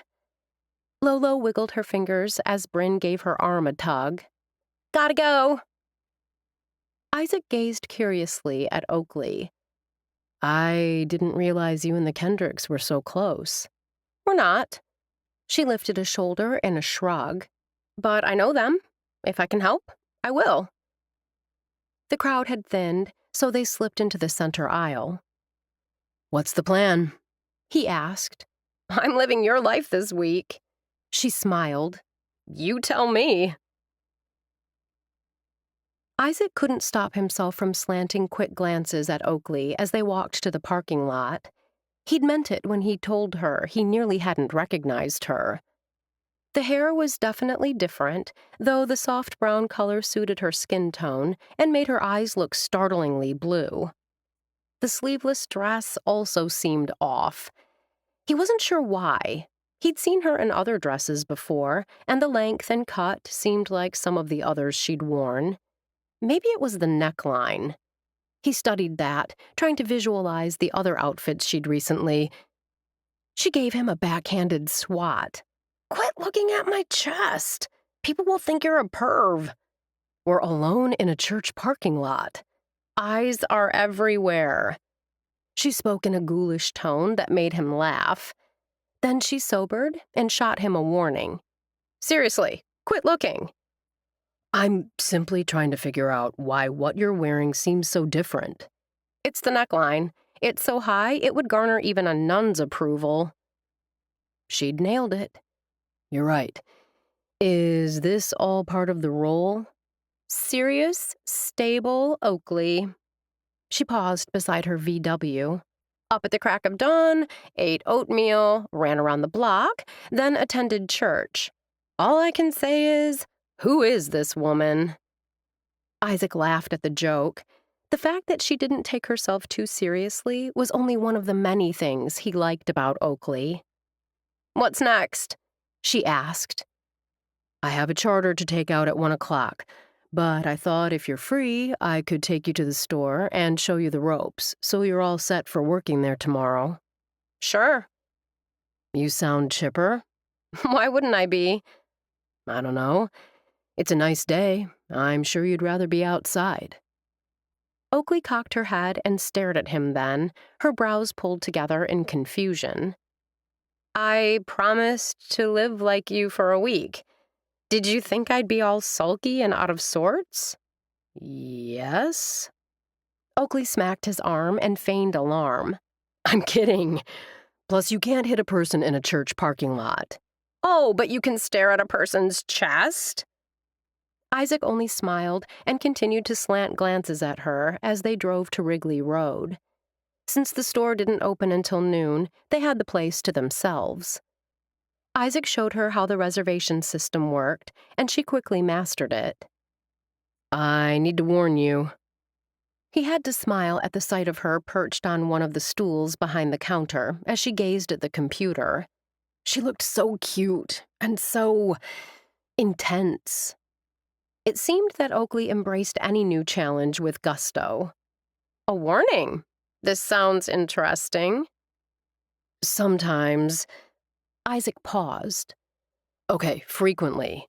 When you tell someone that there are 3 spots on the 1 o'clock fishing excursion, and they have 5 in their group, they'll press you to let all of them on board."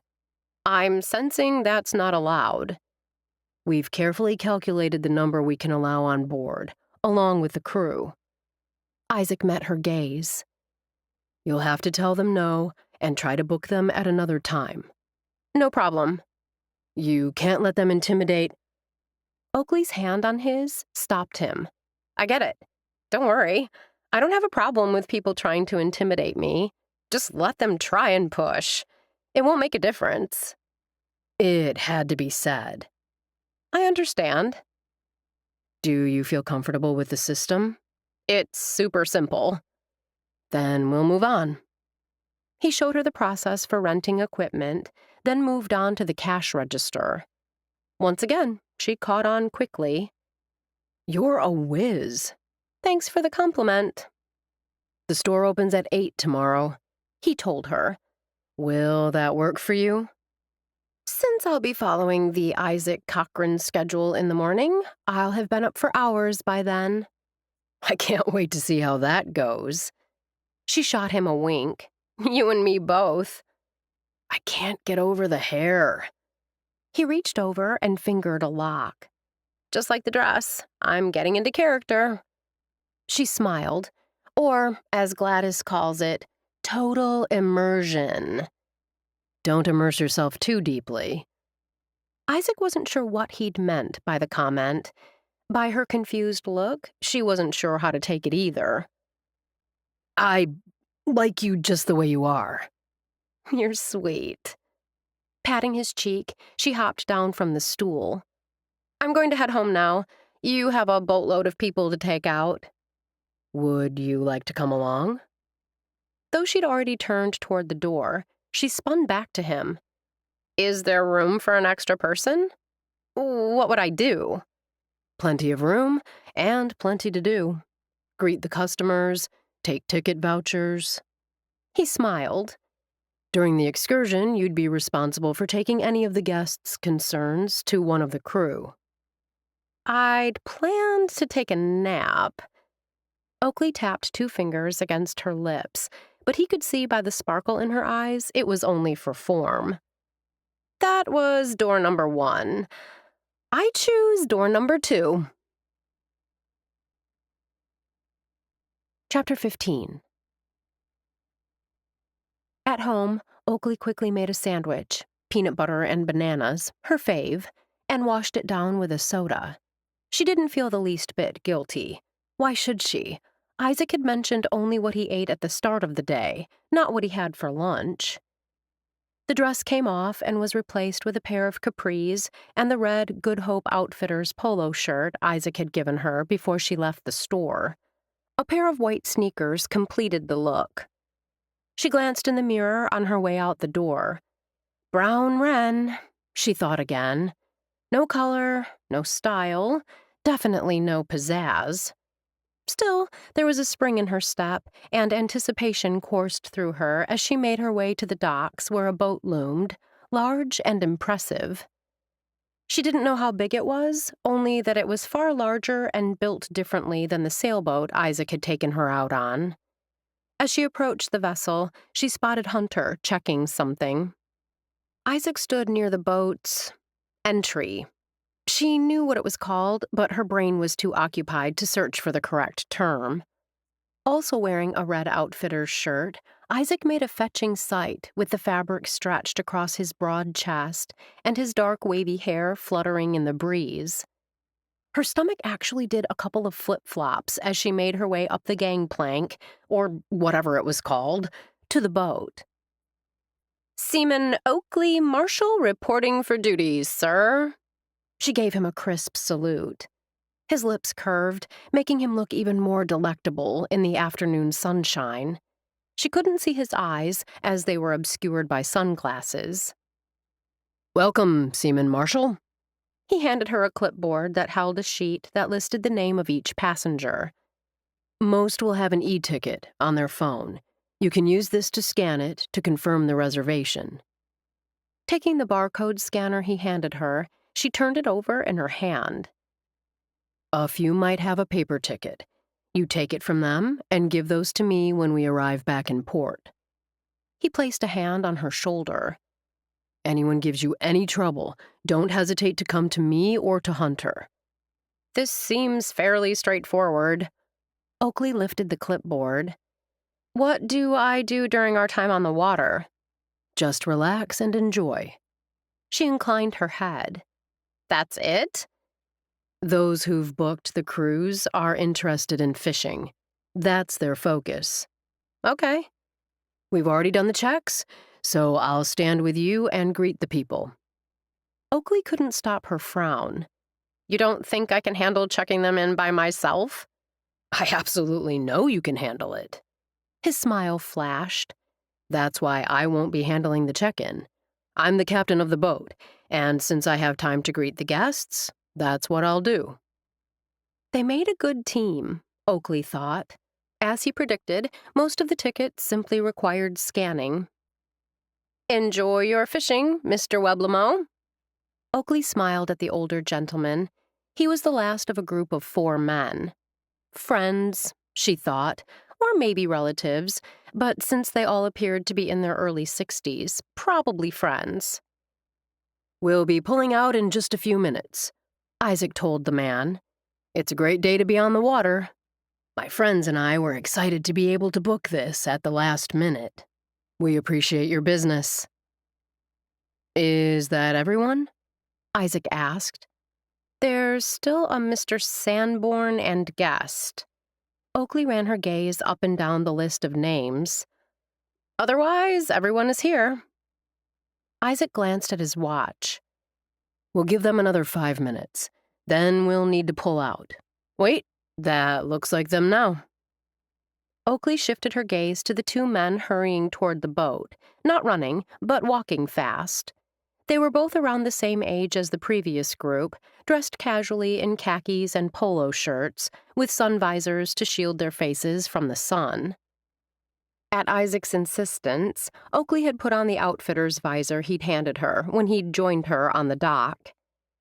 She didn't recognize the first man, but as they drew closer, her heart dropped. Oakley pushed a smile to her lips. "This is a surprise." She supposed she could have added nice or some other equally inane word to the greeting, but she couldn't. Beside her, Isaac inhaled sharply. Out of the corner of her eye, she saw him cast a glance in her direction. She kept her gaze focused on her dad and Mr. Sanborn. "Oakley!" John Marshall's eyes, so much like her brother's, reflected his startled surprise. "What are you doing here?" "Working for Good Hope Outfitters. Normally I'm in the store, but decided to help the guys today." The words, not really a lie, but not really the truth either, flowed easily from her lips. The last thing she wanted was a lengthy discussion or for her father to cause a scene. Something he was very capable of doing. Not with Dan, no, never with her brother. For whatever reason, she simply rubbed him the wrong way. "Drew Sanborn?" John gestured to his friend. "This is my daughter, Oakley. Pleased to meet you, Oakley." He didn't say he'd heard a lot about her, because he likely hadn't. "Mr. Sanborn, this is your captain and my boss, Isaac Cochran." Oakley turned to Isaac, who'd been watching the exchange with interest. "You remember my father?" Pleasantries were exchanged, and the men shook hands. Before her dad could begin to grill her, or, heaven forbid, grill Isaac, Isaac smiled. "Let's get on board. You 2 are the last to arrive, and we're ready to pull out." Oakley's father gestured for her to precede them onto the boat. Once on deck, she wiggled her fingers and turned in the opposite direction, toward where the other fishermen had congregated. With nothing else to do, Oakley found a chair, put up her feet, and tried to forget all about her dad as the boat pulled away from the dock. She wished she'd thought to bring her earbuds, because even where she was, she could hear Isaac and Hunter talking to the men. Oakley wondered if women were ever on these excursions. Surely there were women who liked to fish. Shoving the thought aside as of no consequence, she let the sun warm her face. "Oakley." Her lids flew open at the sound of Isaac's voice. She realized the early morning hours must have caught up to her. The movement of the boat, coupled with the fresh air, had lulled her to sleep. She jumped up. "What can I do to help?" "Nothing." His voice was soft as his gaze searched her face. "Who's driving the boat?" He smiled. "I left Hunter in charge. I'll need to get back in a second, but I wanted to check on you. Seeing your dad on this excursion had to be a shock." "It ranks up there with finding a worm in my pizza when I was 12. "That's quite an image." He laughed, the sound so full-throated and robust that it had her joining in. "Do you know this Sanborn?" Isaac asked. She shook her head. No idea how he and my dad hooked up. Maybe something to do with business? I don't know. Isaac slowly nodded as his gaze remained fixed on her face. If you need anything, you know where to find me. Thanks for the concern. Impulsively, she rose and brushed her lips across his cheek. When she turned, she saw her father standing 6 feet away, an inscrutable look on his face. Oakley offered her father a polite smile. Can I help you with something? To a casual observer, Oakley didn't appear the least bit flustered. Isaac knew differently. He'd gotten to know her well this past week, and the tiny muscle jumping in her jaw said she was nowhere near as relaxed as she appeared. I came to ask if you're planning on coming to dinner this evening. John's gaze shifted briefly to Isaac before returning to his daughter. Dan mentioned he'd texted, but you hadn't gotten back to him. Oakley smiled. I've been busy. You'll be there. When Oakley hesitated, her dad slanted a glance at Isaac. Bring your friend. It'll be an opportunity for us to become better acquainted.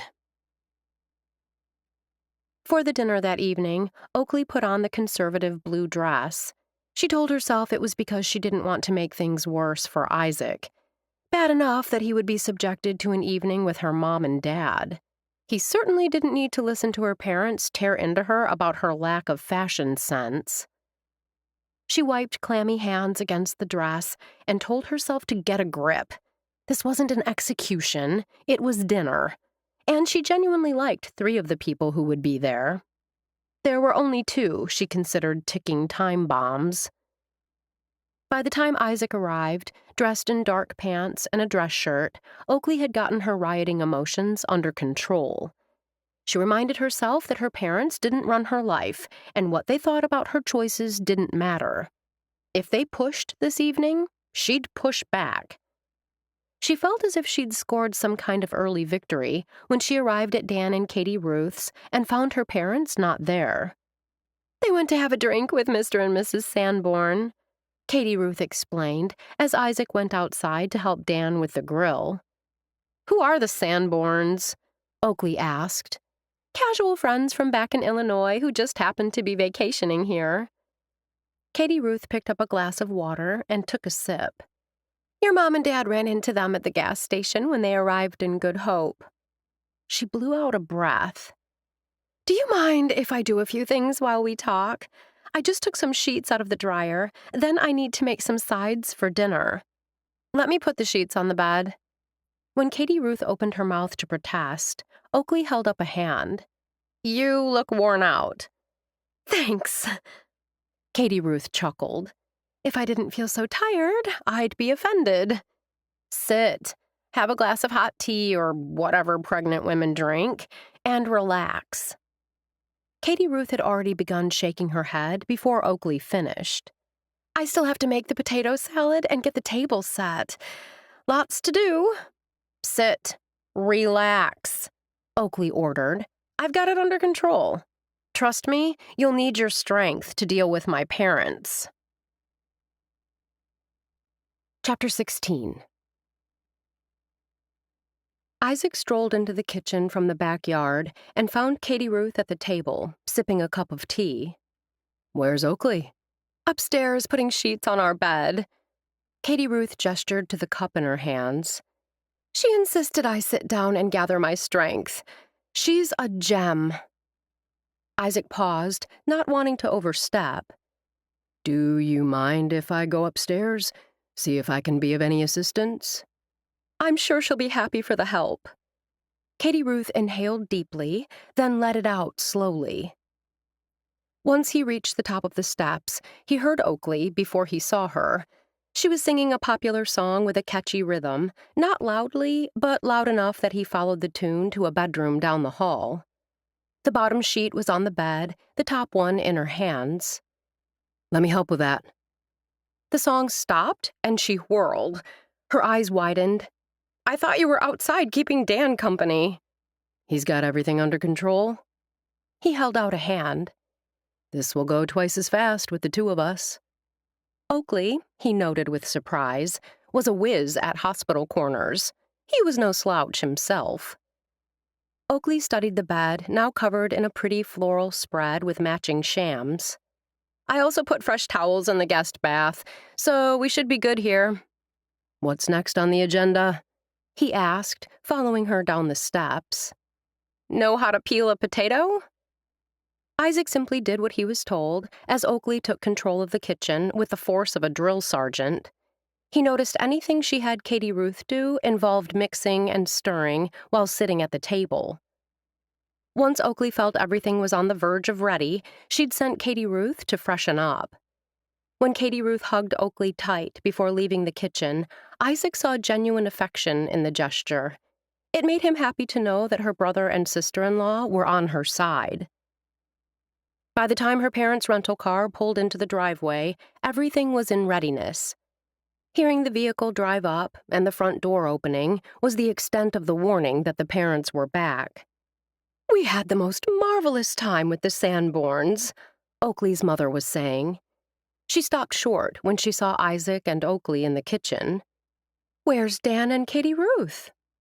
"Dan is tending to the grill." Oakley kept her tone pleasant, though her eyes remained watchful. "Katie Ruth just ran to the restroom." Oakley's dad settled his gaze on Isaac for a moment before shifting it to his daughter. "For once, you look nearly presentable." "Gee, Dad, I could say the same." Without missing a beat, Oakley dismissed the backhanded compliment to focus on her mother. "Mom, this is Isaac Cochran. You met him briefly at the wedding reception, and Dad met him again earlier today on the fishing excursion. Isaac, my mother, Sandra Marshall." "It's a pleasure to see you, Mrs. Marshall, and to see you again, sir." "John, Sandra, you're back." Katie Ruth stepped into the room, looking fresh and ready for guests. "Perfect timing." "What are we having?" John frowned at the empty table. "The steaks and asparagus are on the grill." Katie Ruth gestured to the refrigerator. "Potato salad for the side." Katie Ruth even added sweet pickle juice to the potato salad, so it would be just the way you both like it. Oakley's voice held a hint of warning, as if daring her parents to say anything negative. Actually, Isaac had been there when Oakley had instructed Katie Ruth to add the pickle juice. Katie Ruth appeared on the verge of mentioning that fact when Oakley gave a nearly imperceptible shake of her head. "Can I help set the table, or—" Sandra began. "Everything is ready." Katie Ruth gestured to the French doors. "Let's head outside. It's a beautiful evening, and we can keep Dan company. I know he wants to spend as much time as possible with you both while you're here." "Oh, Katie Ruth!" Sandra gushed when she saw the table with its pretty quilted placemats and a centerpiece of spring flowers. "This is lovely." "Dad! Mom!" Wearing a grilling apron that proclaimed, "Where there's a grill, there's a way," Dan lifted his hand, holding a meat fork, in greeting. "Perfect timing." "That's what your wife said." John moved to his son's side and cast a critical eye at the meat. "Not too much more heat on mine, Daniel. Remember, I'm a medium rare guy." Keeping a good-natured smile on his face, Dan met Katie Ruth's eyes for a second before refocusing on his father. "I remember." Isaac sat beside Oakley at the large round table, which had a glass top. No alcohol was served, only iced tea, possibly in deference to Katie Ruth's pregnancy. Though Isaac concentrated on eating, he kept track of the conversations ping-ponging around the table. "When will you know the sex of the baby?" Sandra asked Katie Ruth. Katie Ruth glanced at Dan. "We're thinking it might be fun to be surprised."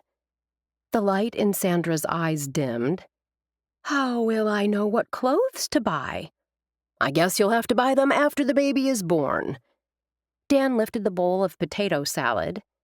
"Would you like more?" "I'd love more." Sandra bestowed a brilliant smile on Katie Ruth. "It's delicious, but I'm afraid I've eaten too much already." Apparently deciding that she wasn't going to be able to persuade her son and daughter-in-law to find out the baby's sex ahead of time, Sandra switched her focus to Oakley. Until now, both she and her husband had paid so much attention to Dan and Katie Ruth that Isaac felt like he and Oakley were two strangers who'd been seated at a family table. Being ignored was okay with him. From the way Oakley had relaxed as the meal progressed, it was okay with her as well. "You look lovely tonight." Sandra reached over to give her daughter's hand a squeeze. "I love what you've done with your hair." "It's a normal color," John muttered. "Finally." Isaac was surprised when Sandra shot her husband a reproving glance before saying to Oakley, "It reminds me of your hair when you were a little girl, though even back then you thought the color boring. I thought it was unique." "It's brown." Katie looked up while cutting off a bite of steak. "Nothing unique about it." "Much better than all those crazy colors." Sandra's tone turned matter-of-fact. "Not blonde, but not brown either. Uniquely you." Oakley put the meat in her mouth and appeared to chew on it. "That's a nice compliment. Thank you." Sandra appeared startled. "You're welcome." "Dad tells me you have a new job." Though her brother was too kind to show disappointment, Isaac got the feeling he wished Oakley had told him. It wasn't a secret, but because Oakley's parents were there, Isaac simply scooped more potato salad onto his plate. "I'm doing some work for Good Hope Outfitters," Oakley told her brother. "That's wonderful." Katie Ruth shot Oakley a brilliant smile. "Outfitters has been such a wonderful addition to the community." With blue eyes sparkling, Katie Ruth turned to Isaac. "Did you get her the job?" Oakley's attitude and skills made hiring her a slam dunk. John's brows rose, the look on his face skeptical. "What skills?" "John!" his wife admonished. "What? Can't a man ask a simple question?" John scowled. Next to Isaac, Oakley's fingers tightened around her fork. He swore he could hear her counting to 10 under her breath. Then he realized that was him. "Oakley is great with customers and has a strong work ethic." "Really?" John didn't quite call him a liar, but his tone implied as much. "Yes, really." Isaac met the man's gaze. Maybe John Marshall had more going for him than Isaac's father, but they each had a stubborn inability to look at something from a different perspective once he'd made up his mind. John had convinced himself his daughter was a screw-up, and when he looked at her, that's all he saw. Likely all he would ever see. "Oakley is trained to handle anything from floor sales to making excursion reservations to troubleshooting ordering issues." Isaac's tone brooked no argument. "She's a real asset. We're happy to have her." "What about your job at the Ding-a-ling?" Katie Ruth asked, then turned to John and Sandra before Oakley had a chance to answer. "She's made the karaoke stage a tourist favorite." "How would you know?" John asked bluntly. "I would hope you and my son don't frequent a low-rent bar." "It's a nice business owned by a friend." Dan's voice held a warning. "It's a fun place for a night out." Katie Ruth's tone might be respectful, but there was an edge to the words. "Dan and I sang a duet on the karaoke stage a couple weeks ago. We got a rousing round of applause." When John began to sputter, Oakley stepped into the conversational void. "I am still working at the Ding-a-ling, Katie Ruth. I love it there." She turned to her parents. "If you were planning on stopping out to see me next weekend, I won't be there. Outfitters is keeping me really busy this week, and my coworker Tommy Roy had some unexpected car repairs and was desperate to pick up extra hours." "We weren't planning to stop out," her father began. "Just thought you ought to know." Oakley smiled sweetly. "What is it you do, Isaac?" Sandra asked, apparently eager to shift the topic of conversation. "I handle the fishing expeditions and, well, most anything to do with the water." "I imagine that takes a lot of knowledge." Sandra cast a warning look in her husband's direction. How did you get involved in something like that? Isaac didn't mind talking about his past because he could pick and choose what to leave out. I grew up in Homer, Alaska. Homer is known as the halibut fishing capital of the world. You can catch them from shore, but it's more common to jig or bottom fish for them from a boat. I've seen halibut top 7 feet and 300 pounds. I never realized they got that big. Dan leaned forward, his eyes bright with interest. Even John appeared impressed. Oakley was paying attention too, but then she seemed to possess an insatiable thirst for the new and different. Homer is also known for its salmon fishing. All 5 kinds of Pacific salmon show up to spawn there. There's also lingcod and rockfish. Local rivers and lakes hold everything from rainbow trout to pike. Just talking about the amazing fishing had Isaac feeling a little homesick for his hometown fishing opportunities. My dad operated a charter fishing boat for a time. No need to mention, Isaac thought, that the boat had been a short-lived acquisition. It's a long way from Alaska to Door County. Puzzlement furrowed John's brow. Why did you leave a family business to come here? You can't compare the fishing opportunities here to what you left. Well, there is salmon and trout fishing here in July, and there are anglers who want to fish for northern pike, walleye, smallmouth bass, and perch. Isaac paused for a moment. Smallmouth bass and walleyes are particularly popular at this time of year. John nodded, but his gaze remained sharp and assessing. You didn't answer my question. Why Door County? Why not? Isaac kept his voice easy. He made no mention of the places he'd been since leaving home prior to coming here. My friend Anders Cross was looking to start a business here and contacted me. Working for Anders, a man I like and respect who also happens to be an astute businessman, well, there's a lot I can learn from him. Besides, I wanted to settle in a place that has a strong sense of community, local traditions, and, of course, excellent fishing. I found all of that here in Good Hope. When Isaac had to pause to take a breath, he realized that he'd been monopolizing the conversation. Though it took the heat off Oakley, it put him in the hot seat. He didn't mind, though Isaac sensed by Oakley's fidgeting that she was ready to leave. Before John, or anyone else at the table, could ask any more questions, Isaac pushed back his chair. I'm sorry to have to cut this short. Oh, no, Sandra protested. I was hoping you two could stay longer. With Anders on his honeymoon, I've got to make sure everything is set for tomorrow. Heck, for the rest of the week.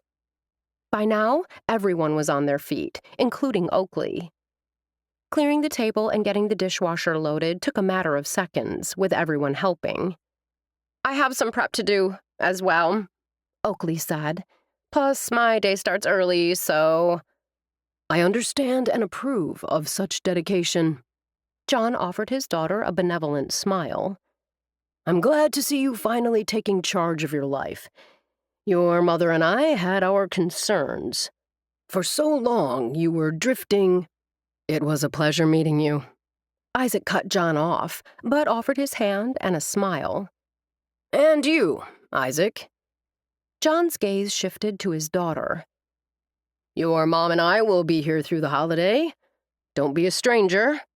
Yes, Katie Ruth echoed. We'll have to make plans to all get together again. The food was amazing. Isaac grinned at Dan.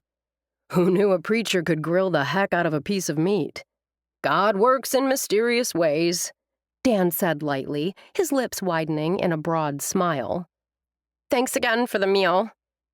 Flinging her arms around her sister-in-law, Oakley held her tight for an extra heartbeat, and Isaac heard her whisper, "Stay strong." As Katie Ruth stepped back, she smiled and gave Oakley a nearly imperceptible nod. It took longer than Isaac imagined to cover the distance from the back patio to the curb where the escape vehicle waited, but finally they broke free. Do you really have to work tonight? Oakley asked when they reached his truck. Was I that obvious? Not to me. When he pulled the key fob from his pocket, her fingers closed over his hand. Thank you. For what? He made no move to step inside the truck. Though he'd made a big deal of having a lot of work to do, he was in no rush. For making dinner bearable. That was more you than me, he said quite honestly. I don't... You helped Katie Ruth get everything ready, which took the pressure off both her and Dan. He continued, wanting Oakley to know who'd been the real star at today's dinner. That set the tone for the whole evening. I suspect you bit your tongue several times in an attempt to keep the evening pleasant. Not for yourself, but for your brother and sister-in-law. This tongue, Oakley pointed to her mouth, is bruised and bloodied. I'm betting it'll be back to normal once the house is out of sight. He kept his tone light. How'd you get so smart? You forget, I'm no stranger to family drama. We do have that in common, Oakley admitted. And a few other things. Lots in common, which is what I've been telling you all along. Isaac grinned. Where are you off to now? As much as he'd like her to go home with him, where they went now was totally up to her. Chapter 17. You want me to knit? Oakley chuckled at the look on Isaac's face. No, I want you to try and learn to knit, like I am. I want to make something for Dan and Katie Ruth, and the ladies said they would teach me. Cocking his head, Isaac considered, then smiled. I think it's sweet that you want to make something for the baby. You'll do it? He nodded. I'll give it a go. Oakley couldn't stop her smile. I enjoyed getting to know your brother better, Isaac told Oakley as they strode up the front walk to the living center. He's a nice guy. Oakley nodded. The thought of her brother and Isaac getting on so well made her happy, but she knew that was only part of it. She wasn't sure how it had happened, but in the short time since she and Isaac had started hanging out, he'd become a big part of her life. Even though she told herself them being together was just a temporary thing, she couldn't deny that her feelings for him grew stronger every day. Sitting at the table with him earlier, seeing how well he handled her father, Oakley had found herself thinking how wonderful it would be to have Isaac in her life forever. With so much going on, Oakley had nearly forgotten she'd promised Gladys she'd be here at 8. It hadn't struck her until she'd been sitting at the table, listening to Isaac talk fishing with her dad. Gladys, Ruby, and Catherine sat at a table in a far corner, knitting needles and skeins of yarn at the ready. Spotting her and Isaac, Gladys smiled and motioned them over. Once he and Oakley were seated, Gladys took control. Her gaze swept around the table, much as it had at the Independence Day committee meeting. Why don't each of you tell Isaac what you're working on for the baby? I'm making a knitted bear. Ruby held up a picture of a brown bear with a pink nose. I made one for Finn and Jeremy's Eddie, and he loves it. I'm making what's called a baby envelope blanket. Catherine gestured to her project, which, to Isaac's inexperienced eye, appeared nearly done. As you can see, it has a hood at the top and flaps that make it easy to swaddle. It's amazing that you can make something like that. The items, Isaac thought, looked like something he'd buy in a store. It's baby booties for me. Oakley pulled yarn and knitting needles from the oversized bag she'd brought with her. She held up a picture showing a bootie sporting a purple sole and a lime and teal-striped upper. This is the one I'll be making. Isaac had been thinking pink and blue, or maybe yellow and green, since Dan and Katie Ruth weren't going to find out the baby's sex ahead of time. These booties were unique. Cool choice of colors. Oakley flashed a smile. I think so. What are you working on? He asked Gladys. A kitty cat hat in mustard yellow. Gladys held the partially finished hat up by its ears. "It'll be adorable." "I'm sure it will." Isaac didn't want to ask, but he'd promised Oakley he'd embrace this project. He settled his gaze on Gladys. "Tell me what you want me to do." Gladys, Isaac quickly discovered, was a patient teacher, perhaps because the instructions started on a high note when she realized forming a slip knot posed no problem for him. He wished he could say it went as quickly when she tried to teach him how to cast on and create a foundation row of stitches. Though he breathed a sigh of relief when those stitches were on the needle, the actual knitting and purling took even more concentration. He cast a glance at Oakley when Gladys went to refill her wine glass.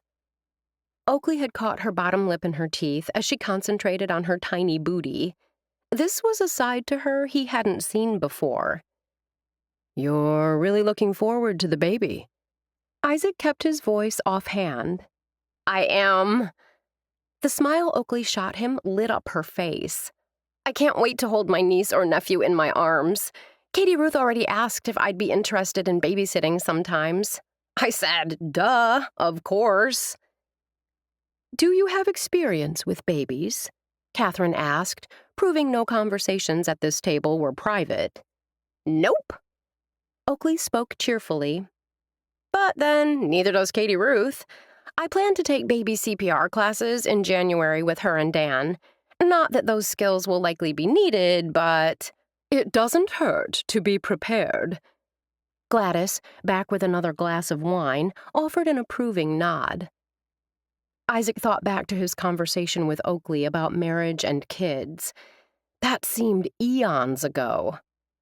Looking at her now, with baby booties in hand, hearing the excitement in her voice when she spoke about Katie Ruth and Dan's baby, well, it sounded as if she'd experienced a change of heart. After all, she couldn't be so excited about being an aunt and not want a baby of her own someday. The thought made him smile.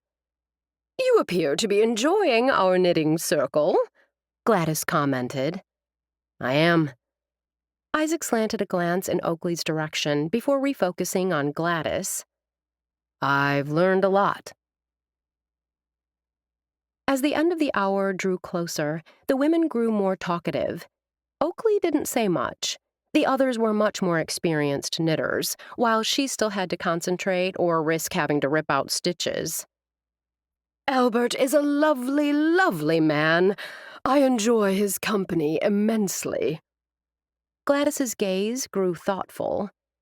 "But I'm beginning to realize that no man can take the place of Henry in my heart." "I can relate." Ruby's eyes swam with memories. "Eddie was the love of my life." Catherine looked up, her needles clacking. Both Henry and Eddie were fine men. There were nods all around the table. Though Isaac hadn't known either man, he found himself nodding too. Gladys's expression grew thoughtful before she focused on Ruby. "What would you say was the most important thing you learned from your relationship with Eddie?" Ruby's blue eyes grew thoughtful. "Compromise." Her lips quirked upward. "I know you'll find this hard to believe, but I can be stubborn." Catherine covered her laugh with a cough. "Eddie had strong opinions." Ruby's eyes took on a distant glow. "We both did. Over the years, we both learned the value of compromise." Catherine blew out a breath. "Lack of compromise is why my relationship with Walter didn't last." "Walter?" Isaac asked. "A man with whom I was seriously involved years ago." Catherine's eyes turned dark with memories. "Catherine wanted to continue to live here. Walter wanted to make their home back east," Ruby told him. Catherine glanced at Ruby. "Looking back, I wonder how different it might have been if we'd been able to arrive at some sort of agreement, like spend summers in Good Hope and the rest of the year back east." "Walter dug in his heels," Ruby reminded her. "He refused to give an inch." "You're right." A brief look of sadness skittered across Catherine's face. It was his way or not at all. Gladys opened her mouth as if to say something, then closed it and shifted her gaze to Oakley. "You're being very quiet, my dear." Oakley lifted the booty. "Just concentrating." "You've had past relationships." Keeping her attention on her knitting, Oakley shook her head. "Not many." "Still, they must have taught you something." When Oakley looked up, Gladys offered an encouraging smile. "Tell us what you learned." Are you really going to do this? Oakley met Gladys's innocent gaze with a steady one of her own. "I don't know what you mean." Gladys widened her eyes. "We're simply having a conversation, and I'm interested in your thoughts." In Isaac's thoughts as well, I'm sure. "I certainly wouldn't want to leave him out." Oakley considered calling out Gladys. She knew what this was about. Her friend might not have given her and Isaac relationship cards, but she was finding other ways to ask them questions from the cards. Though she didn't like being manipulated, Oakley admired the older woman's tenacity, not to mention her ingenuity. "You were about to tell us what you learned?" Gladys prompted when the silence lengthened. Oakley thought of her parents. Since I haven't had much dating experience, I guess I learned the most about relationships from observing my parents' marriage. Specifically, I learned what I don't want. My dad is controlling, and my mom cedes all decision-making to him. Their marriage is all about him, what he wants, what he thinks. Oakley paused, then flashed a smile in an attempt to lighten the mood.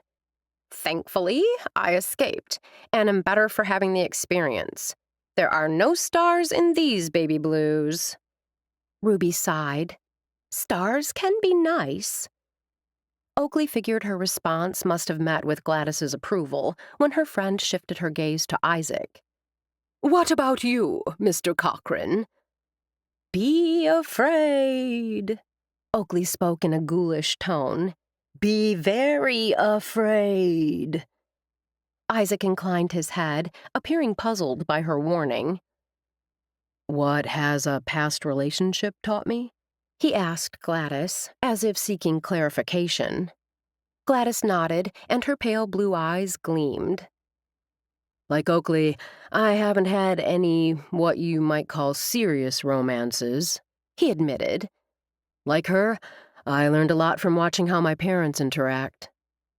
Ruby's lips curved, no doubt hoping this time for a heartwarming tale of love and devotion. From what Isaac had said of his childhood, Oakley knew Ruby was about to be disappointed. "My parents never married. My dad might have been around when I was a kid, but there was this undercurrent that he could be out the door at any time. They never seemed to be on the same page." Isaac's tone remained matter-of-fact. "After every fight, my dad would leave, then they'd make up, and the cycle would start again. Watching them convinced me I want the stability and structure of a marriage in the traditional sense." This was nothing Isaac hadn't said before, nothing Oakley didn't already know. Still, she'd hoped Isaac might be softening his stance on marriage needing to be part of his future. Now she worried the hopes she'd harbored had been pie-in-the-sky unrealistic. "Time will tell," she assured herself. "Sometimes," Gladys smiled, "what can seem so far apart isn't." And sometimes, Oakley slanted a quick glance at Isaac. Things are just as they appear. Chapter 18. Isaac glanced around Good Hope Outfitters. The store was ready for business and set to open in a matter of minutes. He had a charter fishing group leaving in an hour. If Oakley didn't show, that still gave him time to call in a replacement. Even though she was cutting it close, she'd be here, Isaac assured himself. Oakley might appear flighty, but she was reliable and a whiz at keeping track of where she needed to be when. He was idly scrolling through his phone when a knock at the door had his head jerking up. Standing at the door was a young, brown-haired woman dressed in khaki shorts and wearing an outfitter's shirt. For a second, Isaac found himself surprised again. That's when he realized he'd grown accustomed to Oakley's usually colorful hair and outfits. As he crossed the store to unlock the door and move the closed sign to open, he realized she now looked like any other young woman.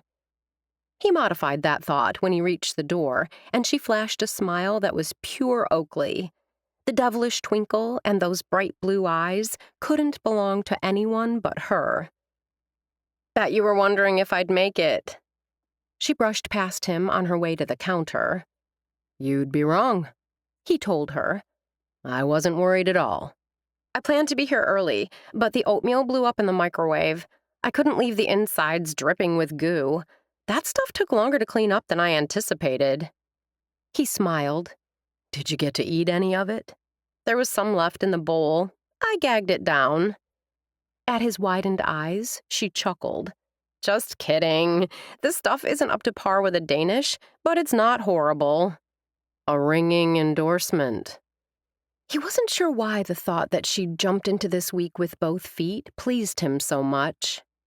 I also ran. She held up a hand before he could respond. Not as far as you, but far for me. I bet you feel great. She cocked her head, considered. Then she smiled. A healthy lifestyle doesn't suck. He laughed and would have pulled her into his arms, but the door jingled and several customers walked in. Welcome to Outfitters, Oakley called out, flashing a bright smile. Let me know if I can help you with anything. The couple, somewhere in their 40s, smiled and nodded. Any last-minute questions? Isaac asked. Nope, I'm ready and hoping for a busy day. I'll be out on the water most of the day, but I was wondering... He shoved his hands into his pockets. Would you like to go to Bopping in the Square with me tonight? Isaac had heard that the event, during which a local or regional band took the stage once a week in June, was popular with locals and tourists, partly because of the music and partly because of the booths set up in the square. Surprise skittered across Oakley's face. I can't believe I forgot that was tonight. I keep thinking it's on the weekend. That's how it's always been before. I think they changed it this year and put it at the start of the week to encourage tourists to stay past the weekend. Plus, it gives everyone more to do during the week. I get that. Oakley shoved her bag below the counter. Still, changing it has me all screwed up. Oh, really? A slow smile spread across Isaac's face. Are you saying you would have preferred the traditional routine? Oakley matched his grin with one of her own. Are you saying you see the value in breaking with tradition? Miss, one of the male customers called out. I'm sorry to interrupt, but we have a couple of questions for you when you have time. Be right there. Oakley rounded the counter, but paused. Pick me up at 5? That'll work. We can watch the band, maybe grab something to eat at one of the booths, and chill. Sounds like a stellar plan. Giving her hand a squeeze, Isaac whistled as he headed out the door. Oakley gave the handled bag filled with shirts and sport shorts to the 20-something woman. Thanks for shopping at Outfitters. Thanks for your help, Oakley. The woman smiled. You were great. Oakley returned the smile. Her replacement had arrived, and now that she'd rung up this last sale, her shift was officially over. How did it go? She looked up, and there was Isaac, his face already deeply tanned from the sun, his dark hair perpetually windblown. It was fun.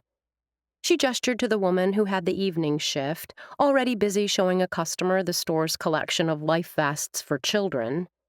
I kept busy all day. When there weren't customers, which wasn't all that often, I straightened the merchandise. People are pigs. Some are, Isaac agreed. How did your fishing expedition go? She paused. Wait, don't answer that yet. Are we taking your car or mine? Or are we driving separately? Since I'm within walking distance of the town square, and parking is going to be crazy tonight, why don't you drive over to my place? I have 2 spots behind the building, and we can walk from there. Giving him a thumbs up, Oakley climbed behind the wheel of her bug.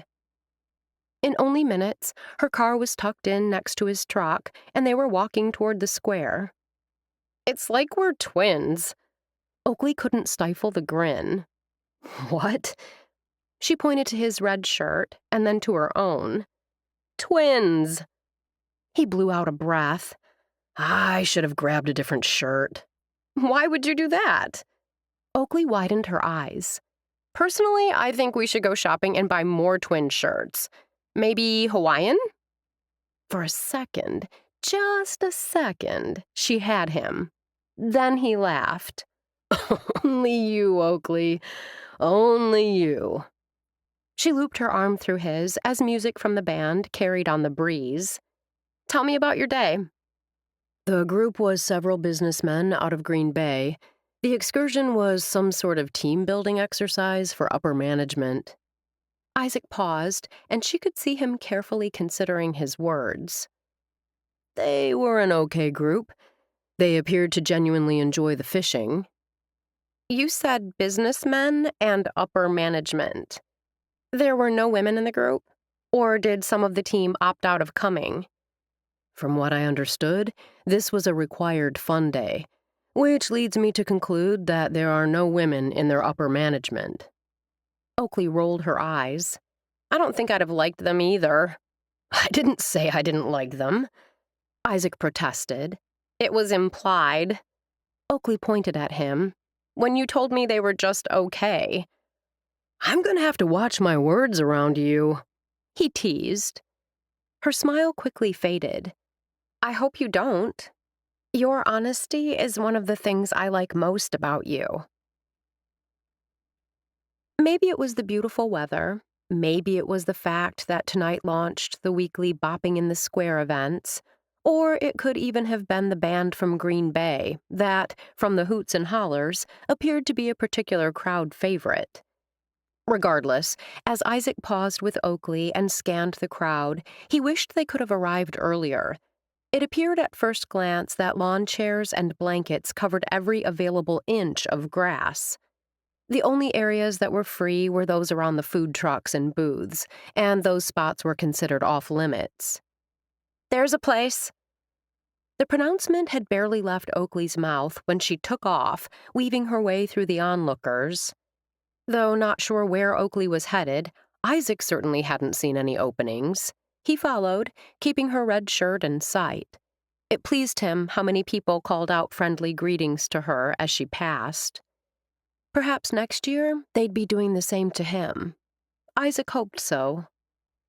They were nearly upon a leafy oak when Oakley came to an abrupt stop. Is there room for us to squeeze in here? Absolutely. Katie Ruth scooted closer to Dan. How did you see them? Isaac asked as Oakley dropped down beside Katie Ruth, then grabbed his hand to pull him down beside her. I can always spot these two. Oakley flashed smiles at Katie Ruth and Dan. Hi, Isaac. Katie Ruth's gaze shifted from him to Oakley. Her smile widened. You two are twins. Isaac couldn't help it. He groaned aloud. This is only the beginning. Oakley kept a straight face. We're planning to buy twin Hawaiian shirts. Dan arched a brow, his face carefully expressionless. Really? No. Isaac raised a hand. No Hawaiian. Oakley offered her brother a wink. Give me time. I'll convince him. Katie Ruth laughed. You can convince anyone of anything. I like to think I have stellar powers of persuasion. Oakley slipped her hand through Isaac's arm and gave it a squeeze. This is my favorite song.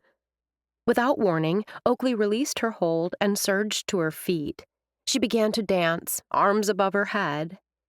In a matter of minutes, more people stood, both men and women, shaking their hips and moving their bodies to the infectious beat.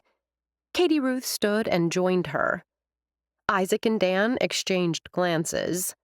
Oakley grabbed Katie Ruth's hand. Are you feeling the beat?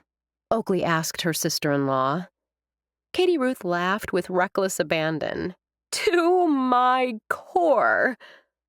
It was as if the two women had forgotten about the people standing around them, didn't care about looking foolish, and simply let themselves feel the music. Where are your parents tonight? Isaac asked Dan, raising his voice to be heard over the music. At home. How did you get away? Only once the words had left his mouth did Isaac realize the implication. He winced.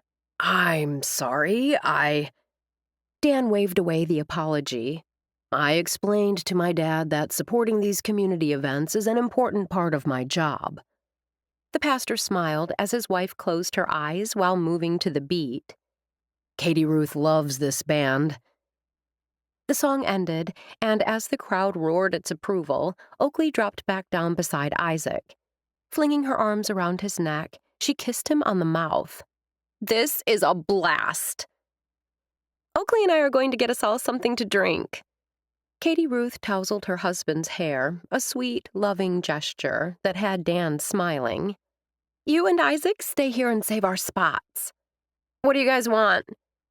Oakley pulled some bills from her pocket and waved them around. I'm paying. Frozen lemonade for me, Dan told his sister. I'll take the same. Isaac cocked his head. Are you sure you won't need help carrying the drinks back? No. Oakley pointed to Katie Ruth, then back at herself. 4 hands, 4 drinks. We're golden. Isaac chuckled as the two headed off, arm in arm, laughing and talking. I'm happy we came tonight. Dan pulled his gaze away from his wife's retreating form to focus on Isaac. Very happy my parents chose to spend time this evening with friends, rather than brave the crowd. It's been a bit tense in the house, and I think Katie Ruth needed a night away. I know I did.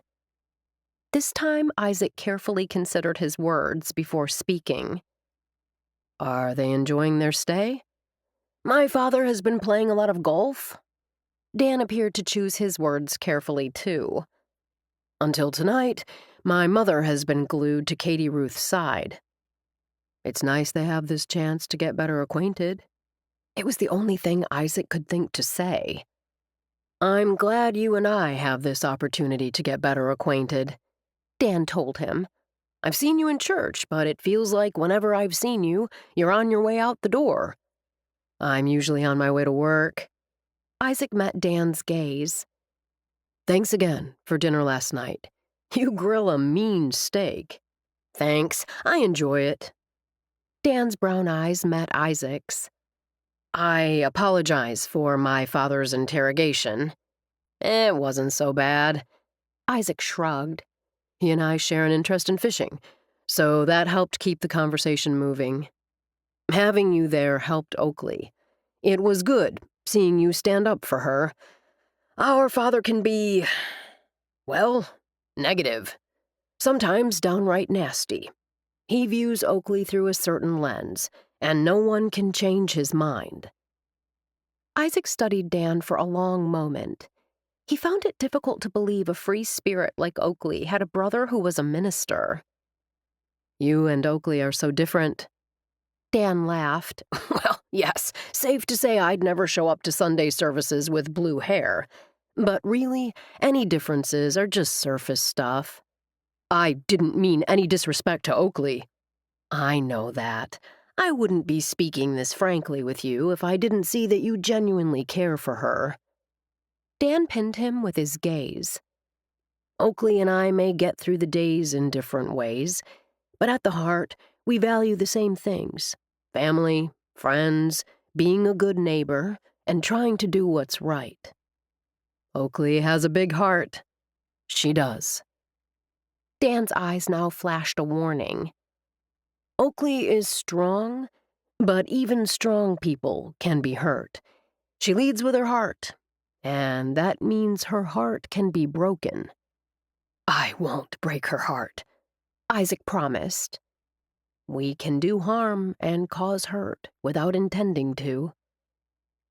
Isaac knew Dan was ready to say more, but Oakley and Katie Ruth appeared with the drinks. Thanks, Oakley. Dan took a frozen lemonade from his wife's hand. Next time it's my treat. Oakley grinned. Deal. Dan took a sip of the lemonade and met his sister's gaze. I'd like to ask a favor. Uh-oh. I don't think I'm gonna like this.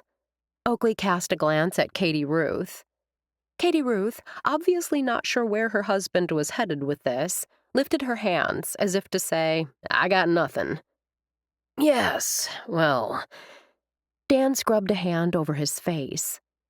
We're planning to take Mom and Dad mini-golfing Wednesday night. As it will be in the middle of the week, it shouldn't be too busy. Katie Ruth and I would love for you and Isaac to join us. Isaac glanced at Oakley, expecting her to turn the offer down flat. What time? She asked her brother. 6. Mom and Dad have turned into early bird diners, so we're planning to eat first. No to dinner, but I can meet you at 6. Oakley glanced at Isaac. I can't remember if you're busy with work stuff on Wednesday. If you're not, I'd love for you to come. She'd given him an out, an easy out. Tempted as he was to take it, he couldn't leave her alone to fend off her parents' barbs. Sounds like fun.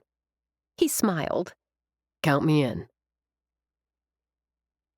An hour later, concern etched Dan's face as he studied his wife.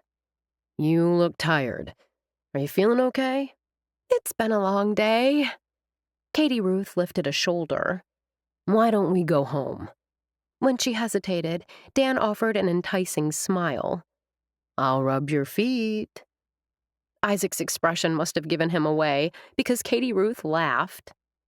In the evening, when it's just us, Katie Ruth explained, I'll put my feet in Dan's lap and he'll rub them while we watch television.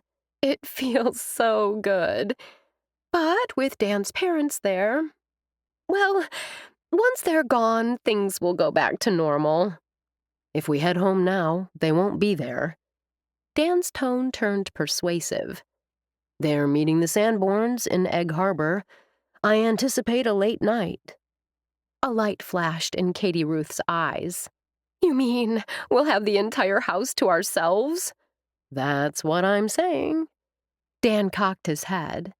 Interested? Very. Katie Ruth turned to Oakley, who was unabashedly listening in on the conversation. I had fun, but... What are you waiting for? A foot rub awaits. A twinkle filled Oakley's eyes. Maybe more. You never know. Appearing recharged, Katie Ruth laughed and took her husband's hand. Oakley grinned as the two strolled off through the crowd. Alone at last. Oakley gestured to the sea of people surrounding them. Except for a few hundred friends. The next hour passed quickly. He and Oakley sang along to songs they knew and danced to ones that brought them to their feet. By the time the band finished another set, Isaac realized he was hungry. He eyed the food lines. In a matter of seconds, all the food trucks and booths sported massive queues of people. We can wait, he said. Go right after the band starts their next set. It was the sensible course of action. Not on your life. Oakley rose, held out her hand. I don't mind waiting in line. You get to meet the most interesting people while you wait. Isaac stood. What sounds good to you? We don't have to get the same thing. Oakley waved an airy hand. I don't mind standing in separate lines. Normally, Isaac wouldn't have minded either. Tonight, he wanted to be with Oakley. I'm up for anything. You pick. Oakley pointed to a food truck boasting an impressive line. They have the best whitefish tacos. Sounds good to me. The line moved surprisingly quick.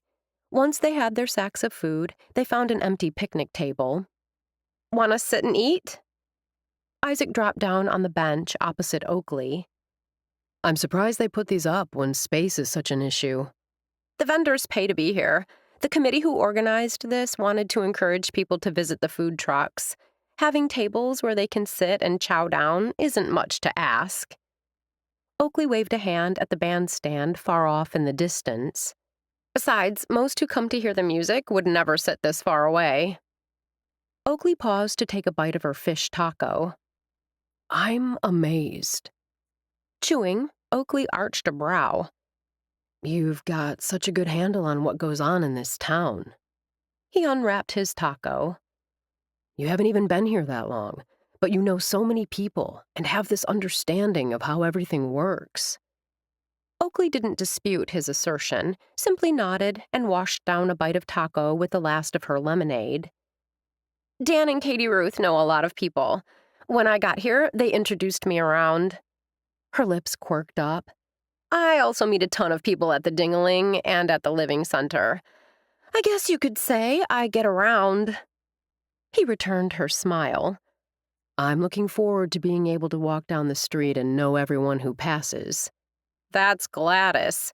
The woman knows everyone. I'm surprised she isn't here. Oh, she's here. Oakley took another bite of her taco. I haven't seen her. One thing about Gladys, she stood out in any crowd. She's on the other side of the square where the booths are set up. Gladys is doing her Madame Gitana fortune-telling gig tonight. Seriously? Isaac started to laugh, but stopped when he saw Oakley's expression. You are serious. She's really good at it, too. As if seeing the question in his eyes, Oakley shook her head. I haven't had her do a reading on me, but plenty of people swear by her predictions. Who swears by her? And what did she predict? Isaac tried to imagine Gladys as a psychic and found it wasn't that difficult. Oakley finished off the last of her first fish taco and reached for the other. Her brows pulled together in thought. She predicted Marigold and Cade would have twins when they'd given up hope of getting pregnant. Though this was before my time here, she apparently predicted Eliza and Kyle's first baby would be a girl. 50-50 chance, Isaac pointed out. Oakley tapped a finger against her lips. There was something with Hadley Chapin, but I can't recall the specifics. You two are good friends. Why haven't you done the crystal ball dance? Fair question. Oakley shrugged. I guess I like my life to be a surprise. I don't need to know what's coming. If it's good, I'll be happy. If it's bad, I'll find a way to roll with it. I can see that. Isaac noticed everyone was heading back. The band must be getting ready to start their next set. We should... You, on the other hand, might appreciate knowing where your life is headed. Oakley made no move to get up. The gleam in her eyes told him exactly where this was headed. He swiped the air with a hand. I don't believe in psychics. It seems to me having Gladys do a reading would be part of the Isaac life. Oakley finished off her second taco, then wadded up the paper and dropped it in the sack. How do you figure? Getting all possible information about your life so you can make informed decisions. Oakley smiled. It'll be a kick. Let's scout her up. The challenge in her eyes had him swallowing the refusal that had sprung to his lips. He was adventurous, plenty adventurous. Hadn't he left home, left Alaska, with only the money in his pocket, picking up jobs and adding to his stash of cash so he could move on again? Hadn't he come to Good Hope when his friend Anders had texted, though he'd never been to Wisconsin, and Anders had still been finalizing his business plan? Listening to Gladys spout some nonsense about his future didn't scare him. Not one little bit. Chapter 19. Gladys stood at the opening to a tent decorated with moons and stars, dressed in a gown of purple and silver.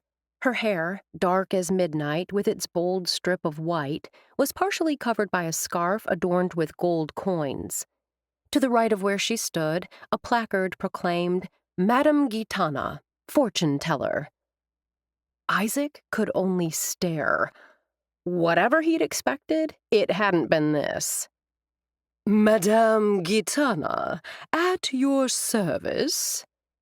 The slight incline of her head had Isaac's lips curving. What a pleasure to see you together. Gladys, Madame Gitana, nodded approval, then took control of the conversation. Madame Gitana has been busy, but she has time for you. Stepping into the tent, Gladys motioned for them to follow her. When Isaac hesitated, Oakley gave him a little push. You, sit there. Gladys pointed to a chair off to the side for Oakley. Then her gaze settled on Isaac. You will sit here. The chair she pointed to was at the table holding a crystal ball. For a second, Isaac hesitated. Assuring himself this was simply a joke, he sat. The smell of sage and cedar hung heavy in the air, and the spiritual music playing in the background added to the otherworldly atmosphere. It was, Isaac thought, as if he'd left Good Hope behind, simply by stepping inside the tent. Just to be clear, I'm not a believer in this kind of stuff. Isaac kept his tone light, wanting to be honest but respectful. Gladys, now seated on the opposite side of the table, reached forward and took his hand in her bejeweled one. The older woman's eyes glowed in the dim light. You need to understand. If he doesn't want— Silence! The sharply spoken word pierced the air. Self-understanding is essential for healing. Oakley's eyes widened, and she fell silent. No problem. Isaac shot Oakley a wink. This might be fun. Gladys, Madame Gitana, nodded approval and lifted the purple ball from the black obsidian stand. Isaac studied the ball, then frowned. Aren't crystal balls supposed to be clear? It doesn't need to be clear. The crystal is merely a tool for freeing my third eye. Gladys's voice turned soothing, like water in a bubbling stream. This is made from natural amethyst quartz. This type of ball is best for answering questions about matters concerning the past, for issues of guilt and blame. Seated off to his right, Oakley nodded, her expression serious. It took all of Isaac's self-control not to laugh. Gladys sounded so serious, as if she believed every word she was saying. He played along. What will you see? I won't know until I look, until I ask the question. Gladys turned and fixed those pale eyes on Oakley. Close the curtains. It's time to begin. With the outside light cut off, the interior would have been dark, except for the 2 candles flickering behind Gladys. The old woman's gaze fixed, unblinking, on the ball. A minute, then 2 ticked slowly by. When Gladys's eyes became unfocused, Isaac shot Oakley a worried glance. Oakley offered him a reassuring smile. Isaac reminded himself that Gladys was an experienced actress. She knew how to put on a good show. He wondered idly what had made her try fortune-telling. He was about to give in to temptation and check the time when the older woman's gaze relaxed. She blinked rapidly, then picked up a pencil and began to scribble on a pad. Isaac leaned forward to see what she wrote, but the scribbles looked like chicken scratches. What did you see? I saw a boat, but not one I recognize. Gladys rose, moved to the entrance, and flung open the curtains. Sunshine spilled into the tent. The winds were blowing, the boat rocking, as if it would soon capsize. You were on the deck, seeming unaware of the danger. What was I doing? Isaac heard himself ask. Gladys ignored the question. Your heart is in a place to draw true happiness, but the winds of the past still hold power. Isaac frowned. I don't understand. The woman's attention turned to Oakley, who was slowly rising to her feet. What she says doesn't always make sense.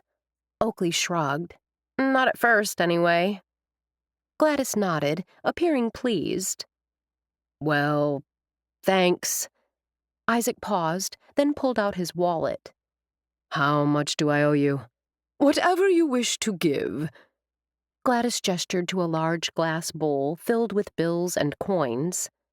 All is being donated to the Giving Tree. Isaac dropped in a 20, then stepped out of the tent, relieved the strange experience was over. He put the warning, or was it a prediction, out of his mind. Taking Oakley's hand, he gave it a swing. What's next on the agenda? She smiled up at him. We're living the Isaac life. You tell me. As Oakley studied the gleaming black motorcycle, she realized steady plus dependable didn't always equal boring. She hadn't even known Isaac owned a bike until he'd pulled this one out of a storage shed behind Firehouse. No way could she refuse his enticing offer of a Monday night ride down the Door County roadways. When I first got here, he told her as he handed her a helmet, I explored the entire length of the peninsula, beginning at Sturgeon Bay and going all the way to Gill's Rock. It was a quick trip, but I promised myself I'd do it again, take more time, maybe stop and explore further. I haven't. Now that you say that, I realize I haven't done much exploring either, which is ridiculous considering the peninsula isn't all that long. Oakley gazed at the plain black helmet. Don't you have one with a little more pizzazz? Maybe one of those helmets that look like glitter? Or at least one with a racing stripe or something? Oh, what about one with spikes on the top like a mohawk? Isaac put on his own helmet, also plain black, and swung his leg over the bike. Sorry, fresh out of glitter and mohawks. But tomorrow I'll see what I can do about a racing stripe. For now, put that on. I want you safe. With a breath, Oakley pulled on the helmet and positioned herself behind him. You're not going to believe this, but I've never ridden on a motorcycle. When he turned, she saw she'd surprised him. You don't have to be afraid. I'm not afraid. She laughed. I'm excited and wondering why the heck I haven't done this before. He turned back, and the engine roared to life. Oakley wrapped her arms tightly around his midsection as the bike rounded the building and they pulled onto the street. She might not have done much exploring, but she knew Highway 42 would take them all the way to Gill's Rock at the top of the peninsula. As traffic was light, Isaac didn't appear to see any reason to rush. If a motorcycle could saunter, that's what they did. They passed through Sister Bay, a village known for its abundance of dining options. We should come here sometime. Oakley realized that while her helmet lacked style, it had an intercom system, which made it possible for her to talk to Isaac as they rode. There's lots of outdoor dining by the water. I'd like that, was all he said as Sister Bay quickly faded from view. Because her arms were around him, she noticed the more ground they covered, the more he relaxed. They continued north on the west side of the peninsula, finally reaching Ellison Bay. Isaac pulled the bike to the side, and they got off to study the waters of Green Bay from the impressive limestone bluffs. Isaac took off his helmet. I never realized how pretty this part of the country was until I got here. The sun glinted on the water, and in the distance, Oakley saw Washington Island. Removing her own helmet, Oakley pointed to the island. You take a ferry from here to get to there. Have you ever been? He asked. Once, when I first got here. She inclined her head. Do you know what Angostura is? The bitters brand? During Prohibition, this guy, his name was Tom Nelson, operated a dance hall and bar. He got around the no alcohol thing by getting a pharmaceutical license. That way he could legally sell bitters, which he marketed as a stomach tonic for medicinal purposes. Isaac stared at her in wonder. How do you know all this? She smiled. Like I told you, I have a curious mind. His pub survived Prohibition and is the oldest continuously operating tavern in Wisconsin. Do they still serve bitters? You bet they do. Oakley smiled. Shots of Angostura are the most popular item on the menu. Another place we'll have to check out. He rested his hand on her neck, and when he leaned over to kiss her gently on the mouth, she kissed him back. Once they were back on the cycle, they continued their journey to Gill's Rock. Do you scuba? He asked. I've wanted to do it, but have never tried. Her tone turned curious. Are you certified? I am. I love it. That didn't surprise Oakley. Isaac appeared to have a passion for anything outdoors. Anders and I talked about doing a quick shore dive on the wreck of the Fleetwing. He paused. If you ever get certified, that would be something fun we could do together. What is the Fleetwing? Oakley asked. A 135-foot schooner. It broke apart on Lake Michigan during a storm in the late 1800s. Its remains are in water that's only 30 feet deep and not far from shore. There's minimal boat traffic and no current. Sounds like fun. I wonder who I'd contact about getting certified. She paused, cocked her head. Wait, does Outfitters offer classes? Not yet, Isaac informed her. We're considering the possibility. I heard that the community college in Sturgeon has a program. Well, I'll be checking that out. She smiled at him, and when his gaze locked with hers, her heart flip-flopped. Where are we headed next? Back to Good Hope. We'll both have an early morning tomorrow. Oakley pulled on her helmet, fighting a surge of regret. Though the day had been a full one, she wasn't ready for it to end. Seeing Isaac already on the bike told Oakley there was no point in arguing. She climbed on behind him, but couldn't help herself from holding him extra tight, wishing the night never had to end. Isaac had been right to call an end to the evening when he did, Oakley told herself as she unlocked the front door to her house and stepped inside. She hadn't realized until she'd stepped onto her porch just how long a day it had been. A fun evening, she thought, her lips curving up into a smile, and an incredible night. One filled with music, dancing, good food, and a wonderful, relaxing motorcycle ride. She couldn't believe how much she and Isaac had in common. She was still smiling when Evie stepped into the living room, holding her grapes on the vine coffee mug. Don't tell me you have wine in that Mongo mug. The thought made Oakley smile. Actually, everything about tonight made her smile. Why are you smiling? Evie shot back, dropping down to sit on the sofa, slipping one leg beneath her.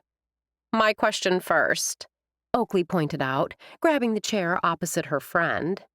Milk.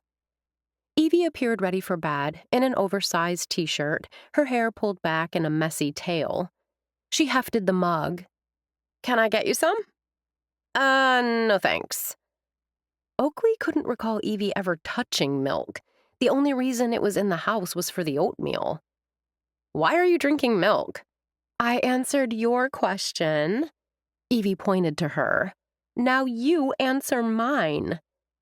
I was just thinking what a fun day I had. Simply saying the words had all the wonderful memories flooding back. I looked for you in the square, but didn't see you. Evie picked up something from the end table and began rolling it round and round in one hand. I was there.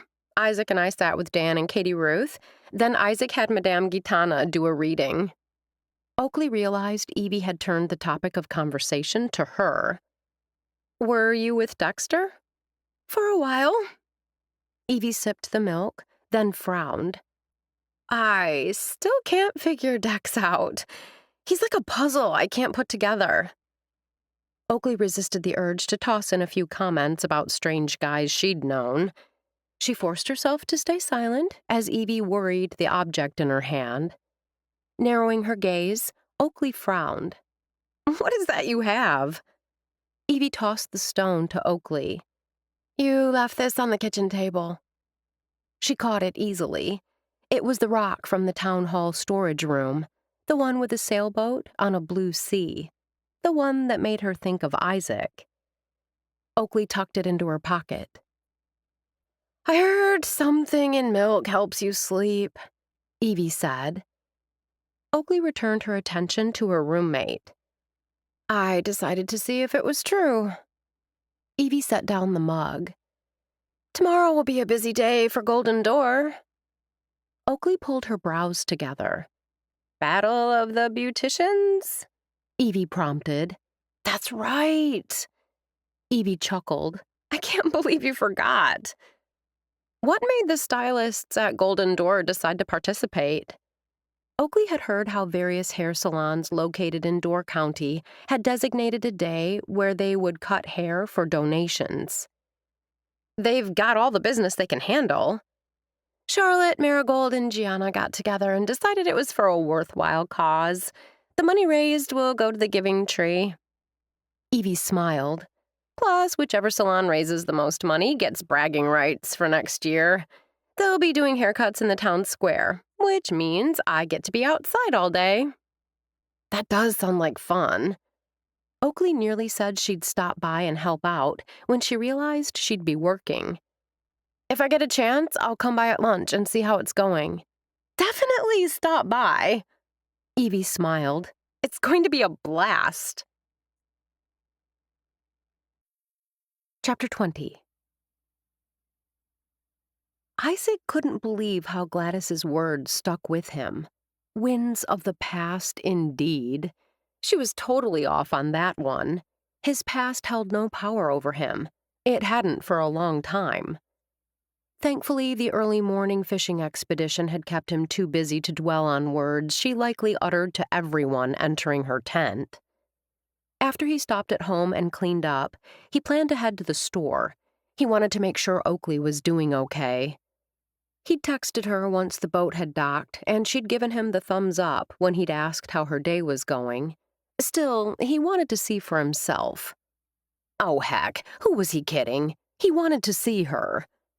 The way her eyes lit up whenever she saw him told Isaac he wasn't the only one in danger of losing his heart. Yet, they were so different. He stopped the thought before it could fully form. Were they really that different? They enjoyed the outdoors and being active. They shared many of the same friends and interests.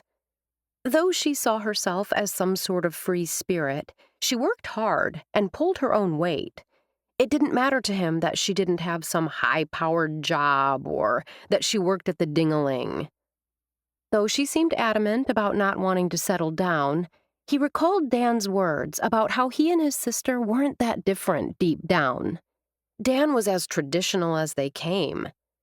He remembered Oakley's excitement over being an aunt and how she couldn't wait to hold the baby. Isaac smiled as the words, "not that different deep down," circled in his head. He strolled toward home down sidewalks that were surprisingly empty and found his gaze drawn across the street to the town square. Something was definitely up. A large green and white tent had been set up, and banners floated in the light breeze. But from where he stood, he couldn't make out the words. Want a haircut? Isaac turned. The red-headed boy studied him. You look like you could use one. He grinned. Though he couldn't tell them apart, Callum and Connor, twin sons of Max and Prim Brody, were no strangers, which likely accounted for the impudent remarks. Then again, the middle schoolers had a devilish streak. Your hair isn't that much shorter than mine, Isaac pointed out. The boys' red waves nearly reached their shoulders. He'd noticed that longer hair for boys appeared to be the style, at least in Good Hope. We're young, one of them said. You're old, like my dad. What Callum is saying, Connor shot his brother a warning glance, is that you could use a trim, and today it's free. My Aunt Marigold is awesome with hair, Callum assured him. She can make you look 1,000,000 times better. The intense look on the boy's face, coupled with the boast, had Isaac hiding a smile as he gestured to the tent. They're cutting hair for free over there? The boys nodded in unison. Why? The twins exchanged looks. Any donations go to the Giving Tree, Connor, the twin in the blue shirt, announced. They also want to win the battle of the Door County Beauticians by raising the most money for charity, Callum added, then pumped a fist in the air. Go Golden Door! Isaac stroked his beard, considered. I suppose it wouldn't hurt to take off a few inches. Connor smiled. Tell our aunt we sent you over. Our job is to drum up business, Callum confided. You're doing a great job. Isaac lifted a hand in farewell and crossed the street. If the place was packed, he'd simply give a healthy donation.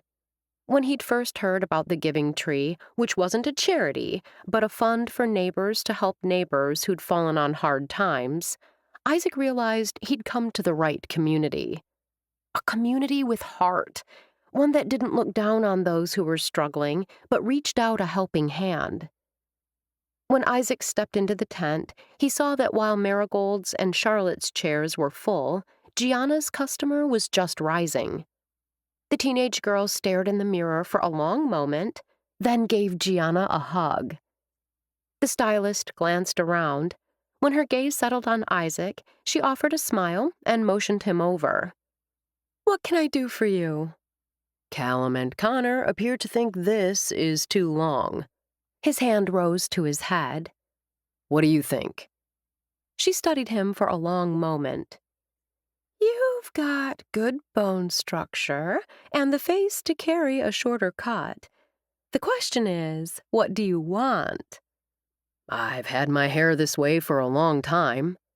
He dropped into the chair and wondered if he'd fallen into a rut. Maybe it was time to shake things up a bit.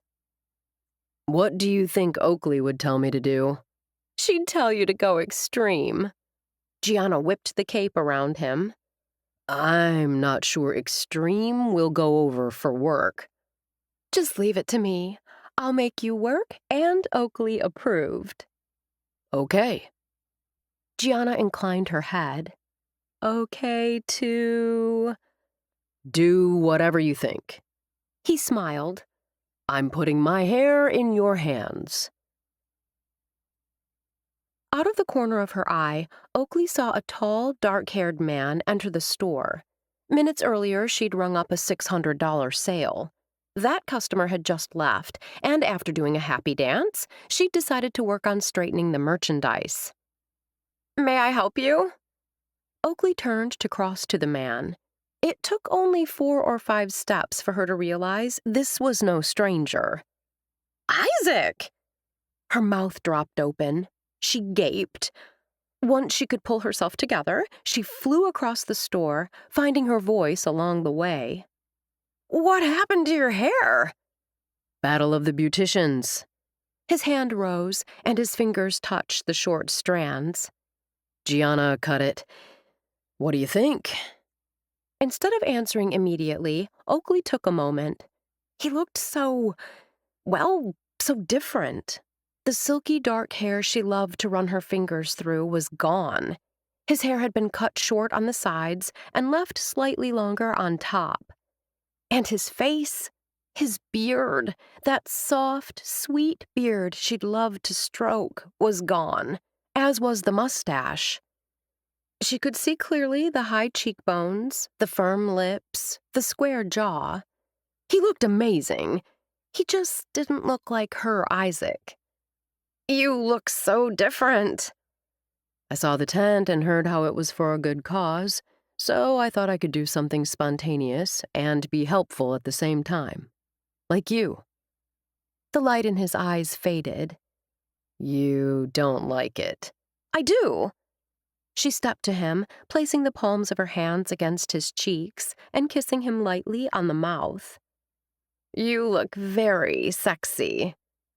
His arms went around her, pulling her tight against him. Sexy enough to come home with me tonight? Laughing, she stepped back. Yes, that sexy. Chapter 21. After sticking the last pinwheel into the ground, Oakley stepped back.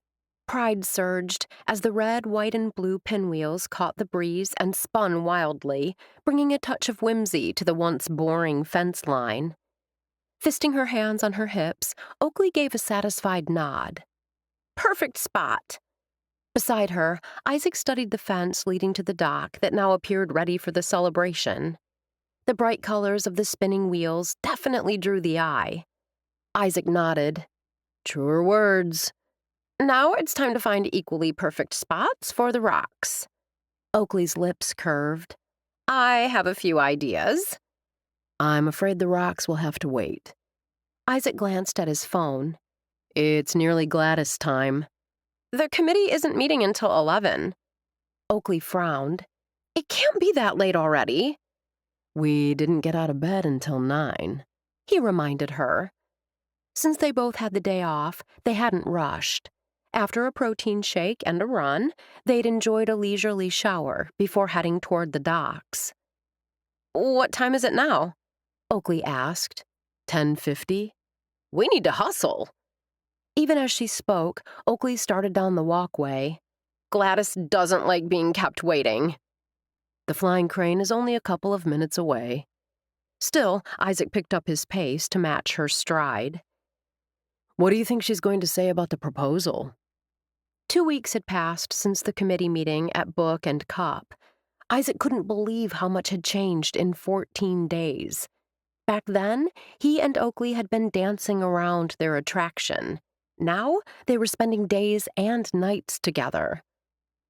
The flying crane came into view. Yesterday's text from Gladys had informed them she'd reserved a table on the deck that overlooked the water. With him right behind her, Oakley strolled across the deck and dropped into a seat. Did we make the bell? By the skin of your teeth. Appearing relaxed, a mimosa in hand, Gladys offered them both an easy smile. What have you two been up to this morning? We've put up pinwheels and found Uncle Sam a home on the front porch of Hill's General Store. Once we leave here, we plan to distribute the decorated rocks around town for people to find. As Isaac had talked, it struck him that the only ones at the table were him and Oakley. And Gladys, of course. He glanced around. Where is everyone? The older woman waved an airy hand. All their reports are in. Everything is done. I saw no reason for them to be here. But I'm supposed to report my findings on the proposed baking contest. Oakley's blue eyes clouded. Reaching down, she pulled several sheets of paper from her bag. I researched everything you asked. I received your reports, as did the other committee members. Gladys sipped her drink. Thank you for being so prompt and thorough. If the rest of the committee isn't here, how are we going to discuss adding this to the Independence Day agenda? Oakley's voice rose. As I said, you did an admirable job gathering the information I requested. Gladys waved away the waiter who came to take their order. However, when I spoke with Trinity, it became clear there is simply no room in the schedule to add something of this magnitude. Gladys's eyes softened at Oakley's obvious distress. Trinity feels, and I concur, that if we do this competition, we want to do it justice. It's a great idea, Isaac insisted. He didn't care if he and Oakley's bet wasn't completed. She had his full support. I definitely think we should do it. No argument, Gladys told him. But we can't pull it off in time for the 4th. Oakley opened her mouth, then shut it, as if unsure what was left to say. Gladys's unyielding tone told them both this project was dead in the water. What would you think about doing it as part of the Founders' Day celebration? Gladys directed the question to Oakley. That would give us nearly 3 months to fine-tune and have everything in place. Perhaps Dustin and Krista would be available in September. Your report said they're open to considering another date. That's an excellent idea. Having them here would be a huge draw. Oakley thought for a moment, then smiled. Founder's Day it is. Gladys nodded, obviously pleased at the excitement in Oakley's voice. Do you know what else I think would be an excellent idea? Oakley shook her head. Ordering lunch. Gladys glanced around for the waiter she'd banished only moments earlier. I'm famished. I'm sorry you couldn't get the competition on the agenda for the 4th, Isaac told Oakley once Gladys strode off. Oakley took a long drink of her tea and let her gaze drift over the water. I admit I was bummed at first. I started wondering if Gladys never intended to give my proposal due consideration. Do you still believe that? Shaking her head, Oakley set down her glass. I think it went down just as Gladys reported. Trinity reviewed what I'd sent Gladys and concluded there was no room in the schedule. I'm sorry. Isaac reached across the table and covered her hand with his. You went to so much work. It's not dead in the water. Oh, it is for the 4th. But Founder's Day? Well, that might be even better. There's so much going on around here in July. Gladys is right. The competition wouldn't have gotten the attention it deserves. I love your attitude. Her gaze met his as she squeezed his hand. I love that you supported me even though my week of living the Isaac life isn't over. I'll always be there for you. He kept his gaze firmly fixed on her. Count on it. Count on me. Her lips quirked upward. I'm still willing to be your Batgirl. That might be a no-go. His lips twitched. I'm not sure they had Batgirls in the 1870s. Then I'll sit in the stands and cheer. Loudly. She paused to clear her throat. You know I'm your biggest fan.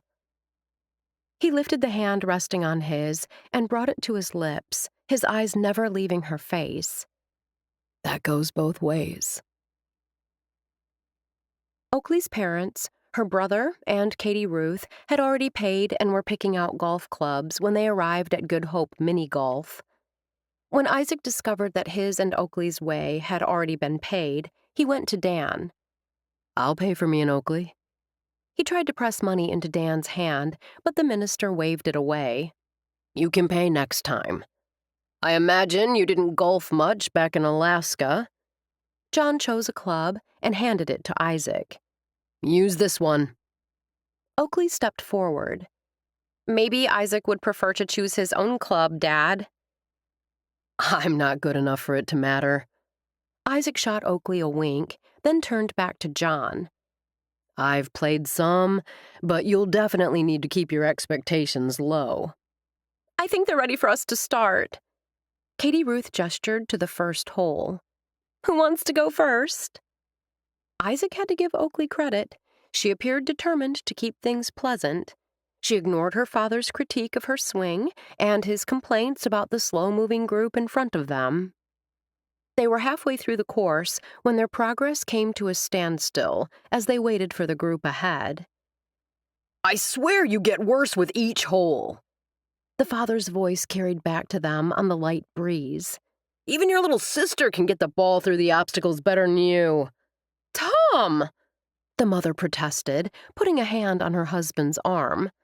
Leave Micah alone. Can't you see he's trying?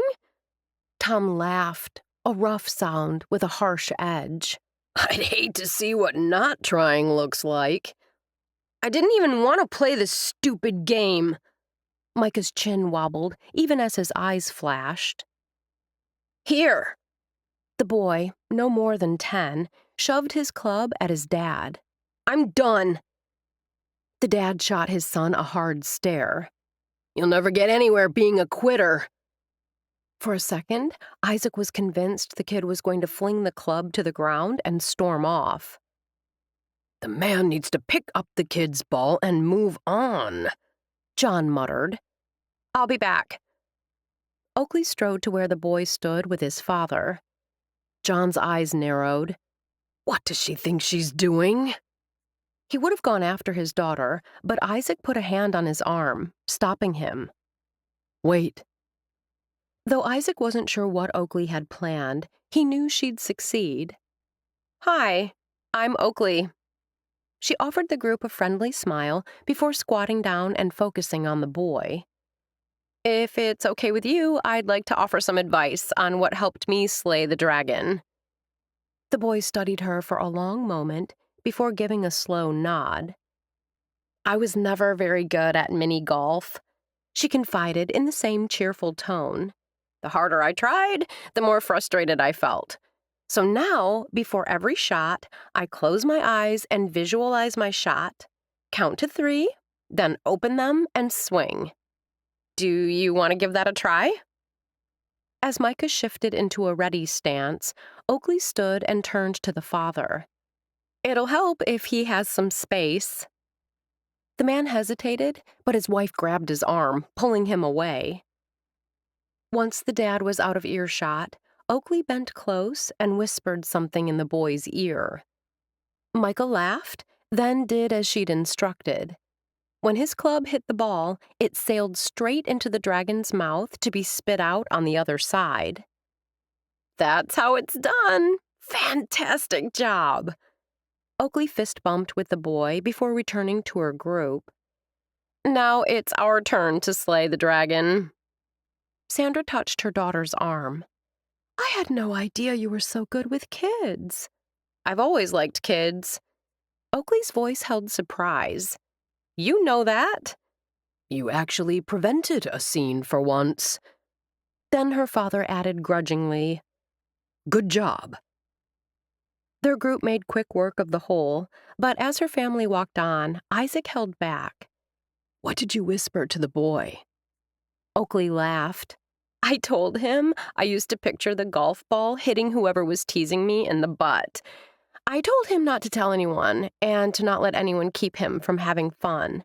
It's only a game, and I'm rooting for him." By the time they finished the course, Katie Ruth's face had lost that pinched, worried look, and Oakley's father was in high spirits. The Sandborns told your mother and me about this wonderful Italian restaurant they discovered just down the road in Sister Bay. It's called Bella Italia, and it's on the water. John opened his arms and made a sweeping gesture. I want to treat you all to dinner Saturday night. We'll meet there at 7. Oakley went to work at the Ding-a-ling on Friday with her hair still the color of café au lait. She spiced up the drab brown with beads and ribbons and felt almost normal when she started her shift. Though she and Isaac talked and texted every day, she hadn't seen him since he'd dropped her off at home after mini-golf on Wednesday. The past 2 days had been busy ones for both of them. He'd had back-to-back excursions both Thursday and Friday.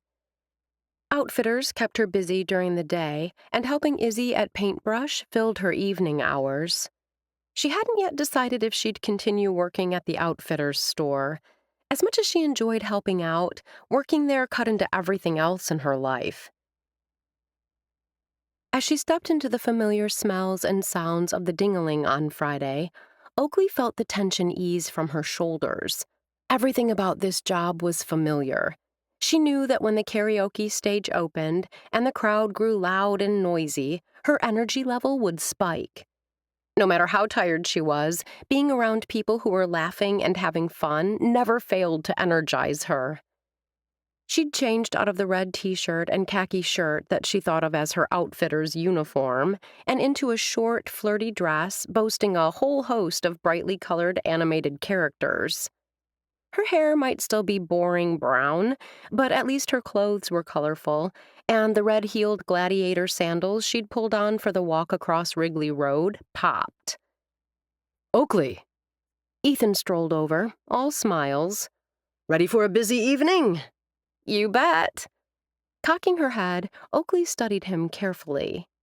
You look happy. Not that you don't always look happy, just even more so tonight. What's up? I've got a new nephew. Ethan grinned. Born this afternoon at 1:30. Oakley flung her arms around him and hugged tight. Congratulations! Thanks. She stepped back. Would she be this happy when Dan and Katie Ruth had their baby? Absolutely. What's his name? Austin Scott. Ethan slipped the phone from his pocket and pulled up a picture of an infant with an abundance of dark hair. Wow, look at that dew! Oakley shifted her gaze back to Ethan. He's adorable. I'm sure Eliza and Kyle are over the moon. We all are. Ethan grinned. I told Gianna it makes me want to start working on having one of our own right now. What did she say to that? Oakley kept her tone light. He laughed. She's all for it. You two really are perfect for each other, Oakley told him. You're right about that. Ethan pocketed the phone. Will Isaac be stopping by tonight? I'm not sure. Oakley brought Isaac's day into focus. If he does, it won't be until late. He's taking a group out for an evening sail. He's a good man. He is, Oakley agreed. As she got the stage ready, Oakley mulled over her conversation with Ethan. She'd meant what she'd said to him. He and Gianna were perfect for each other. They both wanted marriage and a family. Oakley thought about Isaac and how he tried to let her be who she was, even though she was different from him. Like Ethan, Isaac wanted marriage and a family. She wanted him to have everything he wanted. He deserved nothing less. What if I can't give him what he wants, what he deserves? Deep down, Oakley believed Isaac wouldn't ask her to change herself for him. So how could she ask him to give up what he wanted for her? Chapter 22. I've heard about this place, Oakley told Isaac as he helped her out of his truck. Charlotte said she and Adam went here for her birthday, and the food was amazing. Bella Italia was located in an attractive low-slung building that sat on the waterfront. Oakley approved of the black and white striped awnings topping 2 large windows and the restaurant's name on a backsplash of vivid red. Huge stone pots of blooming flowers flanked both sides of the entrance. If the smells coming from the building are any indication, Isaac inhaled deeply. We're in for a treat. If we were just meeting Katie Ruth and Dan, the night would be perfect. Though she was doing her best to stay positive, Oakley resisted the urge to sigh. Just think, in less than 2 weeks, your parents will be gone. Isaac's tone was as light as the palm he placed against the small of her back. Unless they decide to live here. That'll never happen. Hope spiked. Did my dad say something to you? No, but when we were golfing, he must have mentioned a dozen times all the things Chicago offers that he couldn't get here. I tuned him out. Oakley twisted her wrist in a shut-off gesture. Isaac laughed. Wish I'd thought of that. Let's just hope I can do that tonight. Though it was a beautiful evening and there was room on the deck, Oakley's father insisted on a table inside. To Isaac's relief, he found it wasn't necessary for him to say much as he chowed down on stuffed manicotti, not with her dad monopolizing the conversation. Isaac decided John Marshall loved to hear the sound of his own voice. The man had strong opinions on nearly every topic he brought up. Following Oakley's lead, he tuned the man out. By the time the meal ended and the dishes were removed, the tension in Isaac's shoulders had eased, and Oakley no longer seemed on edge. Isaac was mentally exchanging high fives with Oakley for getting through the evening unscathed when John ordered a bottle of wine. With the exception of Katie Ruth's, everyone's glasses were quickly filled with the restaurant's best Chardonnay. Katie Ruth opted for sparkling water. I'd like to make a toast. John held up his glass. Beside Isaac, Oakley's gaze turned watchful. I'm lifting this glass to Dan and Katie Ruth. Parenthood isn't easy. Depending on the child, it can be downright brutal. I have no doubt my son and his lovely wife will give it their best effort. John smiled. To my upcoming grandchild. Dan and Katie Ruth exchanged glances at the dubious toast, but lifted their glasses. Because Isaac found himself wanting to chuckle, he avoided looking in Oakley's direction. No, don't put those glasses down yet, John ordered. Once again, he lifted his glass high. To Isaac, who, even though his golf skills leave much to be desired, appears to be a nice guy who has a steady influence on my daughter. Isaac's fingers tightened around the stem of his glass. And lastly, to my daughter, Oakley. John settled his gaze on her and offered a benevolent smile. I'm impressed at the changes I've seen in you this trip. You've grown up. The weird clothes and strange hairstyles are in the past. You have a steady job and a steady boyfriend. Oakley breathed in, paused, then expelled a breath. She repeated the process. It took Isaac only a second to realize she was attempting to calm herself. That's why, John continued, making a sweeping gesture with one hand, I'm ready to send you back to college, all expenses paid. Dan and Katie Ruth exchanged glances. Sandra beamed at her daughter and prompted, as if Oakley were a toddler, Oakley, did you hear that? Isn't there something you'd like to say to your father?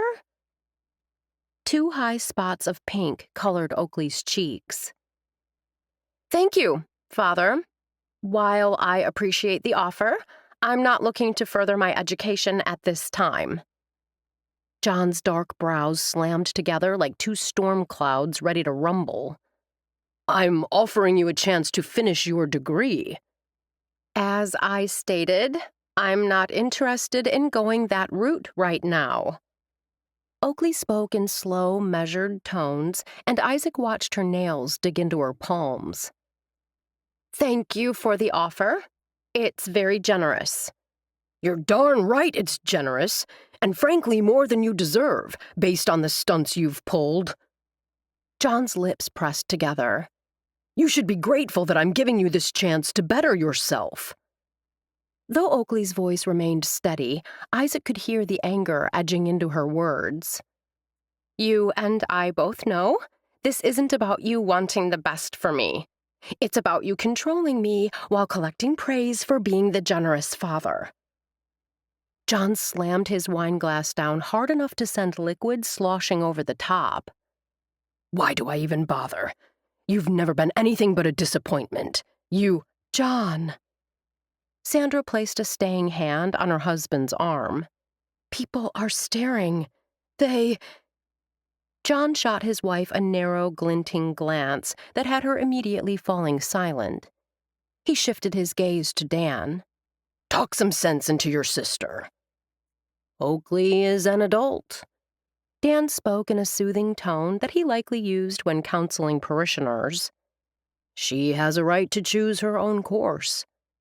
Oakley is a well-respected member of the Good Hope community, Katie Ruth added. After getting no support from that side of the table, John focused on Isaac. Surely you realize the value of a degree. It's an asset, one that will pay dividends for years to come. Isaac carefully chose his words. Oakley is extremely smart. Smart enough to know her own mind and make her own decisions. John made a dismissive sound.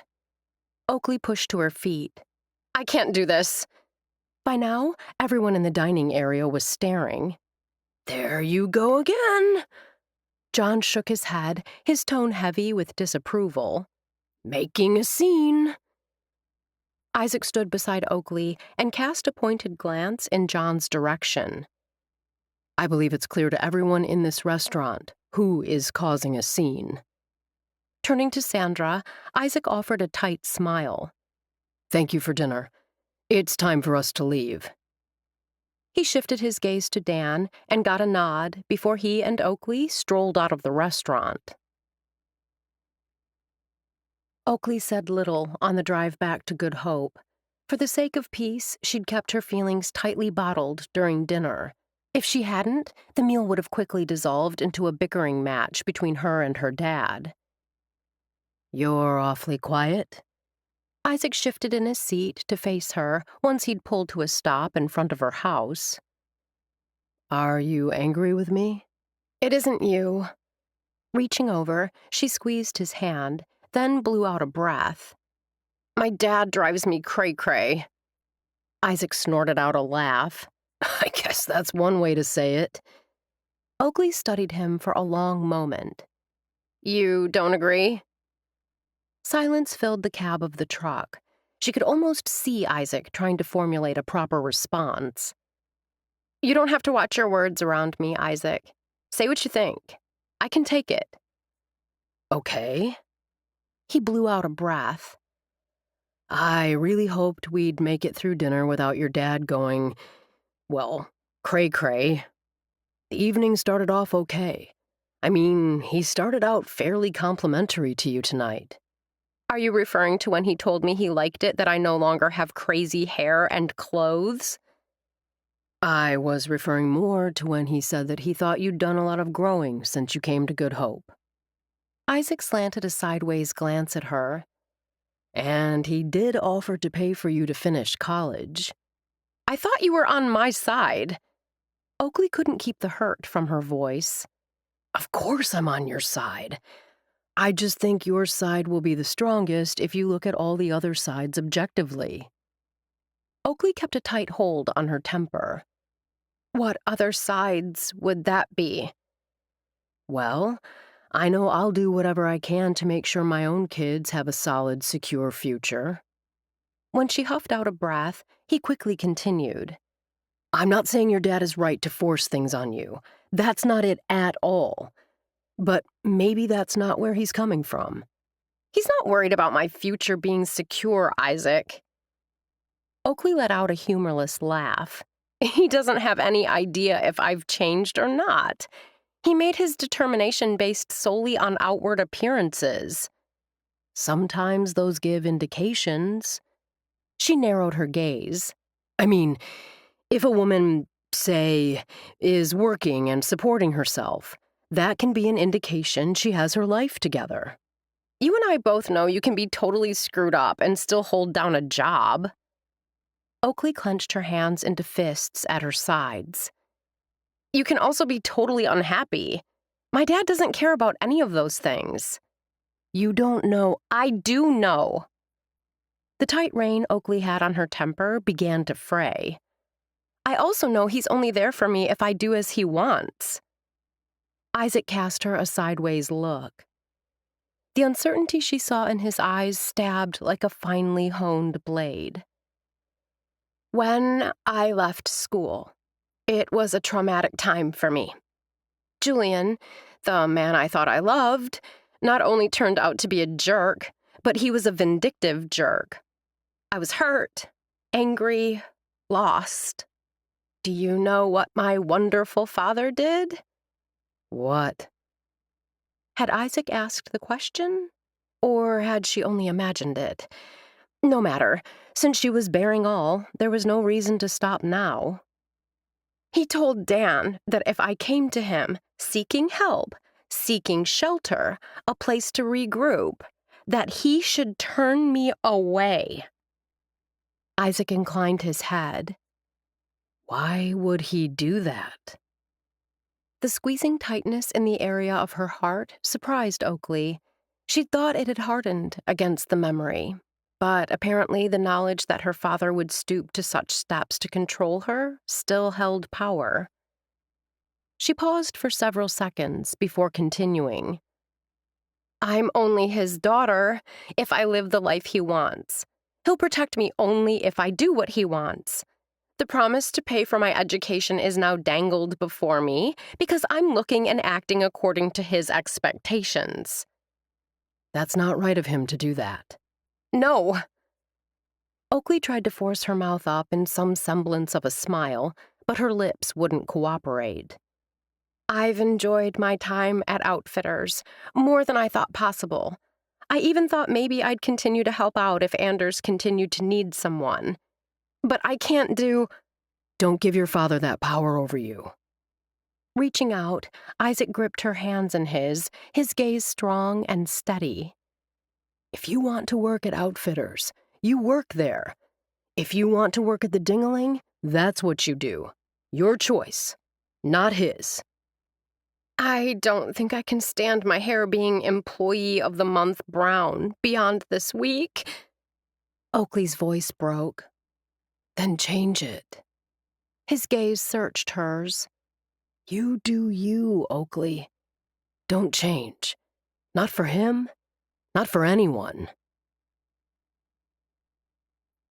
Chapter 23. Over the next 10 days, Isaac saw Oakley every day.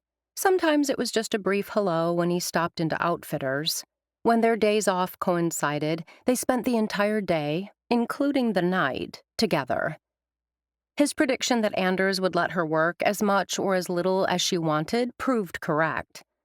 She ended up choosing to work 3 days at the store and cut her hours back at the Ding-a-ling to Saturday night.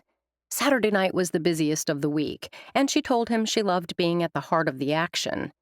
The arrangement also gave her time to run errands for Gladys and to work at Paintbrush.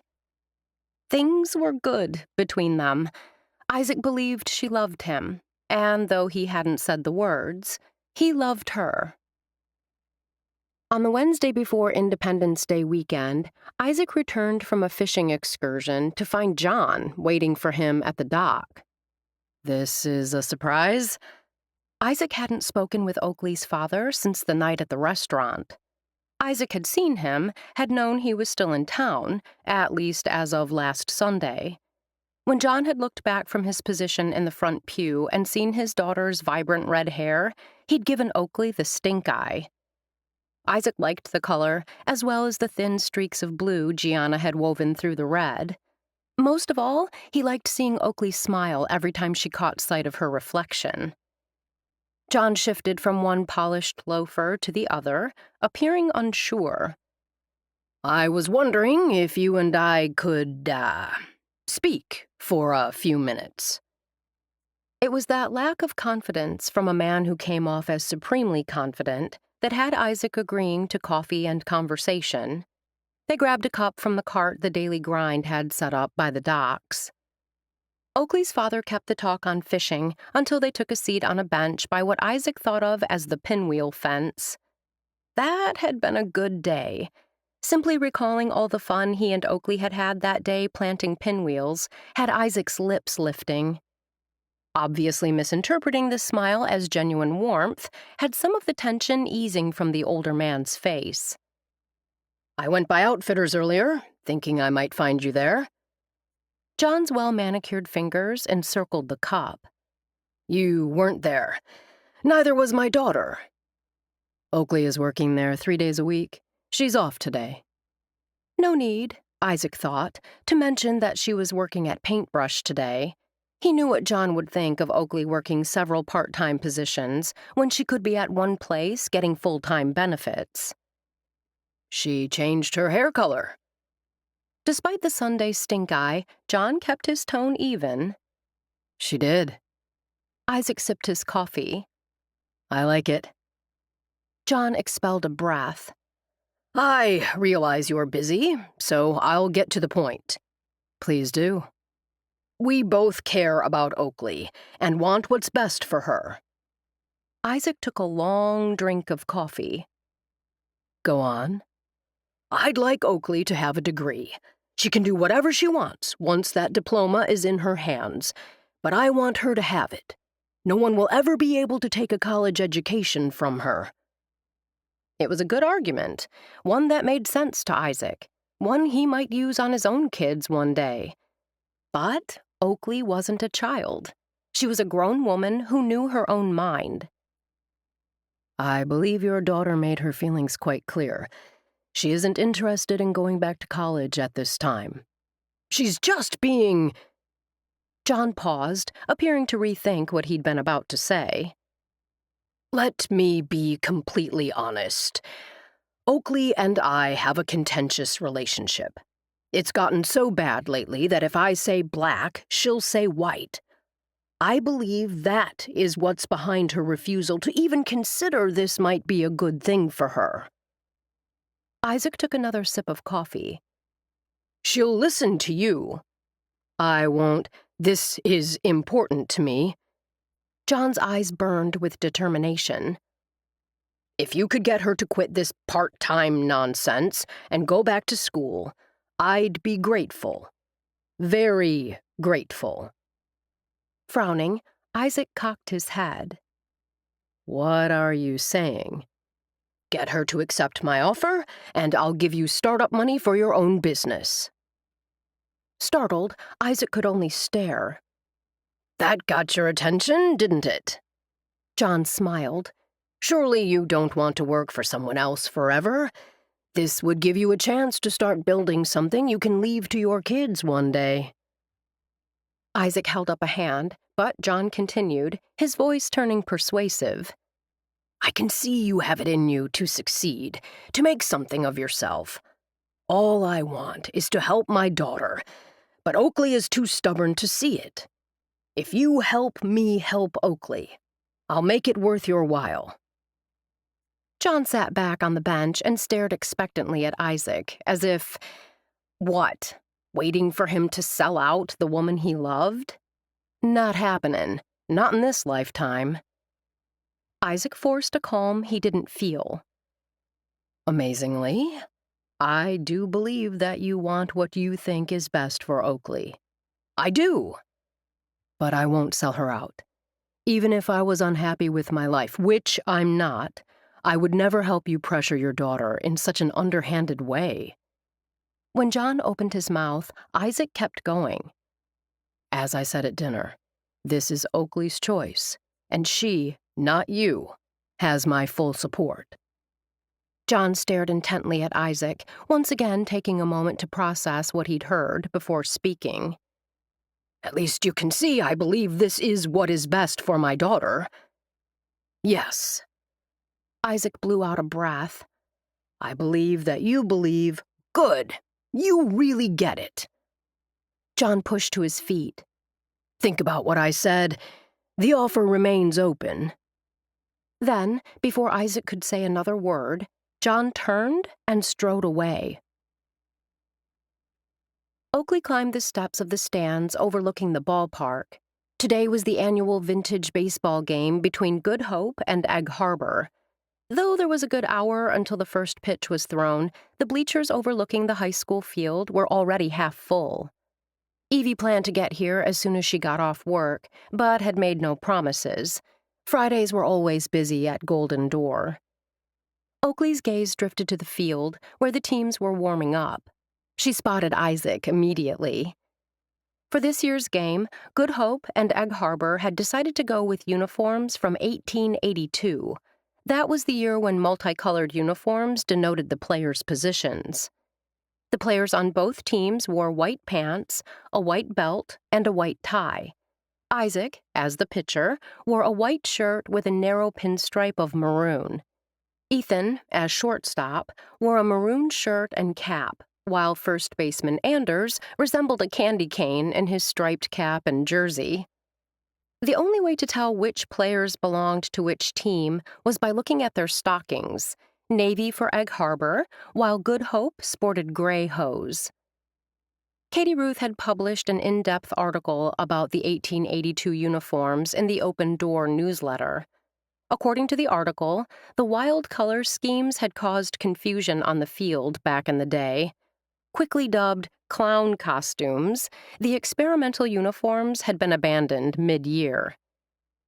Though Oakley agreed that identifying which team a player was on only by their stockings made things difficult, she applauded that the league had been open to trying something new. "Why on earth did you sit way up here?" Oakley's heart fell at the sound of her mother's voice. She knew her parents were still in town, but had been doing her best to avoid them. As Dan was playing second base, Oakley had known they would be here. There was a lot of room in the stands, and she'd hoped, okay, prayed, they'd find seats far away from her. So much for the power of prayer, she thought as she pasted a smile on her face. You don't need to sit way up here. Oakley kept her tone easy. While she didn't want to abandon Katie Ruth to her parents, she knew her mom and dad were more careful about what they said to her sister-in-law. There's still plenty of seats farther down. We haven't seen much of you lately. Sandra dropped down to sit beside Oakley. Then we looked up, and there you were. Her father narrowed his gaze. You're back to doing crazy things to your hair. I thought you'd moved beyond that silliness. Oakley shifted her gaze to her sister-in-law, who stood on the other side of her dad. Why don't you come over here? Oakley said to her. There's room on my other side for you. Like a prisoner seizing an escape route, Katie Ruth nimbly climbed to the next row, then stepped down into the opening on the other side of Oakley. Katie Ruth. John spoke sharply. You shouldn't be climbing around like a mountain goat in your condition. Sandra's gaze shifted to Oakley. You need to look out for your sister-in-law's safety. Oakley considered telling her mother that she was looking out for Katie Ruth by placing herself between her and them. She stifled the impulse, knowing such a comment would only ignite the embers smoldering in her father's eyes. She's got a better view of second base where she's sitting. John shifted his gaze to the field. He frowned. Daniel isn't paying attention. What is up with that boy? That boy, Oakley reminded him, is a man. Besides, they're warming up, not playing the game right now. John's blue eyes flashed a warning. I don't appreciate your tone, young lady. Well, I don't like you criticizing my brother. Oakley wasn't sure why she was poking at him, other than the day had been bright and sunny before they'd joined her and brought the clouds. Listening to their criticisms only served to remind her that nothing had changed. They were who they were, and she would never be the kind of daughter they wanted. If they did move to Good Hope, she would make it her mission to stay as far away from them as possible. Sandra offered a thin smile. We expected you to stop by this week. Oakley pulled her attention from the field. She loved watching the teams warm up. Seeing the camaraderie among the players always buoyed her own spirits and made her realize just how much she loved living here. Today, it was not to be. You did? Why? Oakley didn't recall receiving an invitation. If one had been extended, she wouldn't have left Dan and Katie Ruth hanging. She'd have promptly declined. We thought you'd stop by to apologize for your outrageous behavior at the restaurant. John spoke stiffly. Oakley arched a brow, then chuckled. My outrageous behavior? Waving a dismissive hand, her father changed tacks. I stopped at Outfitters midweek. John inclined his head. Do you know what they told me? Swallowing a sigh, she cocked her head. No, father. What did they tell you? That you only work there part-time. At his expectant look, she shrugged. True. Why? I have other jobs, other things that keep me busy. She met his piercing gaze with a firm one of her own. Working 3 days a week at Outfitters is perfect for me. You're never going to get anywhere in life. Haven't you figured out by now that what you think I should want and what I do want are two very different things? Though Oakley appreciated Katie Ruth's supportive hand on her arm, this was her battle. John's jaw jutted out. Isaac agrees with me. Oakley burst into laughter. He does not. He does. I spoke with him. He's planning to speak with you, convince you that going back to school is the right course of action. The smug look in her father's eyes had Oakley's confidence wavering, just a little. Maybe he can get through to you. God knows I haven't had any luck. You really spoke with Isaac? Didn't I just say that? John snapped, then forced a conciliatory tone.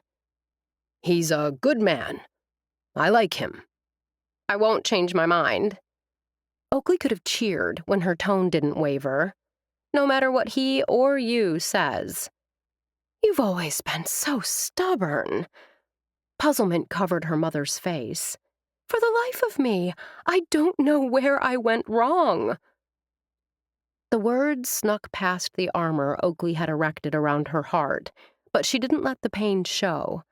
She wasn't even sure why the comment had drawn blood. Hadn't she known for years that her parents considered her a massive screw-up? In Good Hope, Oakley was praised for her volunteer spirit, her work ethic, and her upbeat attitude. None of that mattered to her parents.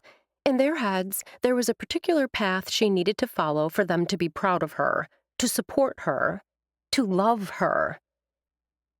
Refusing to follow that carefully laid path made her worthless in their eyes. Nothing new there, she told herself. But Isaac on her father's side? No, she didn't believe it. You want to know what happened, Sandra? You spoiled her. This is the result. John gestured with one hand in Oakley's direction. You're as much to blame as me, Sandra protested. Enough was enough. Oakley jerked to her feet, conscious of the heads turning in their direction. She didn't care what they thought of her, what they heard, but her brother might. Dan and Katie Ruth had an image in the community to maintain. With that in mind, Oakley gazed at her parents and accepted that this was it. She was done. Done letting them criticize her and attempt to control her life. Done with letting them tear her down because she wasn't the daughter they wanted. I see some friends. Oakley gestured vaguely. I won't be seeing you before you leave. Have a safe trip home. As she slipped past them toward the aisle that would take her somewhere, anywhere, she was conscious of movement behind her. Katie Ruth, where are you going? Sandra demanded. I'm with Oakley. Chapter 24. Oakley kept walking, aware of Katie Ruth navigating the steps behind her. She waited until they were all the way at the bottom of the bleachers before turning to her sister-in-law. You didn't need to come with me. It will only make them angry at you.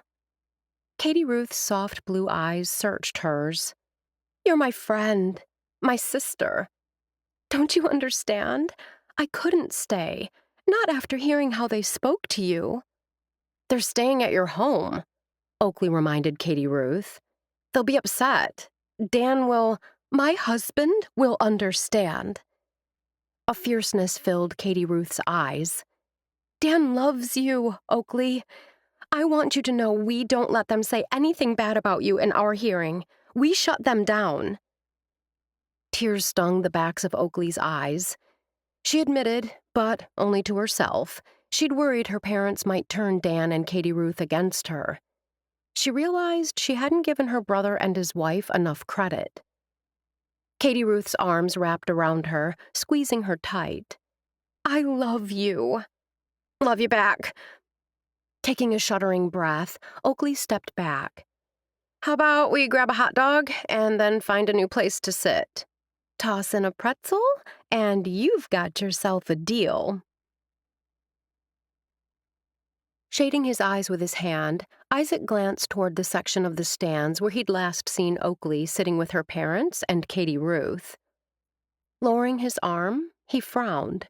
Her parents were there, but the spots formerly occupied by Katie Ruth and Oakley had been filled by an older couple Isaac didn't recognize.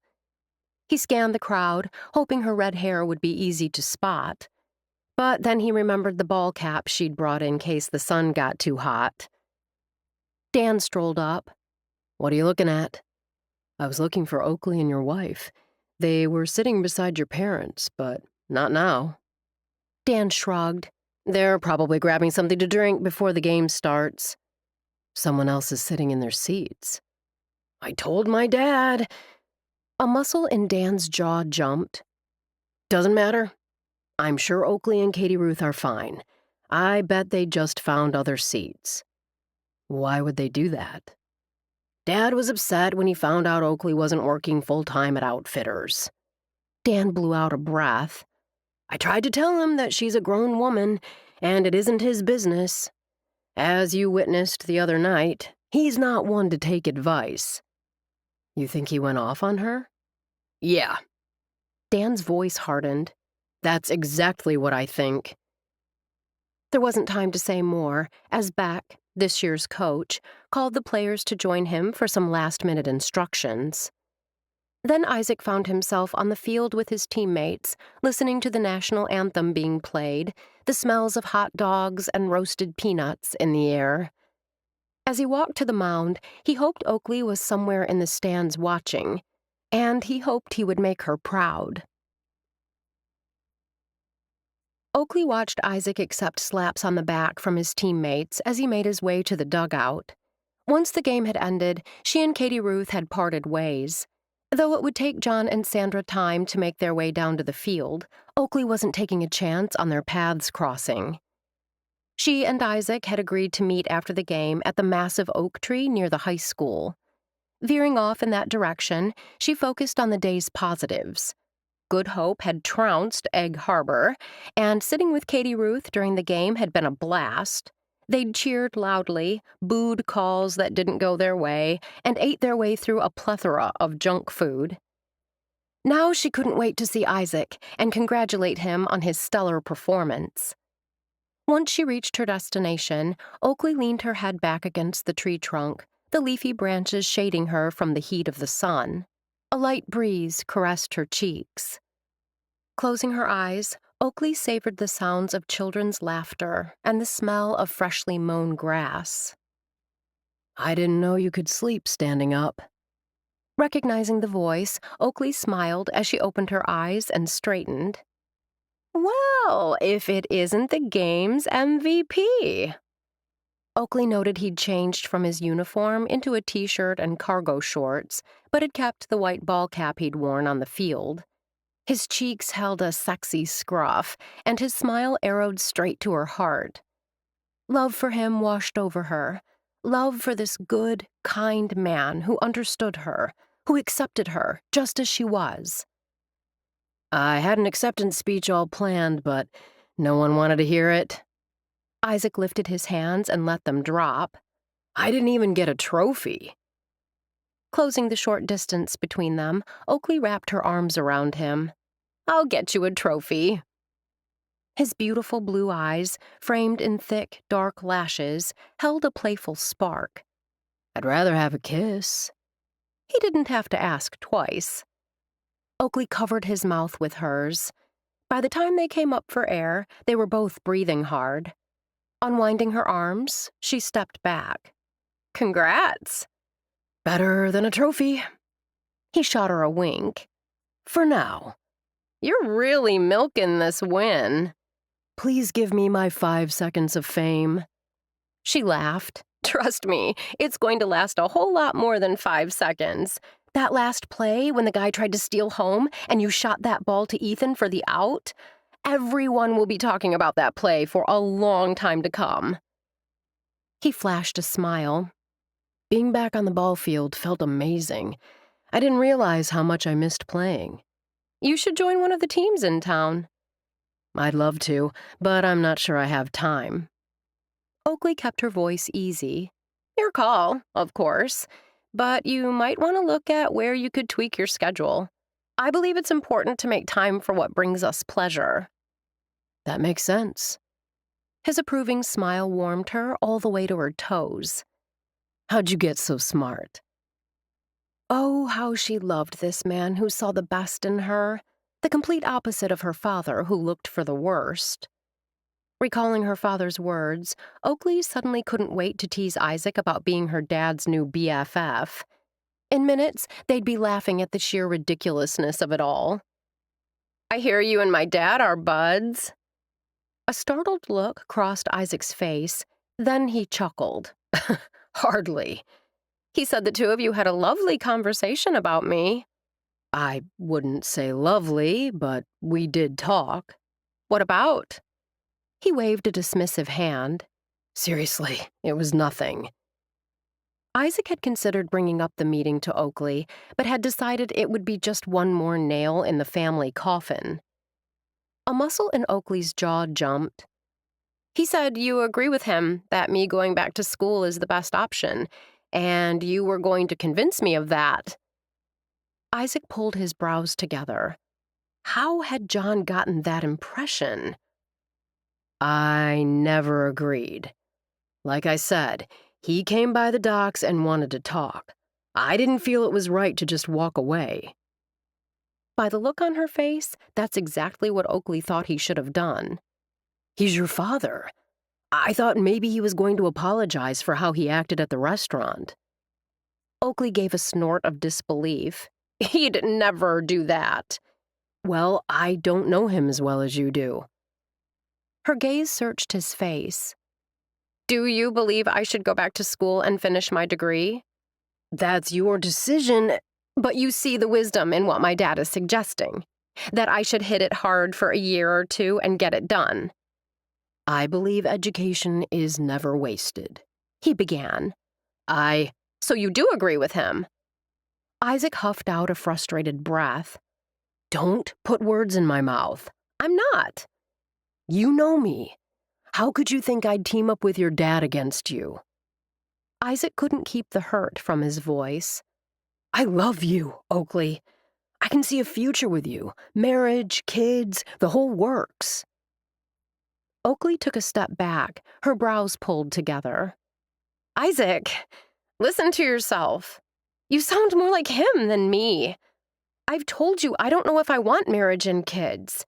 I know you value a traditional life, but that's not me. Isaac fought to control his racing heart. He felt her slipping away, like a buoy that had lost its anchor, drifting more out of reach with each passing second.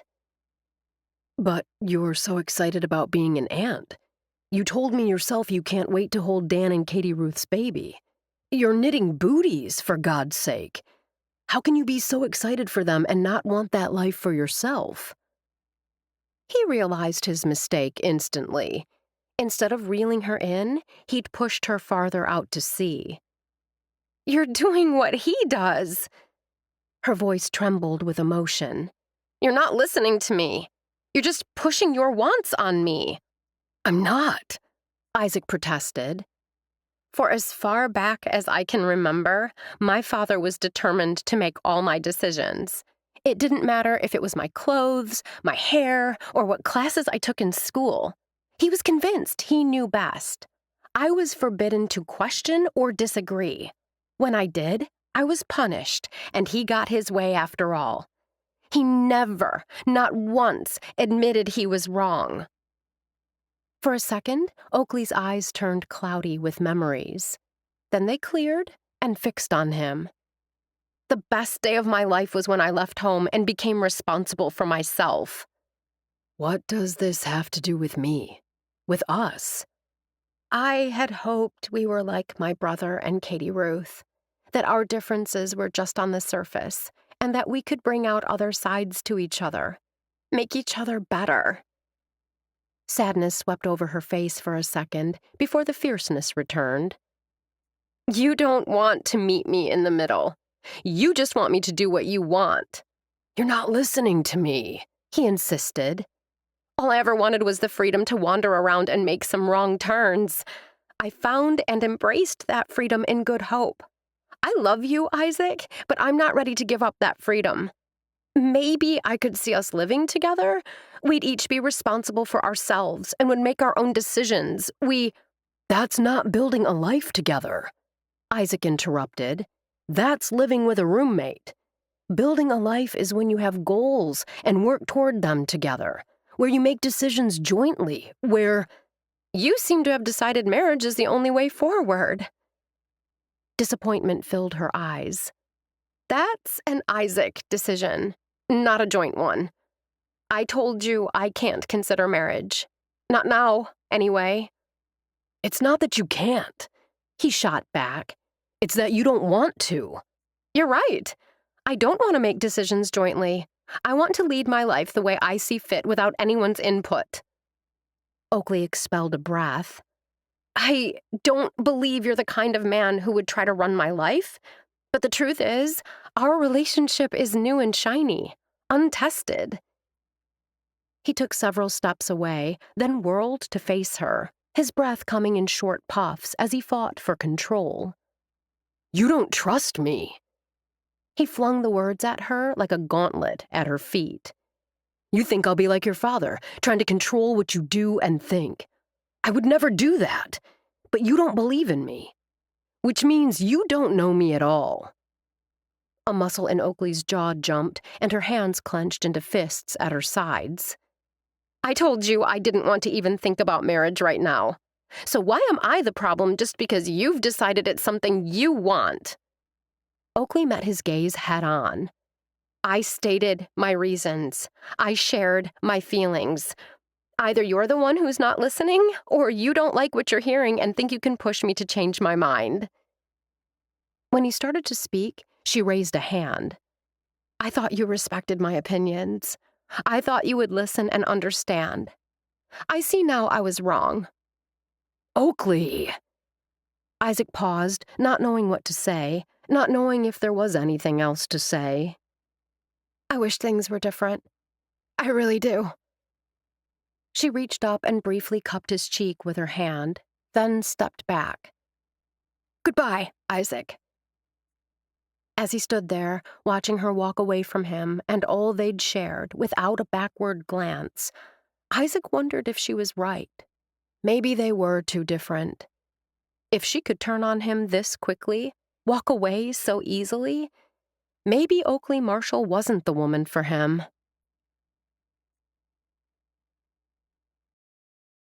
Chapter 25.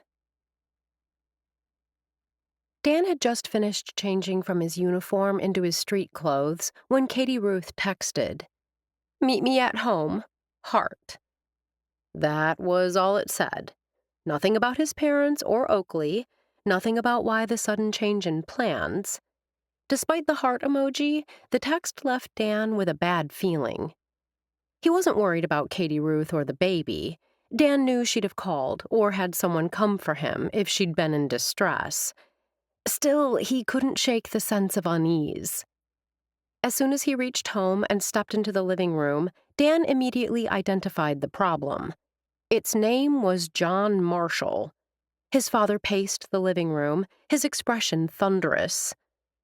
His mother sat on the sofa, sipping a glass of what looked like the peach sun tea Katie Ruth had made yesterday. Katie Ruth was nowhere in sight. Where's Katie Ruth? The question had barely left his lips when she stepped from the kitchen, her face pale and her smile a little too bright.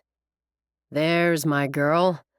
Moving to her, Dan enfolded her in his arms. The rapid beating of his heart slowed when she gave him a fierce hug. Then Katie Ruth straightened and stepped back. "Can I get you something to drink?" Tea sounds great. But when she turned back toward the kitchen, he grabbed her hand. First, tell me what's going on. Katie Ruth slanted a glance in John's direction, and her blue eyes, always filled with warmth, turned cool. "Well, for starters, your father didn't approve of me sitting with Oakley at the game and made his feelings known." Everything in Dan went ice cold. What did you say to my wife, Dad? John's expression remained perfectly composed. Katie Ruth is a minister's wife, Daniel. She knows better than to be seen cavorting with the likes of your sister. He ordered me to cease all contact with her. Katie Ruth's lips quirked up in a tight little smile. He says he understands that my background and the way I was raised make it difficult for me to make smart choices. You said that? Dan spoke softly, even as a muscle in his jaw jumped. I was merely stating facts, Daniel. John heaved an exasperated breath. Need I remind you those facts cost you a wonderful opportunity in Lincolnshire? His father had considered the position at the large church in the Chicago suburb near his home to be a step up in Dan's career. I withdrew my name from consideration, Dan reminded him. Because you knew the search committee wouldn't want you once they found out about Katie Ruth's background. That's not the reason, and you know it. Dan's temper surged. I withdrew because I realized Good Hope is where I'm meant to be. So you said. John's tone made it clear he held a different opinion. I stand by what I said. Because of her background and poor choices in the past, Katie Ruth needs to be especially careful about the type of people she associates with now. I'd have thought you'd have mentioned this to her. Perhaps you did. Regardless, I felt it needed to be stated again. Dan gaped, unable to believe what he was hearing. Keep your wife in line, Daniel. John glanced at Katie Ruth. Before she and that sister of yours destroy what's left of your career. Drawing in a calming breath, Dan met his father's gaze. Let me be frank. From the moment you arrived, your actions and words have shown a profound lack of respect for me, for Katie Ruth, and for Oakley. This house is about love and acceptance, of which you've shown neither. By now, Sandra was on her feet. Your father is only looking out for your best interests, Daniel. Dan kept his gaze on his dad. Cruelty has no place in my home and won't be tolerated. If you're going to stay here, you have to abide by the rules of the house. His father arched a brow. Or what? Or you'll have to leave. Dan didn't look away, knowing his father would view that as weakness. You're kicking us out? His mother's voice rose. Dan shifted his gaze to include her. I'm telling you that you're welcome here, but you need to abide by these simple rules. You're making a mistake. His father's gaze flicked to Katie Ruth, and his lips thinned. Then again, it's not the first you've made. With that parting salvo, John turned to his wife. We're leaving. Pack our bags. It didn't take long. While his mother packed and his father brought the car around, Dan stood with Katie Ruth, an arm around her shoulders. Once the bags were in the car and he heard them drive away, Dan turned to his wife. I'm sorry, Katie Ruth. Words don't seem enough, not nearly enough. I should have never allowed them into our home. You couldn't know how they'd be. I've seen him try to pressure Oakley to do what he wanted, but I never thought... His voice broke as he recalled what his father had said to the woman he loved, about the woman he loved. Turning her in his arms, he pulled her close.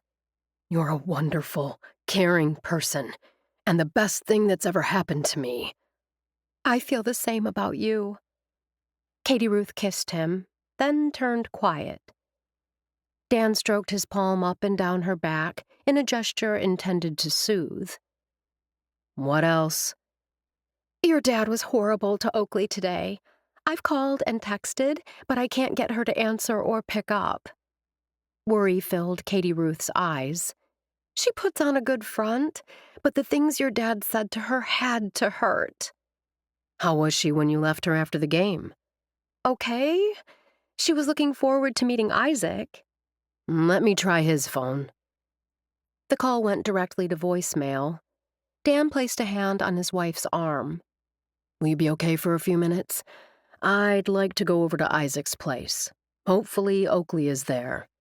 I think hearing our parents are gone will perk her up. Katie Ruth chuckled. It certainly perked me up. As Dan strolled out the door, he realized it had perked him up as well. The knock on his apartment door had Isaac's heart slamming against his rib cage. As he pulled to his feet, part of him hoped it was Oakley, while another part realized he didn't have a clue what he would say to her. He jerked the door open. Not Oakley, but her brother. Dan, I didn't expect to see you tonight. Isaac stepped aside and motioned him inside. Please, come in. I'm surprised to find you home. I thought you'd be out celebrating the big win. Dan shoved a hand into a pocket of his chinos and rocked back on his heels. I walked by the downtown area on my way here, and it's hoppin'. Dan stopped, pressing his lips together as if realizing he was rambling. He glanced around, his gaze stopping on the flat screen. You like to watch the Golf Channel? Not particularly. Picking up the remote, Isaac clicked off the TV. He wished he'd left it on when an awkward silence descended. Isaac cleared his throat. Can I get you something to drink? I'm fine. Dan glanced around. Is my sister here? She isn't. Isaac gestured for Dan to take a seat. When he did, Isaac sat too. Do you have any idea where I can find her? Though the minister's tone was casual, Isaac sensed worry. I don't. We spoke briefly after the game, but I haven't seen her since. Anticipating Dan's next question, Isaac added, I don't expect to see her tonight. They'd had plans, Isaac thought. Big plans for the evening. Not anymore. Dan blew out a breath and sat back, resting his forearms on his thighs. I wish I knew where she was. Is something wrong? Isaac thought of Katie Ruth and the baby. Surely if something was going on with either of them, Dan wouldn't be here now. Still, he had to ask. Is Katie Ruth? She's fine. It was a rough day. Dan gave a humorless chuckle. What am I saying? It's been rough on everyone since my parents arrived. Isaac let the comment lie. Why are you looking for Oakley? I want to give her the good news. Our parents have left town and won't be moving to Good Hope. Your dad offered me money to convince Oakley to go back to school. The admission popped out before Isaac could stop it. I'm glad he's gone. When Dan only nodded, Isaac added, I turned him down. Does Oakley know about this? Isaac gave a curt nod. Is that why the two of you aren't together tonight? Dan's brows pulled together. Surely she didn't believe you'd betray her. That isn't why. Isaac raked a hand through his short hair. I told Oakley I love her. The first real smile Isaac had seen since Dan stepped into his apartment lifted the minister's lips. What did she say to that? She told me she felt the same. Dan's smile widened. But I'm not sure she does. Confusion blanketed the pastor's face, then his expression softened. There's one thing you need to know about my sister. You can always trust her. If Oakley says she loves you, Isaac, she does. Dan cocked his head. Why do you doubt her feelings? As they sat there in the quiet, Isaac laid it all out, from start to finish.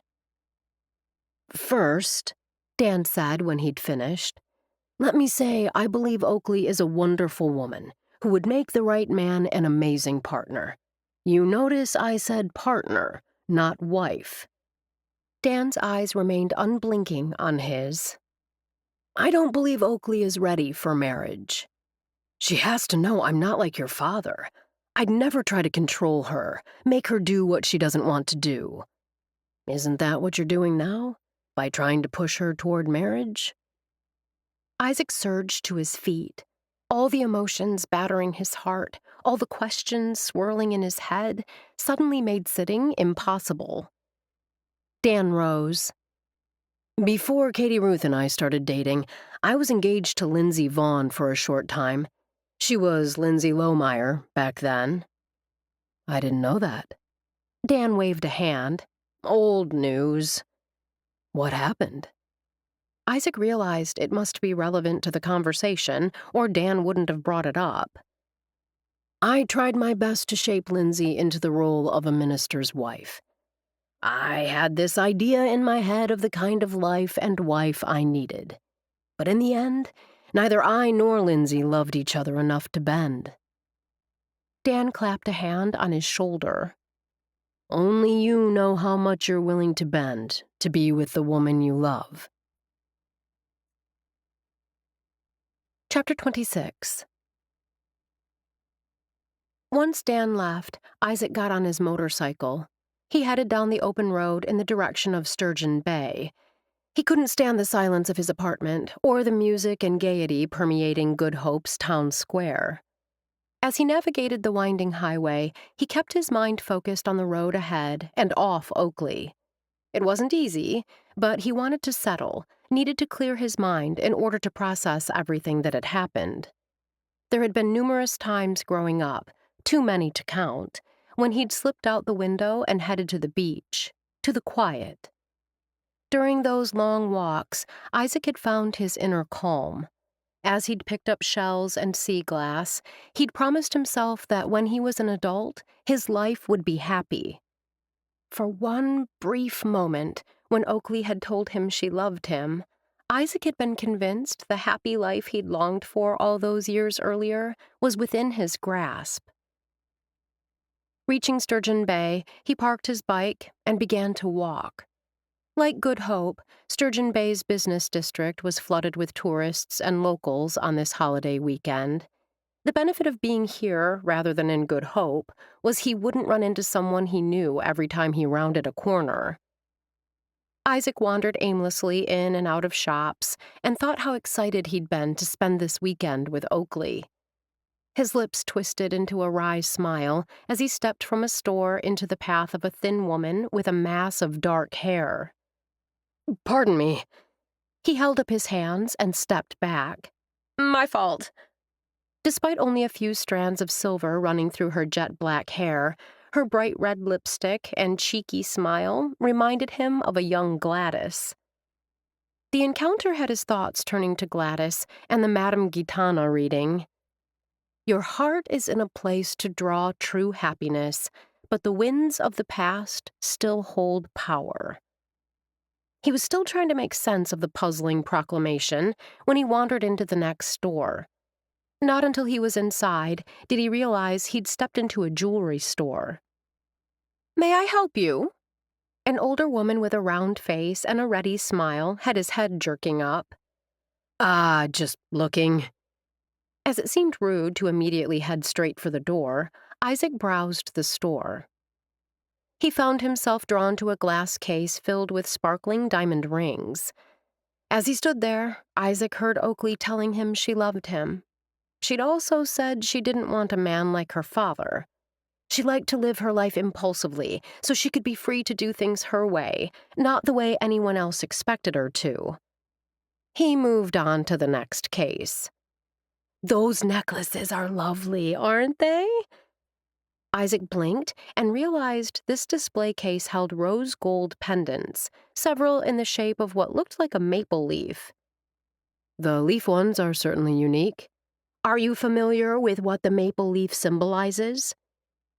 Isaac knew he should probably tell the saleswoman he wasn't interested in the necklace or its symbolism. He certainly didn't want to waste her time. Still, the woman appeared eager to share the story, and he had nothing but time. "Actually, I'm not familiar." As she explained, he was reminded once again of Madame Gitana's comment. Isaac had assumed she was talking about his past, but now he wondered if it wasn't both his and Oakley's pasts that held power. He thought of his vision of how life would look once he found the one woman he couldn't live without. They'd date for a year, get engaged, marry, and have kids. That was likely the path Oakley's parents had followed. He already knew Oakley didn't want that. "That's interesting. Thank you for sharing." Isaac offered the woman a warm smile. "I'll just look around some more, if you don't mind." Take as much time as you want. The woman fairly beamed. Let me know if you decide on something or want to examine an item more closely. Isaac returned to the case containing the rings, so bright and sparkly and full of light, just like Oakley. What if he was spontaneous? What if he impulsively proposed after just a month? It would be a crazy surprise. He'd be clear their lives could continue just as they were, other than they'd be engaged. Would that be enough to show her that he was listening, that he didn't have to do things the traditional way, that he could bend, that he was there to support her and willing to be by her side no matter how she wanted to live. After wandering the store, weighing the pros and cons, Isaac lifted a hand to motion the clerk over. I've made my decision. He pointed. I'll take that one. I can't wait for the fireworks. The excitement in Katie Ruth's voice reminded Oakley of a kid's on Christmas morning. Oakley glanced up at the cloudless sky. It's a perfect night. There isn't a bad seed in all of Good Hope. Dan gestured to the town square, where every inch of space was covered by people sitting on blankets. We can see the sky perfectly from here, even though we're not particularly close to the water. The only better place would be out on the bay. Oakley nearly sighed. Water made her think of boats, and boats made her think of Isaac. She fingered the rock she'd put in her pocket this morning, the one with the sailboat painted on it, the one she'd kept because it reminded her of him. Oakley hadn't seen or spoken with Isaac since Friday. It had been a long 48 hours. Special permission to take a boat out on Green Bay this evening. Oakley blinked, realizing her brother had been talking while she'd been mooning over her lost love. Lost love. The words, a hammer to her heart, stole her breath. She and Isaac hadn't broken up, Oakley assured herself. At least, she didn't think they had. She still clung to the hope that they would find a way to be together that would make both of them happy. This is fun. Oakley forced cheer into her voice. Isaac, hello. Katie Ruth brightened. We were just talking about boats, and here you are. As Oakley glanced up and met his gaze, her heart gave a solid thump against her ribs. Hi. Happy 4th. His answering smile came easy. When you think of boats, you think of me. I love that. Though he'd responded to Katie Ruth, his gaze kept drifting to her. Oakley's skin prickled as his eyes roamed, seeming to not miss any detail, not the bright blue dress with the crisscross back or the red Converse high tops she wore. Oakley did some looking of her own. Though she didn't tell him, as she might have only days earlier, he looked extra yummy today in his royal blue polo, white shorts, and boat shoes. Did you work today? Dan's question had Isaac shifting his focus to her brother. This morning, and part of the afternoon. We had to have the boats docked by 4. Isaac slanted a glance at Oakley. I was wondering if we could talk. This isn't a good time. Regret filled Oakley's voice, and she softened the refusal with a smile. The fireworks are starting soon. I've arranged for us to watch from the water on a boat, if you're willing. Oakley frowned. You said the boats had to be docked by 4. Anders has a special permit for a couple of them to be out on the water during the fireworks display. We've been given parameters as far as where we can be, but we should have an excellent view. I appreciate the invitation. I really do. Some force had Oakley reaching out and touching his hand. But I'm not going to ditch my brother and Katie Ruth. Isaac glanced in their direction. They're welcome to come too. Katie Ruth shook her head. Thanks, but no. Being on the water makes me queasy. We'll find another time. Oakley couldn't keep the wistful note from her voice. Oakley, would you just go already? Dan made a shooing motion with one hand. You watch with us every year. Go do something different for a change. Startled, Oakley looked from Dan to Katie Ruth. You don't mind? We don't. Dan made another shooing motion. Now go. Have fun. Katie Ruth shot her a wink. Don't do anything I wouldn't do. Laughing, Oakley scrambled to her feet. They weren't far from shore when Isaac found a spot and cut the motor. The fireworks should be starting any minute. Oakley cocked her head and listened. I can hear the music from here. Once the fireworks started, the patriotic songs would sync with the display overhead. I'm sorry for how I acted Friday. The apology took her by surprise. We don't need to speak about that now. I was out of line. You kept your cool, and I lost mine. It won't happen again. He reached over and took her hands. I meant what I said. I love you. I can't imagine my life without you in it. Isaac, You know that thing Gladys said? what thing would that be? Eager to change the subject from Friday's conversation, Oakley embraced all things Gladys. She says so much. Your heart is in a place to draw true happiness, but winds of the past still hold power. Madame Gitana said that, not Gladys. Isaac ignored the clarification. I got to thinking. Both of our hearts are in a place for happiness. We found that happiness together. Oakley offered a slow, cautious nod. Yes, we did. We have. The mention of winds of the past holding power puzzled me. Then I understood. He took a breath, let it out slowly. Your past holds power. It makes you wary of giving anyone what you perceive as control over you. Oakley opened her mouth, but before she could speak, he lifted a hand. Please, let me finish. Isaac's gaze remained steady on her face. My past also holds power. Because of my upbringing, I find comfort in the familiar, the steady rhythms of life. You know how difficult it is for me to let go and embrace the unknown. At my core, I'm a traditionalist. Offering her an uncertain smile, he pulled a jeweler's box from his jacket. I got this for you. Panic shot up Oakley's spine.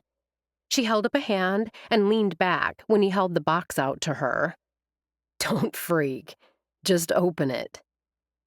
Reluctantly, she took it and flipped open the top.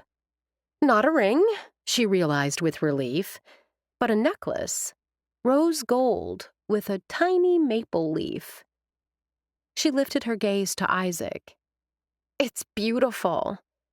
I realize it's not exactly your style, but it's symbolic. In Japan and China, a maple leaf is used as an emblem for lovers. He moved closer and took her hand. The leaf is supposed to remind us to embrace the wonder of love in our lives. With 2 fingers of his free hand, he tipped up her chin so they were eye to eye. Whether you wear it or not, I want you to understand that simply having you in my life, knowing you love me as much as I love you, is enough. Tears stung the backs of Oakley's eyes. Would you help me put it on? The clasp was secured, and her arms went around Isaac's neck when the fireworks exploded overhead. To a long and wonderful life together, she murmured as his lips closed over hers. However that looks, Isaac thought as he pulled Oakley close. I'm good with it. Happiness surged, and he smiled, ready, heck, eager, to step into the unknown with the woman he loved. This has been The Real Mr. Right in Good Hope by Cindy Kirk, narrated by Amy McFadden, a member of SAG-AFTRA. Copyright 2021 by Cynthia Rutledge. Production copyright 2021 by Cynthia Rutledge. Thanks for listening.